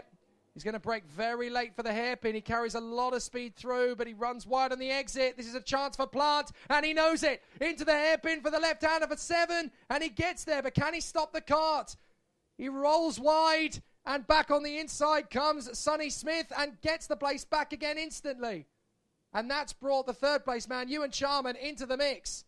3 drivers battling for the lead, 3 drivers battling for fourth. The Speakman has got back past Drummond with Whiting in tow as well. So it's going to be a really close run to the flag. 2 laps to go at the end of this one. Smith, Plant and Sharman are going to be the 3 drivers fighting for victory. They come out of the final turn. Ewan Sharman really is in the box seat here in third position because he can read what the other 2 do. Plant goes for the move on the inside line. Smith isn't going to give him a lot of room, but he gets there anyway. Brilliant move from Plant. He holds it together, dives for the inside of Sonny Smith. He doesn't want to be intimidated, and he keeps the flow nicely. Jack Plant takes the lead out of 5, down the back straight. Jack Plant back onto the lead of the race then. Sonny Smith's got good momentum off the turn. Plant moves across to the middle of the circuit. No chance of getting through there. Sharman wants to cut back. Plant runs a little bit wide out of turn 6, down the short stretch, but he squeezes Sonny Smith out, who comes for a very late lunge to hold off Sharman and gets the lead back again. Sonny Smith leads, but Plant's got good momentum off the hairpin. He's going to commit to the inside. No, he's not. Smith's going to chop across and shut down the attack. Now Sharman is going to go for Plant. Plant doesn't leave him a lot of room. Jostles away. No contact. But he has to back out now, Sharman, and holds third. Oh, this is a great fight between these 3 for the victory. Sonny Smith, Jack Plant, and Ewan Sharman. Still 1 lap to go. The last lap board is shown above the gantry, and it's any one of these 3 who could win it. Plant's coming from a long way back this time from Sonny Smith, but he has got momentum. He's got speed. Can he dive for the inside? Yes, he's going for it. Jack Plant tries to get the car up the inside through 3, and he's there. Jack Plant retakes the lead on the last lap. Through to 5, drop down the straight, but now he's got to keep the lead, and it's not going to be easy because Sharman's going to work with Smith to try and come through. Smith tucks up the inside line. Plant's now going to bail out of it. A little nudge from Sharman. Sharman goes through to second. Plant down to third. Smith is now protecting the inside like Billy-O, and he's now going to move across from Sharman. Nearly Plant comes through on the inside. There's a little nudge between them. Smith holds it. A little bit on the grass for Sharman as Plant protects second place. Up to the chicane, through the left, through the right. Jack Plant has another chance. Up to Bobby Game corner. Smith is going to protect. If he gets a good switchback, he can make the move into the Mike Wilson complex. He has a look. Jack Plant's coming up the inside. Not close enough. He has to bail out. Up to the final chicane. Plant's not done yet. In through the final corners. If he's got a better line, he might beat him to the flag. Down the straight. And it's a win for Sonny Smith from Jack Plant, but only just. Oh, great racing. Sharman there in third, right underneath them to the flag. Absolutely supreme racing from Honda Cadet. Sonny Smith really made to work for it this time. But again, he shows his quality. He shows his determination. And the Oliver Rowland Motorsport man, Sonny Smith, he never made it look easy, but he was never, ever going to be put in a position where he had to compromise. Sonny Smith doing an amazing job and hanging on from the very feisty Jack Plant. Well, Jack is so close to the win, he could taste it. Maybe in the next race, he'll get his moment. Ewan Charman third from Zach Drummond, Finley Whiting and Cruz Speakman. And then Macy Hitter from Henry Ing-Zederberg and Joe Cheek. Freddie Hull, Henry Jocelyn. Leon Frost is 12th. Mackenzie Douglas ends up 13th in the end from Sophie Kinghorn. Then Callum Ghosh, Lewis Iselin, Joshua Patch, Olivia Jakins, Devon Nolan and Oscar Sullivan rounding out the top 20 from Oliver Guyard, Tom Behrman, Jack Thompson, Jamie Pirelli, Ryotaro Sakai, Blake Ticehurst, Holly Woolley and Liam Hartley from Noah Barham. And obviously the one non-starter, the very frustrated Joshua Gambar. If he had been in that race, who's to say where he could have finished up? Because he was on the right side of the grid to make the progress in the early doors as well. So Joshua Gambar could well have been in the top 4 of that one. But he will fight back, and he will do what he does best. Frustrating, but there's always a charge through the field to come. And from now on, basically the attitude is simple. You've got nothing to lose now. So push on and go for it will be the message to Joshua Gambar. And after the first race display, he should be in fine stead to cut through the field. So 8 more minutes going on the clock. And it's going to be race number 16. Pretty much the halfway point of the races today. Because, of course, we have 33 of them in total. And it's going to be really exciting to see how the Mini X30 race progresses from this point on. So the halfway point of the race action in the Trent Valley Kart Club Winter Series second round is just about upon us. And the green flag is there, stationary at the top of the gantry, ready for action. Green flag, and the drivers will head out onto the circuit once again for the Mini X30 heat. So let's talk you through that starting grid. Luke Watts and Matthew Hyde from Jacob McComb and Oliver Greenall on the second row of the grid. Theo McCurris and Lewis Gardner from Gabriel Stilp and Aidan Line, and rounding up the top 10, Jessica Edgar and Jack Cox. Bart Harrison and Alfie Briggs on the 6th row from Dane Tucker and Evan Brown. Marcus Luzio and Alfie Cottier from Jusso Laukkanen and Antonis Sofronio. JJ Russell and Ben Dawson. Finley McKee and Tom Bohr. And then Jack Sherwood and Hayden Chance on the 12th and final row of the grid. Well, after his performance in the first race, Luke Watts will want to do likewise again. But he had big pressure and big challenge from Greenall, Hyde, McComb and McCurris. They're all very strong at this front end of the Mini X30 grid. And all of them have what it takes to win this title. So they're all going to be pushing for it from the off. It won't be easy, and it's certainly not going to be anything less than complicated. So the drivers will be jostling for every opportunity they can get. And it's going to be a very late formation of the grid, a very late formation. I don't think this is going to be a clean start. And I think we're going to have to go around for another one. They really need to get themselves sorted a bit earlier than this, as the back of the grid is not going to be formed in time. So they are going to go for another lap. And there it is, false start. So they will have to go around again. So the race starts in effect, but obviously it is a false start. So they will be allowed a chance to go round again, and that's because they took a very long time to start forming up. They've been told several times in the driver's briefing, you really should be forming up after the second hairpin, turn 7. And that's when really a PF, that's when you should be forming up on the 2 rows of the grid. But a lot of drivers have just been forgetting that, whether it's the cold, whether it's the determination, whatever it might be. But there have been a few starts that have been faulty as a result. Now they're getting formed at the right time. And David Manchester just giving them the instruction on the straight there. The Downforce Radio Marshal of the Year 2018, David Manchester. Getting themselves into position. And they've done a really good job of forming up the grid this time, Mini X30 on the far side. So let's see how they continue up to the hairpin on the far side. Now there is a problem for the 35 of Finley McKee. The S8 racing driver on the Fullerton chassis is really struggling to get the car up to speed. and to keep up with the rest of the field. So he's going to have to start a few seconds back from everybody else, I'm afraid.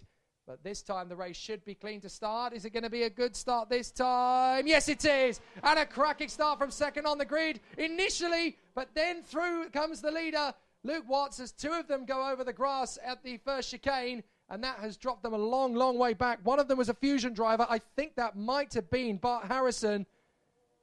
So we'll double check. But there's a spin at the back of the field as well. Oh, and there's a big one at turn 6. And that's the 44 shaking his fist by the look of it. A very annoyed Aidan Line as he comes back up the order. But Aidan Line got caught out there on the exit of the bridge. So it's Watts who leads it. Second is McComb. Third is Hyde. And in fourth place is Theo McCurris. What on earth has happened to Oliver Greenall? I think he might have been the one who went off on the chicane, in fact. So Greenall has dropped down the order. So I thought it was a Fusion Motorsport coloured kart. I was right, but it was Greenall who went off. So he's now dropped down the order. And that means that Luke Watts will have the challenge from Jacob McComb and Matthew Hyde as the RS kart of Jacob McComb starts charging forward. Here comes the 51, though, up the inside. Matthew Hyde gets second. Good run from Matthew Hyde. A really strong effort and a good battle from the drivers. Over the Litchfield Bridge they come once again. It's going to be a very interesting run as they come off the back straight and charge down the run to the hairpin once again. But Matthew Hyde is right there in second position. The Litchfield driver looking to make a lunge on Luke Watts, and he's going to do it early. Is he? No, he's not, because Watts shuts the door very, very precisely.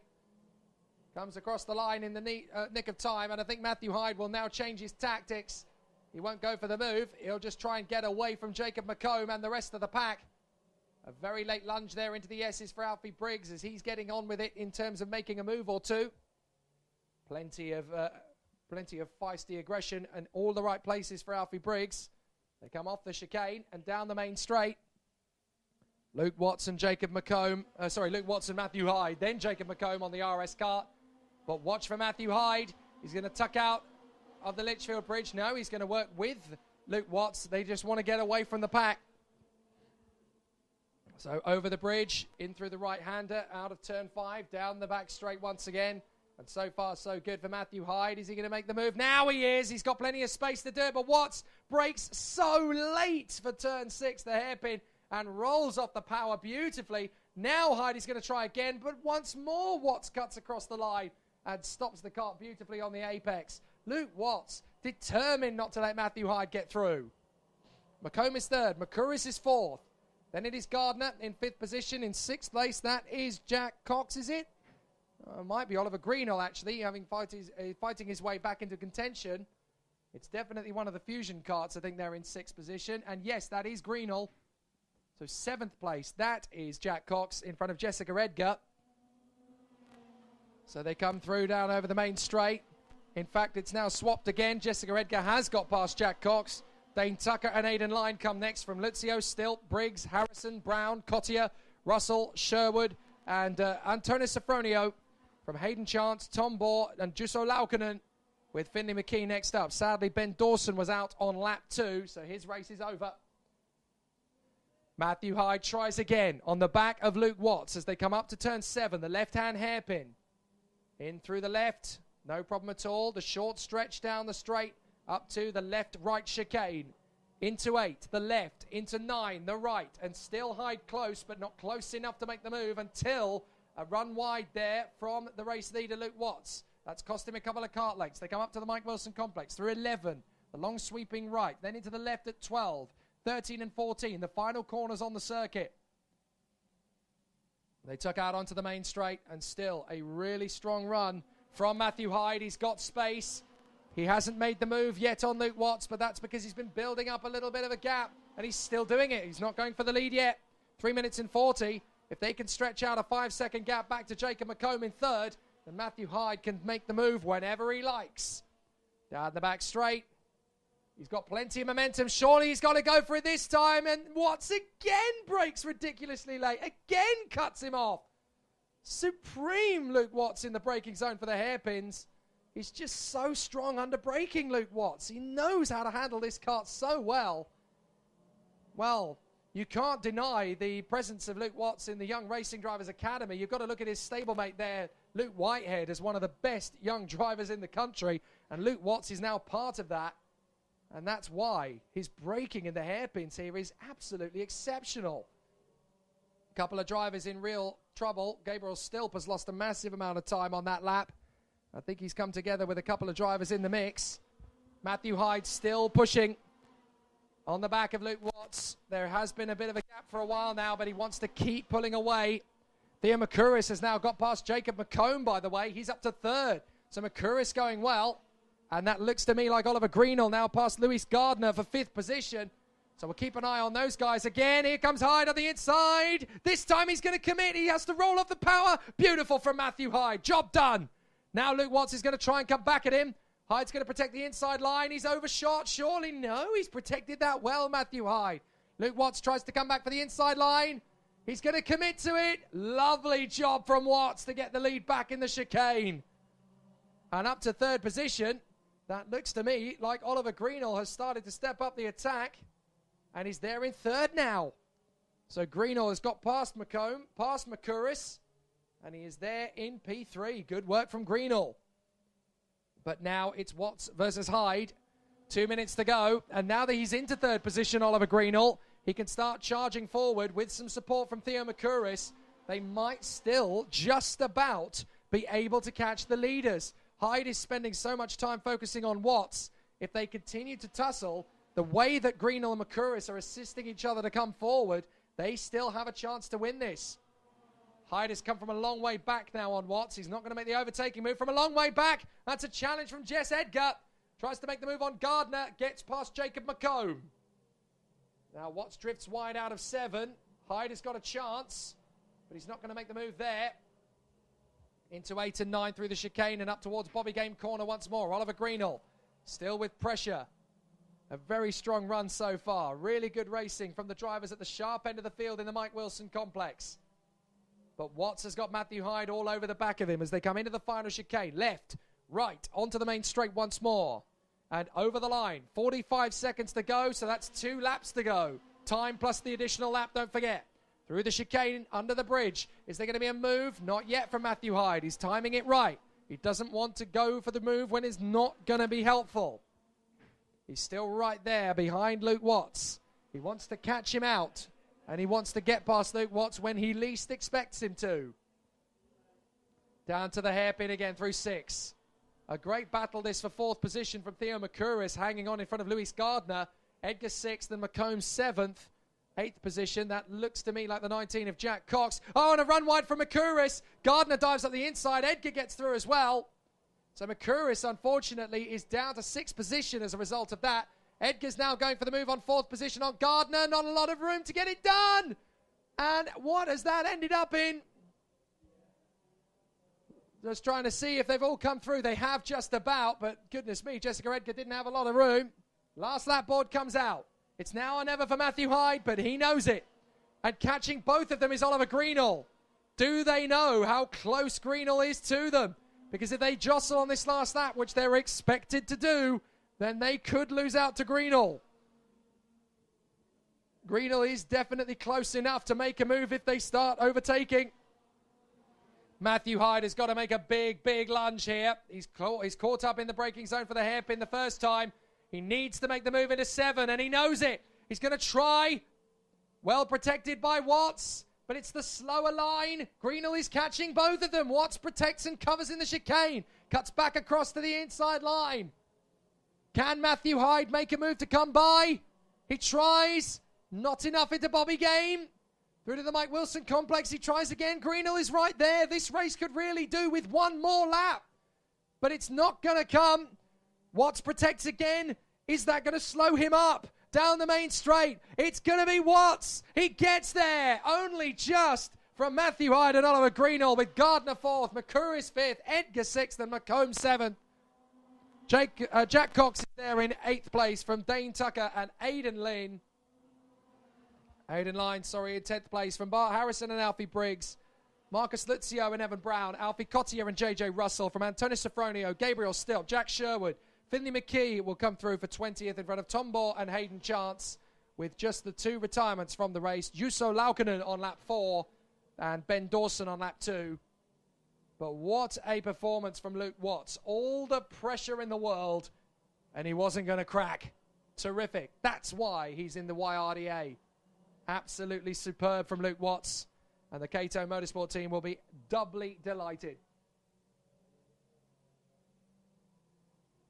Well, that was really exciting stuff from Luke Watts. He really made that race come alive with his amazing defensive tactics. So now he's got to do that all again for the race a little bit later on. Don't forget that obviously the 33 races through the course of the day involve a pair of heats and then the final a little bit later on, as club racing is always very, very tough. But now they all know what's expected of them come the finals later on. And obviously we're going to get ourselves on with the next one of those, which is the Minimax and Junior TKM, as we go into the second half of the day, of course, now. The Minimax and Junior TKM. This is race 17, heat 2 for Minimax and Junior TKM. And of course, as before, it is 2 grids in 1 race. So 2 races running simultaneously. The Junior TKM at the front and the Minimax in behind them.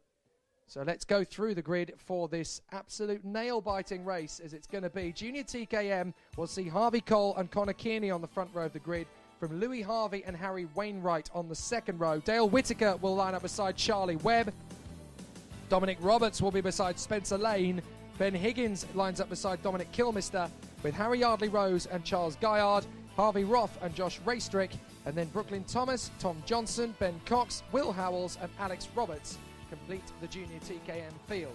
The Minimax field will see Jez Williams line up on the front row beside Sam Gornall, then Harley Horton and Jed Murphy, Archie Kitching and Tristan Rennie, Ryan Willis and Callum Boyson, Owen Ross and Juan Waniki, then Callum Green and Luke Ringham from Nicole Sutherland, Luke Evans and Declan Russell.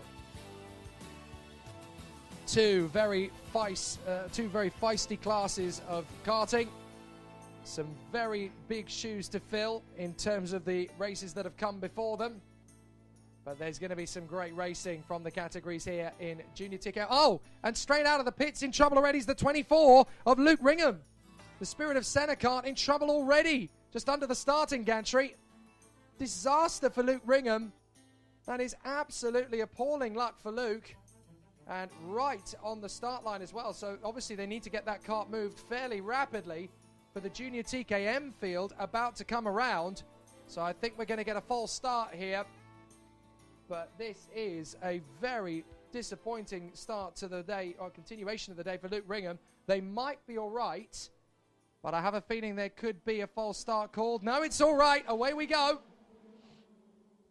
And a terrific start from the front for Harvey Cole. Connor Kearney goes over the grass on the way through turn 2. So that's a real problem from his point of view. And that's obviously going to cause him a bit of grief as he drops about 3 places down to 5th. Through the way through, but in second position, Louis Harvey. Now onto the back of our race leader, the 62, Harvey Cole, running very well. Third position running well there is Dale Whittaker. So a cracking start for Whittaker. The Minimax field gets underway now as they go under the Litchfield Bridge. It's as you were at the start, so no problems at all for Jez Williams to hang on in front of Gornall, Murphy and Horton. Kitching is making a big lunge too, with Tristan Rennie challenging.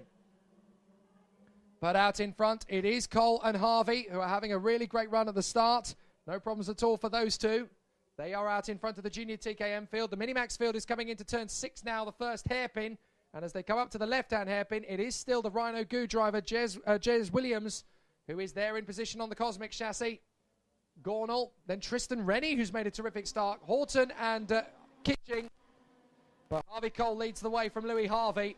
What has happened to Connor Kearney? He has recovered brilliantly to third position. Is that Harvey going for the lead through turn 3? Yes, it is, and he's made it stick. And Connor Kearney has now been edged into the battle as Harvey Cole has got Kearney right behind him. So despite that difficult start for Kearney, he's fought his way back beautifully and is now hot in contention. Minimax comes across the line and Gornall goes for the lead of Minimax and he gets there. So Gornall into the lead of Minimax in front of Jez Williams. Then it's Rennie, Horton, Kitching, Willis, Ross, Waniki, Green and Jed Murphy. Well, Connor Kearney has now found his way into second position past the 62. We've got 2 karts having come together from Junior TKM. Unfortunately, that is Tom Johnson and Brooklyn Thomas who have come together. So Tom Johnson and Brooklyn Thomas have unfortunately ended up clashing at turn 7, the hairpin. They carry on, but that's really compromised their race. In Minimax, it is Gornall who leads now from Rennie. Then it is Kitching. So Jez Williams has dropped back behind Harley Horton to 5th position.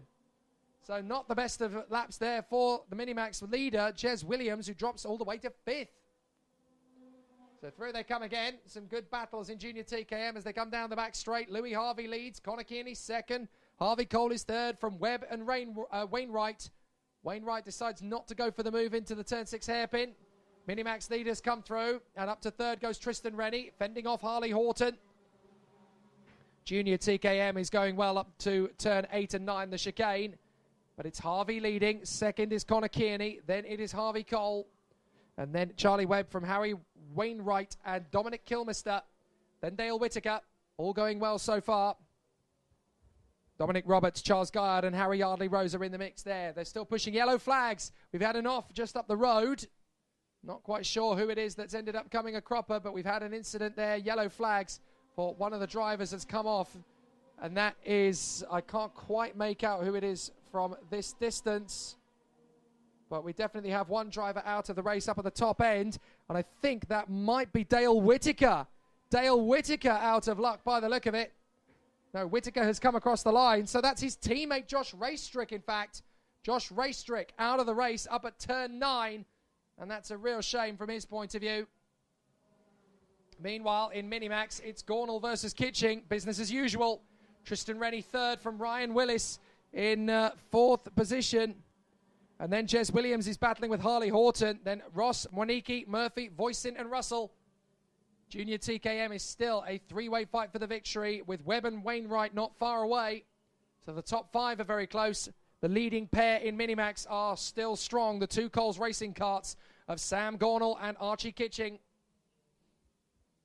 They're coming up to the turn 7 hairpin. 3rd position is the 42 now in Minimax of Ryan Willis. He's got past Tristan Rennie, his teammate.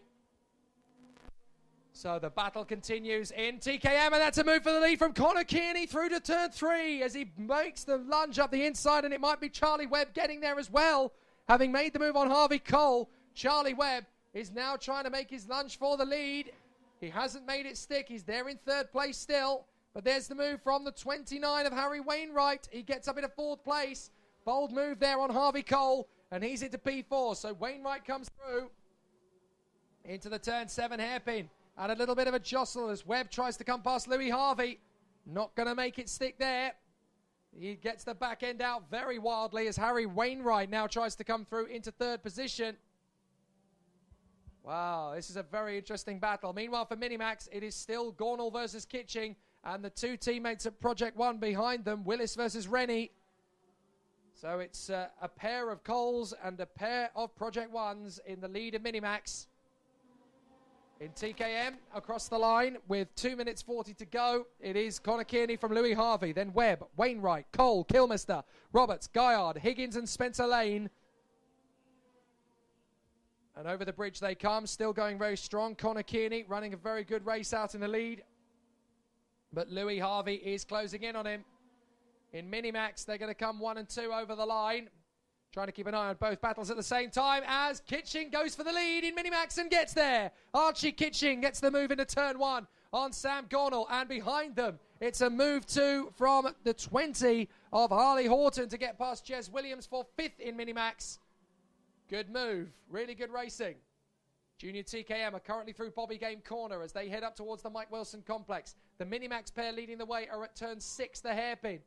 So they're pushing very hard indeed in Minimax as Kitching leads the way from his teammate Sam Gornall. Tristan Rennie is behind his teammate Ryan Willis. But the Junior TKM field have got 1 minute and 40 as they go across the line and into the first chicane. It's Kearney who leads Harvey, Webb, Wainwright, Cole, Kilmister, Robertson, Guyard. Minimax is still having a good battle in the Mike Wilson complex with our 2 leading drivers, Kitching in front of Gornall. It's been great battling. Now it's a really close tussle for Junior TKM down the back straight up towards the right-hand hairpin for turn 6. They've come off the bridge quickly, now through the right. Short stretch burst on the power up to the left-hand hairpin. Harvey looking for a way to come by. He's not going to take it yet. Webb's close in behind him. Wainwright close in behind him. And joined in the mix by Cole, Kilmister, and very soon Dominic Roberts. 7 of them will battle for the victory in Junior TKM in the final lap, the final 2 laps, I think it will be, of the race. It's settling out a little bit in Minimax. Kitching versus Gornall for the victory, while Willis has pulled out a gap on Rennie. It's still going to be tight between Horton and Williams for 5th position. But as the Junior TKM carts come across the line, it's anybody's guess of these 7 as Cole makes the lunge on his teammate Wainwright and has to back out of it. So Wainwright holds 4th. They go up the hill and round the loop. This is going to be a really good run into the square left, over the bridge once again, and drop through the turn 5 square right, down the back straight. It's going to be a move this time, surely. They don't have a lot of time to play around with. We're going into the last lap next time by, as up to 6th goes Dominic Roberts. He gets past Dominic Kilmister. And surely the lead battle is going to intensify now as they come through turn 7, the hairpin, and back down the short stretch. And there's going to be very tight between the 2 teammates, Cole and Wainwright. Wainwright shuts the door on his teammate, and they're dropping down off the back of the field as a result. The top 3 are getting clear. Kearney, Harvey, and Webb are being allowed to disappear. Meanwhile, in Minimax, the leaders are going through the traffic of Junior TKM. Kitching and Gornall have got through and they've separated, so it looks as though 1 and 2 are sorted. But here comes the last lap board. Louis Harvey has been picking his moment carefully. He goes into the last lap, and surely now he's going to make his move. Not into the Litchfield Bridge, not into turn 3, but he's still right behind Connor Kearney. Up and over the bridge. Will he make the lunge into the right-hander? Not yet, but down the back straight, he'll have some company from Charlie Webb. Surely this is going to be it. Kearney defends to the inside line. Keeps the cart nicely planted. In through the hairpin. Connor Kearney still leads as the Minimax leaders go across the line to start their final lap. But Connor Kearney is hanging on. Webb is going to try and get the switchback move on Louis Harvey. Harvey shuts the door firmly in his face. They come into the chicane once more. Through the left, through the right, and up towards Bobby Game Corner. Connor Kearney still in front of Louis Harvey, who just can't quite get close enough up the inside to make the ultimate lunge. In through the right-hander. Out of Mike Wilson complex. Through the left. Getting a good grid position. More critical than the bold move. As out of the final turn, it is going to be a victory for Connor Kearney. He wins in the heat, but Louis Harvey's going to get into the line. 400ths of a second behind him. Oh, close battle for Louis Harvey. He tried his best. Not quite able to get the victory. So close. Charlie Webb in 3rd from Harry Wainwright. Harvey Cole is 5th from Dominic Roberts and Dominic Kilmister. Higgins is 8th. Guyard is 9th. And Harvey Roth is 10th from Spencer Lane and Alex Roberts. A great fight back for Roberts once again. Ben Cox 13th from Harry Yardley Rose. Dale Whittaker and Archie Kitching. Brooklyn Thomas and Sam Gornall. Ryan Willis and Tom Johnson in the top 20. And that, of course, takes us into the Minimaxes. Gornall is the winner in Minimax in the end. Kitching is the winner of Minimax in the end. From Sam Gornall and Ryan Willis and Tristan Rennie in 4th. Harley Horton is 5th from Jez Williams. And then it's Jed Murphy, Callum Voisin, Juan Monique and Declan Russell from Owen Ross, Callum Green and Luke Evans. With retirements, sadly, from Josh Raystrick, Nicole Sutherland and Luke Ringham. With the non-start again from Will Howells. So a really exciting pair of races again from Junior TKM and Minimax, with Connor Kearney just pipping Louis Harvey to the line by 400ths of a second. I'm fairly sure that's the closest race finish we've had this weekend, but a really tight battle it has been once again between Connor Kearney and Louis Harvey. They've got to do it all again, of course, when we get to the final later, and that's going to be a rip-roaring challenge. A really exciting race that's going to be. So we'll move on from Minimax and Junior TKM to race number 18 on the bill, which of course is Ayami Cadet, and that is going to be heat number 4. After this race, there is going to be a brief pause in the radio feed, so that race will come to a close, and then we'll pause the radio feed. We'll restart it so that we can then carry on through to the end of proceedings. So if you're listening at home and the broadcast goes dead, don't panic. Just hit the refresh button, and you'll be able to listen again live as it happens for the second half of the day's activities. So Ayami Cadet will be the 18th race of the day, heat number 4, and that will of course set the finals grids. So we'll find out who'll be in the B final, and we'll find out who'll be in the A final as well Unfortunately for Luke Ringham, it's a very unsatisfactory end to his second heat. He didn't even get to start it in the Spirit of Senna colours. One of my favourite liveries in the world of motorsport, never mind karting. And that's no recompense at the moment for poor Luke Ringham, who deserved a lot more from that race than to have to walk in. A similar story for a couple of the other drivers in the mix.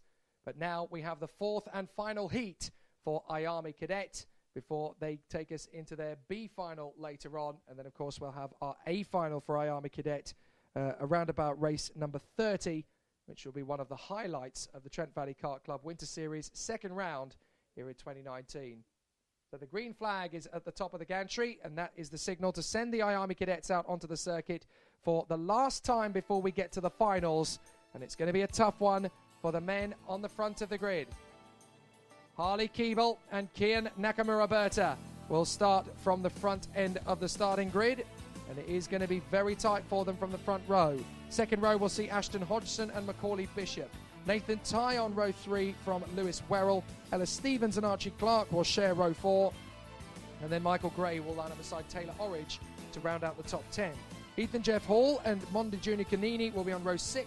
Then Zach Knight will be there beside Ryan Ward, Joe Rippin beside Jay Holtby, Ben Folland and Will Murta, Gabe Fairbrother and Finn Leslie, Alfie Gallagher and Mason Bishop, George Edgar and Jack Mowat, from Alex Biles, Eddie Hayes, Michael Walker and Alfie Slater. So the drivers are in position. They will be charging through the field fairly rapidly, as they will want to make big gains through the field. But it is going to be quite a long charge through the field for Alfie Slater, but he did do well the first time around, so let's see if he can do it again the second time of asking, as the field is going to put themselves into position very neatly and tidily around. Looks like Jack Mowat is going to need to catch up to the rest of the field in order to take the start nice and cleanly. They have done this quite late again, the Ayami Cadets, but it does look like a fairly strong start, so I don't think we're going to need to do a restart as long as they keep themselves together out of the final corner. The engine revs rise, and is this going to be a clean start? It is, and a cracker for Kian Nakamura-Berta, who cuts across, and a little bit of a nudge. 2 karts have gone. Kian Nakamura-Berta storms over the grass and goes rodeo, as 2 of them have gone off on the way to the first corner. That is the 14 and the 82, unfortunately, that were together. That's Alfie Gallagher and, I think that might be the 92, actually, of Gabe Fairbrother. It might be Ben Folland, actually. Ben Folland and Alfie Gallagher, who came together there at the front. It is going to be a tough battle from here on in. Kian Nakamura-Berta getting a little bit squeezed there at the first corner and ending up having to go over the grass. But Ashton Hodgson has taken full advantage of this. He's up to second place now, tucked up behind Harley Keeble. So Keeble leads the way. Second is Ashton Hodgson. Third is the 46 of Nathan Tye. Cracking start from him. Fourth place is Kian Nakamura-Berta from Fionn McLaughlin. And then in 6th position, that looks to me like Lewis Werrell. And then Ellis Stevens and Archie Clark are next up. Ethan Jeff Hall and Mondi Junior Canini look like they've got good starts. We'll double check as they come around. But it is a fast start for Ashton Hodgson, who now finds himself in 2nd position. The leader is Harley Keeble, but with some support from the man in 3rd, Nathan Tye. He knows how to work his magic. Tye's going to want to get for the victory as well. So it's Keeble, Hodgson and Tye. Nakamura-Berta and Mondi Junior Canini's now 5th from Michael Gray. Taylor Orridge in 7th from Clark. Werrell, Jeff Hall, Knight, Bishop, Holtby and Fairbrother. So it looks to me as though several drivers came a cropper in that one. Macaulay Bishop is down the order. So is Ellis Stevens, unfortunately. They're both out of the top 20. So both of them got unstuck. And there's a warning flag that has gone out for Kian Nakamura-Berta for his tactics at the start. And unfortunately, he was the one who came off worse anyway, but several other drivers were impeded as a result of that. So he's 4th position, but he has compromised several races. Now, Nathan Tye has shot up to 2nd place on this 2nd lap. He's got past Ashton Hodgson. So Nathan Tye is now trying to chase after his teammate, Harley Keeble. But what a victory would do for Nathan Tye's confidence at this level would be astonishing. He's been one of the best young club racers to emerge in cadet for a while. He was a brilliant Birrell Cadet UK champion last year to emulate another driver in the field, actually, Ellis Stevens, who won in 2017. But Nathan Tye is running in the top 3 at the Trent Valley Kart Club's Ayami Cadet Championship, and that would be an amazing feat if he could pull off a victory. He is working with Ashton Hodgson to close up on Keeble, And it might not be too long before Keeble sees his teammate on the inside. They come out of turn 5, down the back straight. And Nathan Ty's got a good run here. He's going to try and make the move. No, he's going to work with his teammate. He obviously wants to play the long game. And Nathan Ty's a very smart cookie. He knows how to get this done. 3 wide further back as up the inside of 2 of them in one go. Monde Junior Canini has made a sensational overtake. No, sorry, that's Ethan Jeff Hall. His teammate has made the moves. Monde Junior Canini's already there in 31, in 5th position. So now Ethan Jeff Hall is emulating his teammate, jostling away with the likes of Archie Clark and Taylor Orridge. Michael Gray's doing well in the mix there as well. The Jack Dex racing driver, JDR, is doing very well, to be fair. Michael Gray, that might not be JDR, actually. It's a very different team name, but there we go. They just have the same acronym.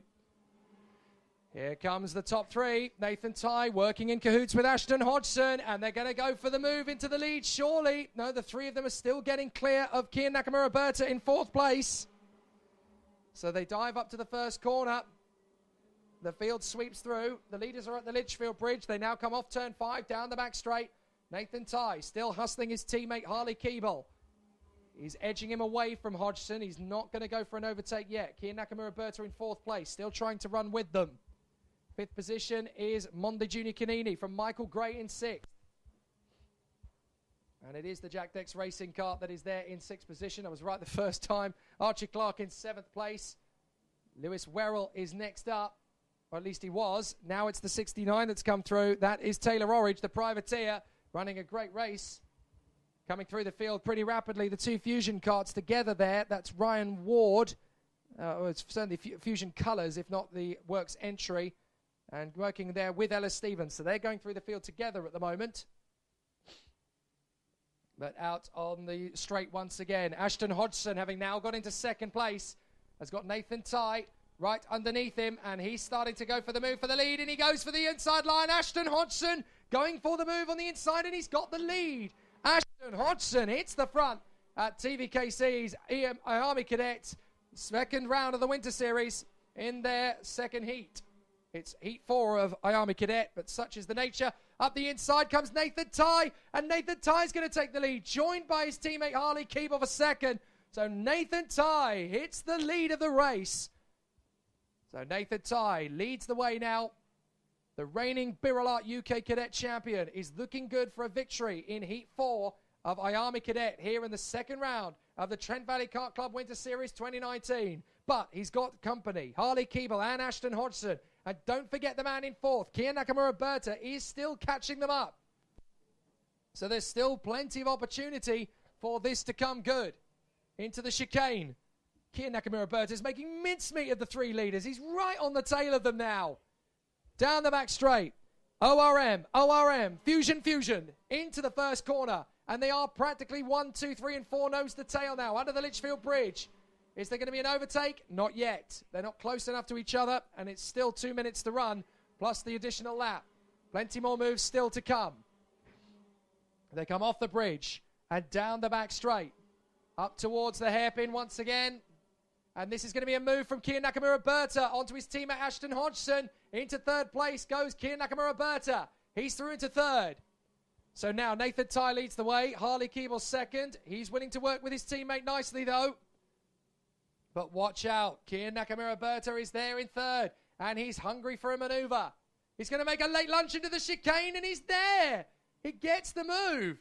And there's not a lot Keeble can do, because now Ashton Hodgson's coming through into Bobby Game corner. He's through into 3rd position. Hodgson gets 3rd. So up to 2nd comes Nakamura-Berta. Up to 3rd comes Ashton Hodgson at the expense of Harley Keeble, who's now down to 4th. It's up to Nathan Ty then to hold them off with 2 laps to go. Kian Nakamura-Berta's got a chance. Nathan Ty's going to block him. He nearly kept him back. But Kian Nakamura-Berta, relentless on the inside line. Nathan Ty had to let him go there. There wasn't really an option. But he definitely gave him little room for an attempt. A little bit of a wheel banging there between Ellis Stevens and Monde Junior Canini. That's not the first time those 2 have come to blows. And into the hairpin for turn 6. The leaders are jostling away for position. Kian Nakamura-Berta leads now. Nathan Ty 2nd. 3rd is The 21 of Hodgson, not for long. Keeble dives up the inside of the hairpin, but drifts out wide. Hodgson's got a chance to come back. Harley Keeble's going to squeeze into the inside, where he's going to have to bail out of it. Hodgson gets third position back, but Keeble's thinking about Bobby Game corner. He'll have a stronger run there, but it's not enough. Hodgson third, Keeble fourth. Then it's Gray, Clark, Jeff Hall, Orridge, Werrell, Knight, Bishop, Canini and Stevens, Bishop and Ward, Rippin, Leslie and Fairbrother. Out onto the home stretch, and it's the last lap that begins now for Kia Nakamura-Berta and Nathan Tai, battling for the lead. Did you see Nakamura-Berta's defensive move? He moves to the middle of the circuit, trying to break the toe of Nathan Tai. Nathan Tai's got his best chance yet. Nakamura-Berta defending to the inside line. Nathan Tai trying to come around the outside. Meanwhile, Archie Clark moves up to 5th place at the head of his queue. So Nathan Tai right on the back of Kia Nakamura-Berta. Break the toe straight away. He knows that Nathan Tai is going to be strong. He does not want to have to battle. Nathan Tai trying to come around the outside into the hairpin at turn 6. Nakamura-Berta comes back, planted on the inside line.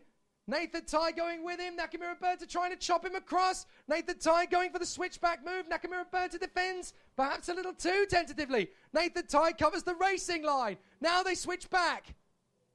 And Hodgson and Keeble are having a similar battle for third, but Nathan Tai wants a piece of Nakamura-Berta. He senses there might be a chance up to the hairpin of the Wilson complex. The checkered flag is being prepared, but it looks like Kia Nakamura-Berta's done enough. Nathan Tai will have to settle for second place. What a battle, but Kia Nakamura-Berta gets the victory. A great drive back. He wins it. Nathan Tai is second. Third for Hodgson. Fourth for Harley Keeble. And 5th position for Archie Clark. What a battle for Archie. Great result.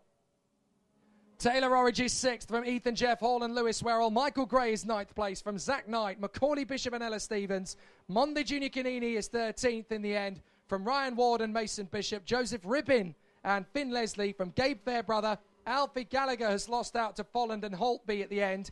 Murta is 22nd from Alfie Slater, George Edgar, and then Alex Biles, Eddie Hayes, Michael Walker and Jack Moat will round out the field. Exciting stuff here at Trent Valley Kart Club, and it will continue for the remainder of the day. There is no terrible way to win. There is only winning. Let me drive.